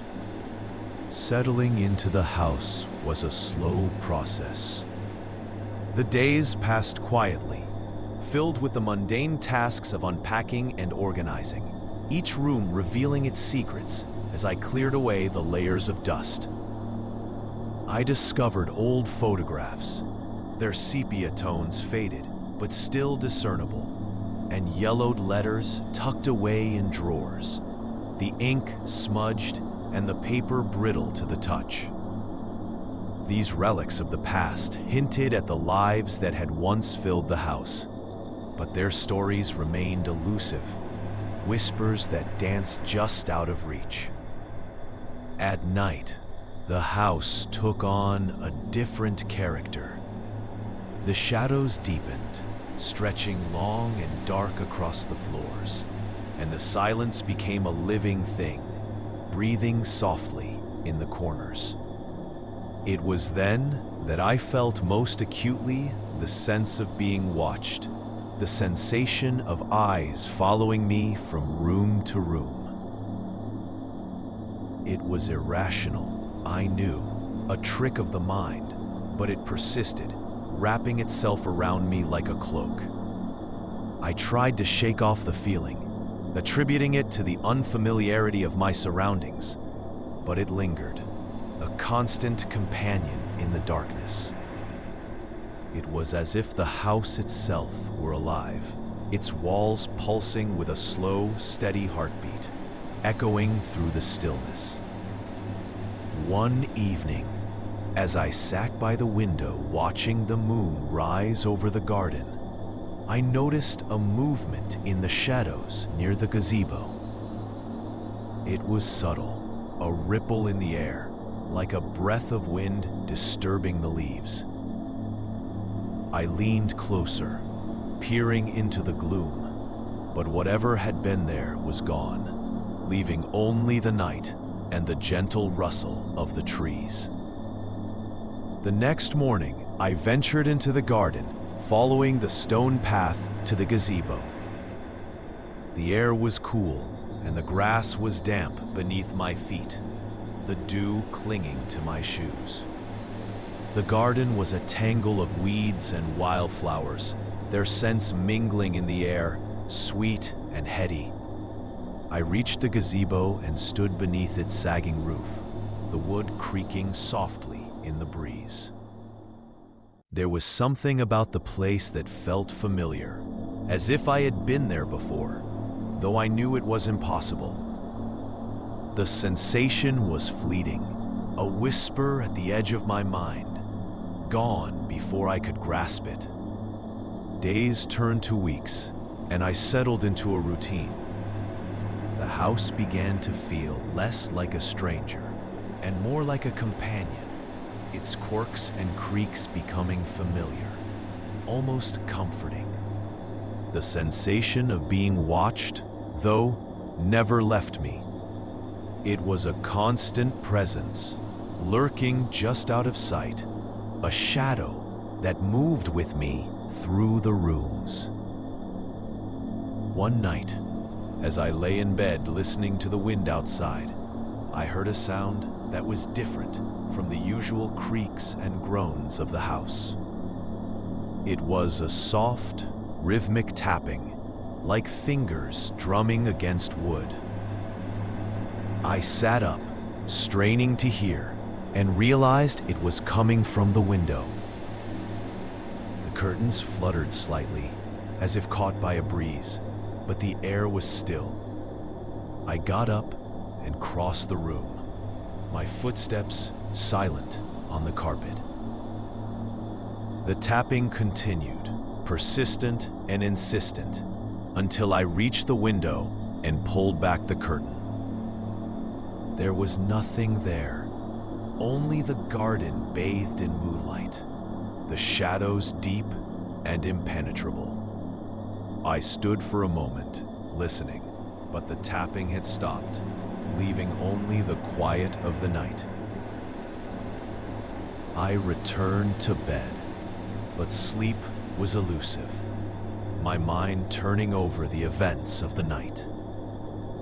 I tried to convince myself it was nothing, a branch tapping against the window, perhaps, or a trick of the wind. But deep down, I knew it was something more, something that defied explanation. The days wore on, and the house settled around me, its presence becoming a part of my everyday life. I spent more time in the garden, drawn by its wild beauty and the sense of peace it offered. The gazebo became a refuge, a place where I could sit and think, the world beyond the garden falling away.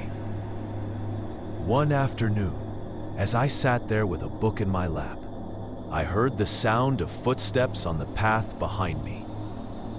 They were soft, barely audible over the rustle of the leaves, but distinct enough to make me turn. There was no one there, only the shadows stretching long in the late afternoon sun. I felt a chill run through me, not from the cold, but from the awareness that I was not alone. The sensation was familiar now, an old acquaintance that had accompanied me since my arrival. I closed my book and stood, the wooden floor of the gazebo creaking beneath my weight. As I made my way back to the house, I felt the eyes on me again, watching from the shadows, a silent witness to my every move. It was unnerving, but there was also a strange comfort in it, a sense of being known, even in solitude. That night, as I lay in bed, the tapping returned. It was more urgent this time, a rapid staccato that echoed through the room. I rose and went to the window, pulling the curtain aside to look out into the night. The garden lay quiet and still, the moon casting a silver sheen over the leaves. But as I stood there, I saw something move near the gazebo. It was a figure, indistinct and shadowy, but unmistakably there. My heart quickened, a thrill of fear and curiosity mingling in my chest. I watched as the figure moved, drifting among the trees, its form shifting and blending with the night. I felt a pull, a compulsion to follow, to understand. I dressed quickly and slipped out of the house, the cool night air wrapping around me like a shroud. The garden was alive with sound, the rustle of leaves and the call of a distant owl. But my focus was on the figure, now standing by the gazebo. As I approached, the figure turned, and for a moment, I thought I saw a face, pale and indistinct, but familiar in a way I couldn't place. It was watching me, its eyes dark and knowing, a flicker of recognition passing between us. I reached the gazebo, my breath coming in shallow gasps, but the figure was gone, vanished into the night. I stood there, my heart pounding, the silence pressing in around me. The sensation of being watched was stronger than ever, an almost tangible presence in the air. I felt a hand on my shoulder, gentle and reassuring, and I turned, expecting to see someone standing beside me. But there was no one there, only the night and the shadows. I shivered, the cold seeping into my bones, and turned back towards the house. As I made my way inside, I felt a sense of peace settle over me, a quiet understanding that I was not alone in the house on Hollow Hill. The shadows that had seemed so menacing now felt protective, their presence a comfort rather than a threat. The Lighthouse Keeper's Solitude. The wind carries a chill that seems to seep through the thick wool of my coat as I make my way up the winding path. It's a narrow track, barely visible among the tufts of seagrass that whisper under the weight of the ocean breeze. Each step crunches softly against the pebbled surface, as if the very earth beneath me is murmuring secrets. I can feel the salt in the air, a sharp tang that clings to my lips and coats the inside of my mouth. It's a lonely taste, one that speaks of isolation and the unending embrace of the sea. At the top of the path, the lighthouse stands against the dusky sky, a stoic sentinel that has watched over this stretch of coast for generations. Its whitewashed walls are worn by time and weather, the paint peeling in long, curling strips that flutter like forgotten banners. The tower rises, tapering towards the light that spins in its crown, casting a rhythmic glow that sweeps across the darkening waters. The beam is a constant presence, a guiding hand for those adrift in the night. Inside, the air is different, heavy with the scent of oil and old stone. The door closes behind me with a solid thud, a sound that echoes in the confined space.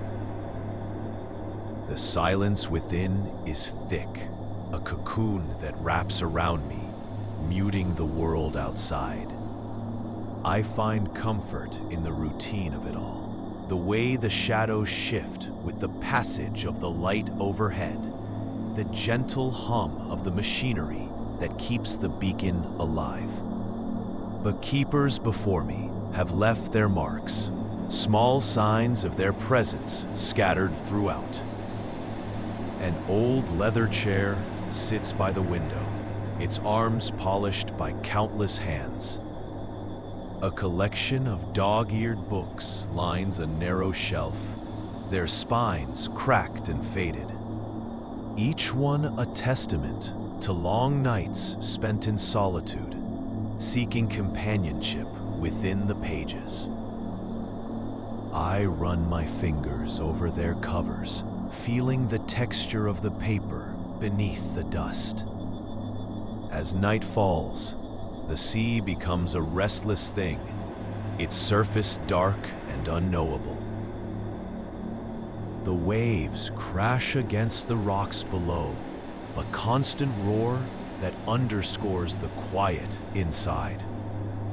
I climb the spiral staircase, my hand trailing along the cool metal railing. Each step brings me closer to the light, the heart of the tower that beats in time with the sea. At the top, the lantern room is a world unto itself, a glass-walled sanctuary bathed in the glow of the rotating light. I check the mechanisms, ensuring everything runs smoothly, my movements practiced and precise. The lens, a great crystal eye, turns steadily, its beams cutting through the night. I stand for a moment, watching as the light sweeps over the water, a luminous path that fades into the distance. The wind picks up, rattling the glass with a sound like distant whispers. I feel it in my bones, a vibration that resonates through the structure. It's a reminder of the storm that's brewing beyond the horizon, a force that will soon test the mettle of this solitary tower. I tighten my grip on the railing, feeling the cold metal bite into my palm. Below, the keeper's quarters offer a refuge from the encroaching tempest. I descend once more, the steps creaking beneath my weight. In the small kitchen, I light the stove, the flame flickering to life with a soft hiss. The warmth spreads slowly, chasing away the chill that has settled into the stones. I prepare a simple meal, the rhythmic chop of the knife against the cutting board, a comforting sound in the stillness. As I eat, I listen to the wind rise and fall, the sound a haunting melody that seems to weave through the very fabric of the lighthouse. It's a song that has played for centuries, an endless refrain that ties me to the keepers who came before, to the souls who braved these storms and found solace in the light. I think of them often, their lives etched into the walls of this place, their stories woven into the very air I breathe. Each one a guardian of the coast, watching over the ships that pass in the night, unseen and unacknowledged. I wonder if they too felt the weight of the solitude, the way it presses in from all sides, a tangible presence that never truly leaves. The storm arrives with a sudden ferocity, the wind howling like a creature unchained. Rain lashes against the windows, a relentless drumming that drowns out all other sound. The lighthouse sways, a subtle motion that is both unnerving and strangely reassuring. I know it will hold, as it always has, its foundations deep and unyielding. I climb once more to the lantern room, my footsteps quick and sure. The light is steady, a beacon that cuts through the chaos, a promise of safety in the midst of the storm. I watch as the waves rise and fall, a dance of power and grace that plays out beneath the veil of rain.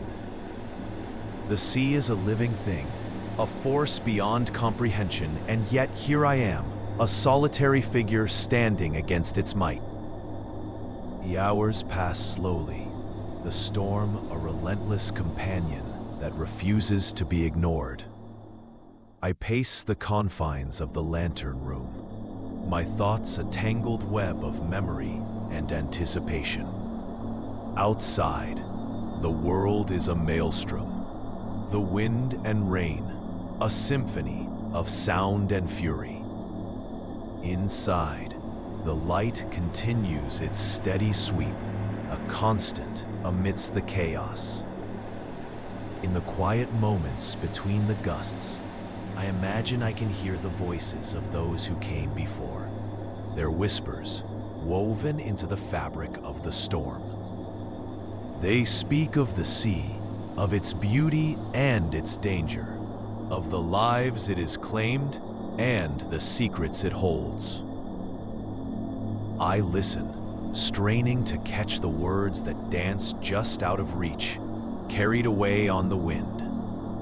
Eventually, the storm begins to abate, the wind losing its edge, the rain softening to a gentle patter. The first light of dawn creeps over the horizon, a pale glow that seeps into the lantern room, mingling with the artificial brilliance of the beacon. I watch as the sky changes, the dark clouds giving way to a muted wash of color, the promise of a new day. The sea is calm now, its surface a mirror that reflects the awakening sky. I descend the stairs one final time, the weight of the night lifting as I move. In the keeper's quarters, I find the world bathed in a soft, golden light, the morning sun filtering through the windows. I sit in the old leather chair, feeling the warmth seep into my bones, the silence a soothing balm after the storm. The lighthouse stands firm, its walls a testament to resilience, a beacon that will continue to guide those in need. As I close my eyes, I feel the sea's presence, a constant companion that will never truly leave. I am its guardian, its watcher, a keeper of secrets and light. Here at the edge of the world, I find a strange sense of peace, a quiet understanding that comes with the solitude. The lighthouse and I, bound together by the unending rhythm of the sea. The wind whispered through the trees, a soft sigh that rustled the leaves, like the turning of old pages. I stood at the edge of the woods, where the light of the setting sun bled into the shadows, painting the ground in a mosaic of amber and gray. Each step forward was swallowed by the soft, loamy earth, the scent of damp moss rising up to meet me, a reminder of something ancient and forgotten. There was a stillness here, a quiet that settled over everything like dust on an unused book. I could almost feel it wrapping around me, a cool embrace that seemed to hush my breath and still my thoughts. The air was rich with the smell of pine and earth, mingling with the faint metallic tang of the creek that wound its way deeper into the forest. Above, the canopy swayed gently, branches brushing together with the sound of distant whispers. I walked deeper, the path narrowing as the trees closed in, their shadows reaching long fingers across the ground. My heart beat in time with the quiet rhythm of the forest, a steady thump that echoed softly in the hollow spaces of my mind. The Lantern Keeper. In the waning light of autumn, the air grows thick with a chill that seeps through the seams of old houses and settles into the bones. The town, with its cobbled streets and crooked chimneys, seems to wrap itself in a sepia-tinted shroud as the sun dips below the horizon. Each evening, as darkness descends, I find myself drawn to my solitary task, a keeper of sorts, wandering the paths and alleyways with a lantern swaying gently in hand. The lantern, heavy with age and tales untold, is an heirloom passed down through generations of my family. Its brass handle is smooth from years of use, and the glass panes are clouded with the whispers of 1,000 nights. The candle within flickers feebly, casting long shadows that dance upon the cobbles like specters in a forgotten dream. There is a ritual to this nightly procession. I begin at the edge of town, where the houses huddle closer as if for warmth against the encroaching dark. My footsteps echo softly, a metronome in the silence, as I pass by shuttered windows and closed doors. Occasionally, a curtain flutters and a pair of eyes watches from within, but no one ventures out to disturb the night.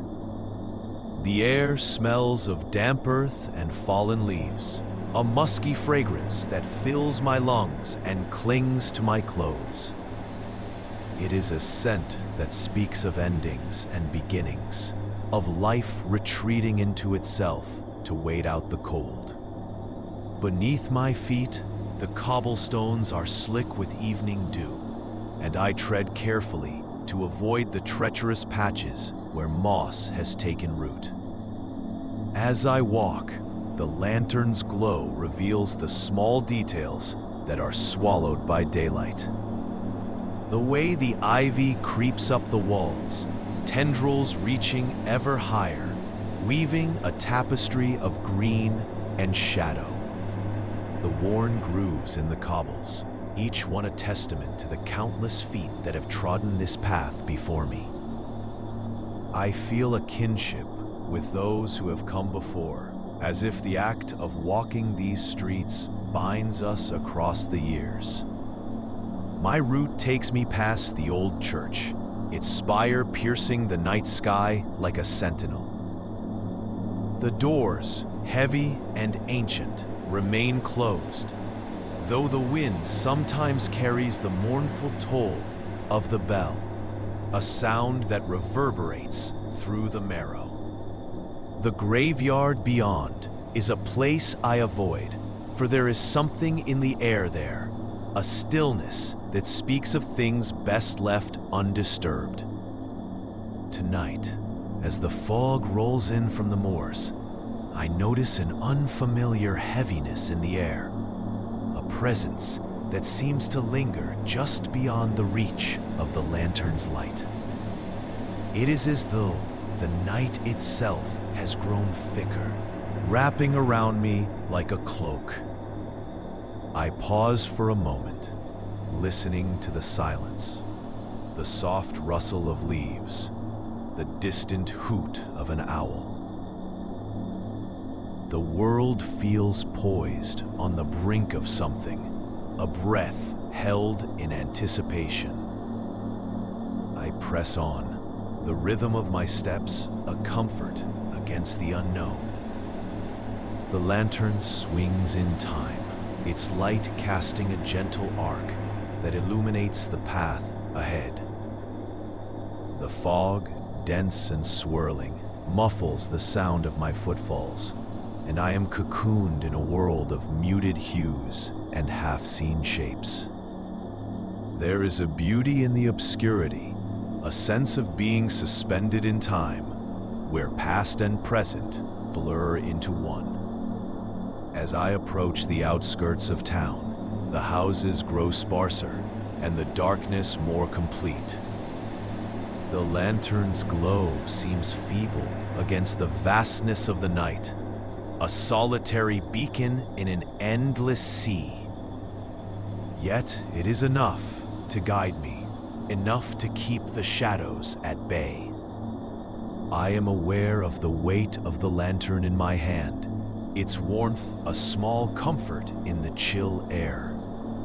There is a bend in the road here, where the path veers away from the town and winds towards the open fields. It is a place I rarely venture, for beyond lies the moor, a wild expanse that whispers with secrets and stories long forgotten. Tonight, however, something pulls me onward, a compulsion that I cannot quite name. The lantern, too, seems to sense it, its flame flickering with an eagerness that belies its age. I step off the cobbles and onto the dirt path, the earth soft beneath my feet. The fog is thicker here, a living thing that coils around my ankles and clings to my skin. The air is colder, the scent of peat and heather mingling with the dampness. I feel the presence again, closer now, an awareness that prickles at the edges of my consciousness. The path winds through a stand of trees, their branches reaching overhead like skeletal arms. The leaves, brittle and dry, whisper secrets to one another as I pass. My breath hangs in the air, a pale ghost that dissipates into the night. I am acutely aware of the sound of my own heart, a steady drumbeat that echoes in the stillness. And then I see it. A figure standing at the edge of the fog, barely discernible in the dim light. It is a shape more than a person, a silhouette that seems to shimmer and shift with the movement of the mist. I feel no fear, only a strange sense of recognition, as though I've been expecting this encounter all along. The figure does not move, does not speak. It is simply there, a presence that exists beyond the boundaries of time and place. I raise the lantern, and its light touches the edges of the figure, revealing nothing more than shadow and suggestion. Yet, in that moment, I understand that I am not alone, that I have never been alone in these nightly wanderings. I lower the lantern and stand in the silence, the fog wrapping around us like a veil. There is a peace in the stillness, a quiet acceptance that settles over me like a balm. The figure remains, a constant in the shifting mist, a reminder of the stories that linger in the night. After what feels like an eternity, I turn back towards the town, the lantern swaying gently in my grasp.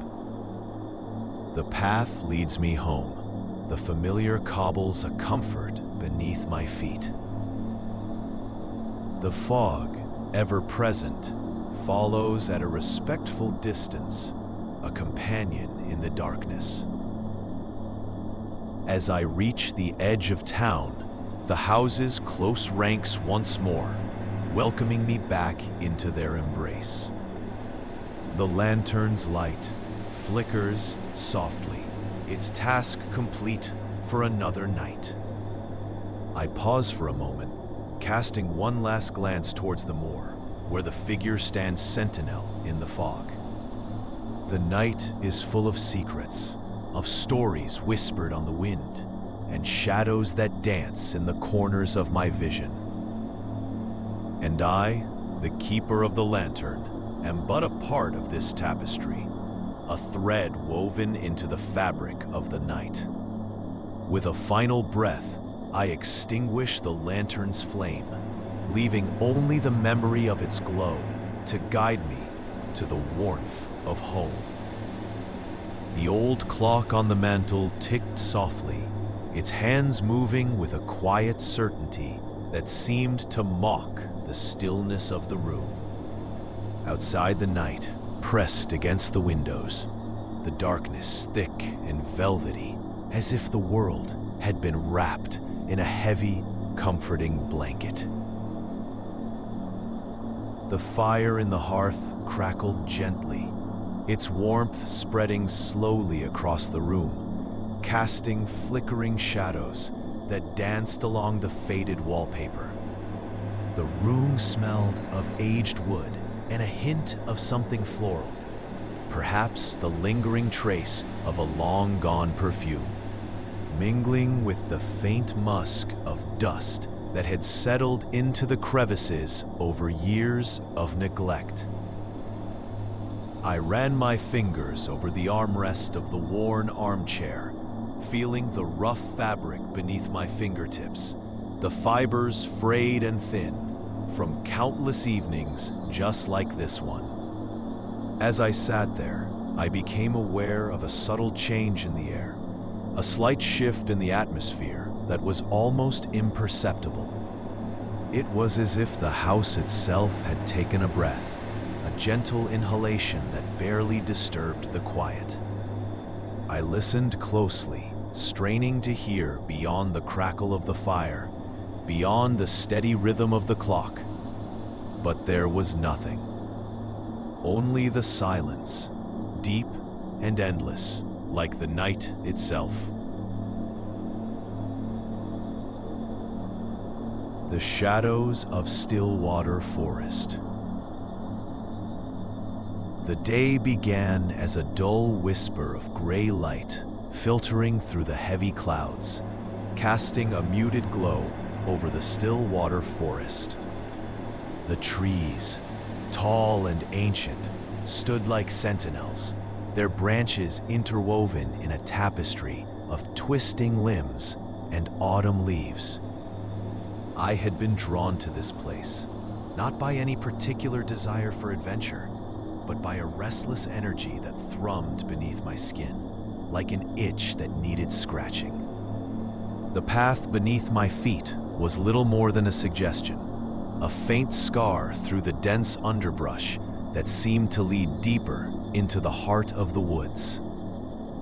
Each step was cushioned by a layer of decaying leaves, damp and fragrant with the earthy scent of rot and renewal. The forest was alive with the subtle sounds of life, birds flitting unseen among the branches, the distant rustle of small creatures foraging through the undergrowth. Yet beneath it all, there was a silence, a quietude that felt almost reverent. I moved slowly, savoring the solitude and the rare peace that came with it. The air was cool against my skin, carrying with it the crispness of impending winter. My breath mingled with the chill, creating small clouds that dissipated quickly in the still air. Here and there, the path wound around the trunks of massive trees, their bark rough and furrowed, like the skin of some ancient creature that had witnessed the passage of centuries. As I delved deeper into the forest, I became aware of a subtle shift in the atmosphere. It was a feeling, more than anything, an almost imperceptible change that teased at the edges of my perception. The light seemed to grow dimmer, the shadows stretching long and thin across the ground. The trees pressed closer, their branches arching overhead like the ribs of some great beast. The path twisted and turned, leading me to a small clearing. Here the trees parted to reveal a patch of sky, the clouds swirling in a slow, relentless dance. In the center of the clearing stood a single tree, distinct from the others in its starkness. Its trunk was pale and smooth, devoid of the rough bark that clothed its brethren. The branches were bare, reaching upward in a gesture that seemed almost pleading. I felt a strange compulsion to approach, drawn by an inexplicable curiosity. The ground beneath the tree was devoid of leaves, the soil exposed and strangely dark, as if it had been recently turned. As I stepped closer, the air seemed to thicken, pressing in around me with a weight that was both physical and intangible. There, at the base of the tree, I noticed something half buried in the earth.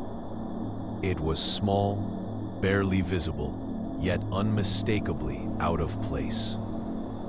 Kneeling, I brushed away the loose soil, revealing a fragment of porcelain, its surface chipped and stained by time. It was a doll's face, its features delicate and finely crafted, yet marred by a crack that split it from brow to chin.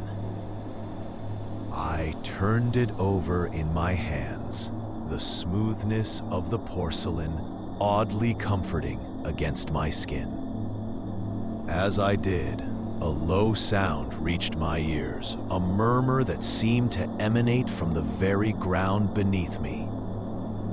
It was the sound of voices, distant and indistinct, yet carrying with them an urgency that sent a shiver down my spine. I stood, the doll's face clutched in my hand, and glanced around the clearing. The forest seemed to hold its breath, the silence deepening, as if waiting for something to happen. I felt a prickle of unease, the sensation of being watched, though I could see no movement among the trees. It was then that I noticed the shadows. They seemed thicker here, darker, pooling around the base of the pale tree like ink spilled upon the earth. As I watched, they began to shift, coalescing into shapes that flickered at the edge of my vision. They were figures, I realized, their outlines indistinct, yet unmistakably human. The realization sent a jolt of fear through me, and I stumbled backward, my breath quickening. The figures did not follow, but remained where they were, their presence an unspoken challenge. I turned and fled, the path blurring beneath my feet as I raced back the way I had come. The forest seemed to close in around me, the branches clawing at my hair and clothes as I ran. The voices grew louder, an insistent chorus that pressed against my mind, each word just beyond comprehension. I pushed onward, driven by a need to escape, to leave behind the shadows and their silent vigil. At last, I broke free of the trees, the forest giving way to the open sky and the distant line of the road that led home. I paused, breathless and trembling, the doll's face still clutched in my hand. The forest stood behind me, silent and impenetrable, its secrets hidden once more beneath the canopy. I knew, as I made my way back to the safety of my world, that I would not soon forget the shadows of Stillwater Forest. They lingered in my mind, a reminder of the mysteries that lay just beyond the reach of understanding, waiting to be uncovered by those brave enough or foolish enough to seek them out. The porcelain face, now a permanent fixture on my mantle, was a testament to that day. Its cracked surface seemed to smile knowingly, as if aware of the secrets it guarded. And sometimes, in the quiet hours of the night, I thought I could hear the whispers, carried on the wind, calling me back to the heart of the forest. The path through the woods wound onward, a narrow ribbon of earth threaded between the trees. Their trunks rose like sentinels, silent and watchful, the canopy above whispering secrets to the wind. Soft leaves underfoot muted each step, their crispness a reminder of autumn's slow encroachment. A dampness hung in the air, a cool breath from the heart of the forest, carrying the faint scent of moss and rich earth. Shadows lengthened as the sun dipped lower, painting the world in muted hues of amber and gray. The light played tricks through the branches, flickering and shifting, casting strange shapes that danced with a life of their own. Ahead, the path narrowed further, edged by ferns that brushed softly against legs, their fronds cool and delicate. A solitary bird called from somewhere unseen, its note a melancholy thread that wove into the fabric of the evening. A world seemed to hold its breath, each sound amplified in the hush that followed. With each step, a sense of being watched grew, an awareness not of malice, but of the ancient, untamed presence of the woods themselves. Here, amidst the stillness, the forest was alive, its heartbeat a quiet, persistent thrum beneath the skin of the earth. That was tonight's collection from Dr. Gloom. If it kept you company, consider liking, sharing, and subscribing. Rest well and dream deeper.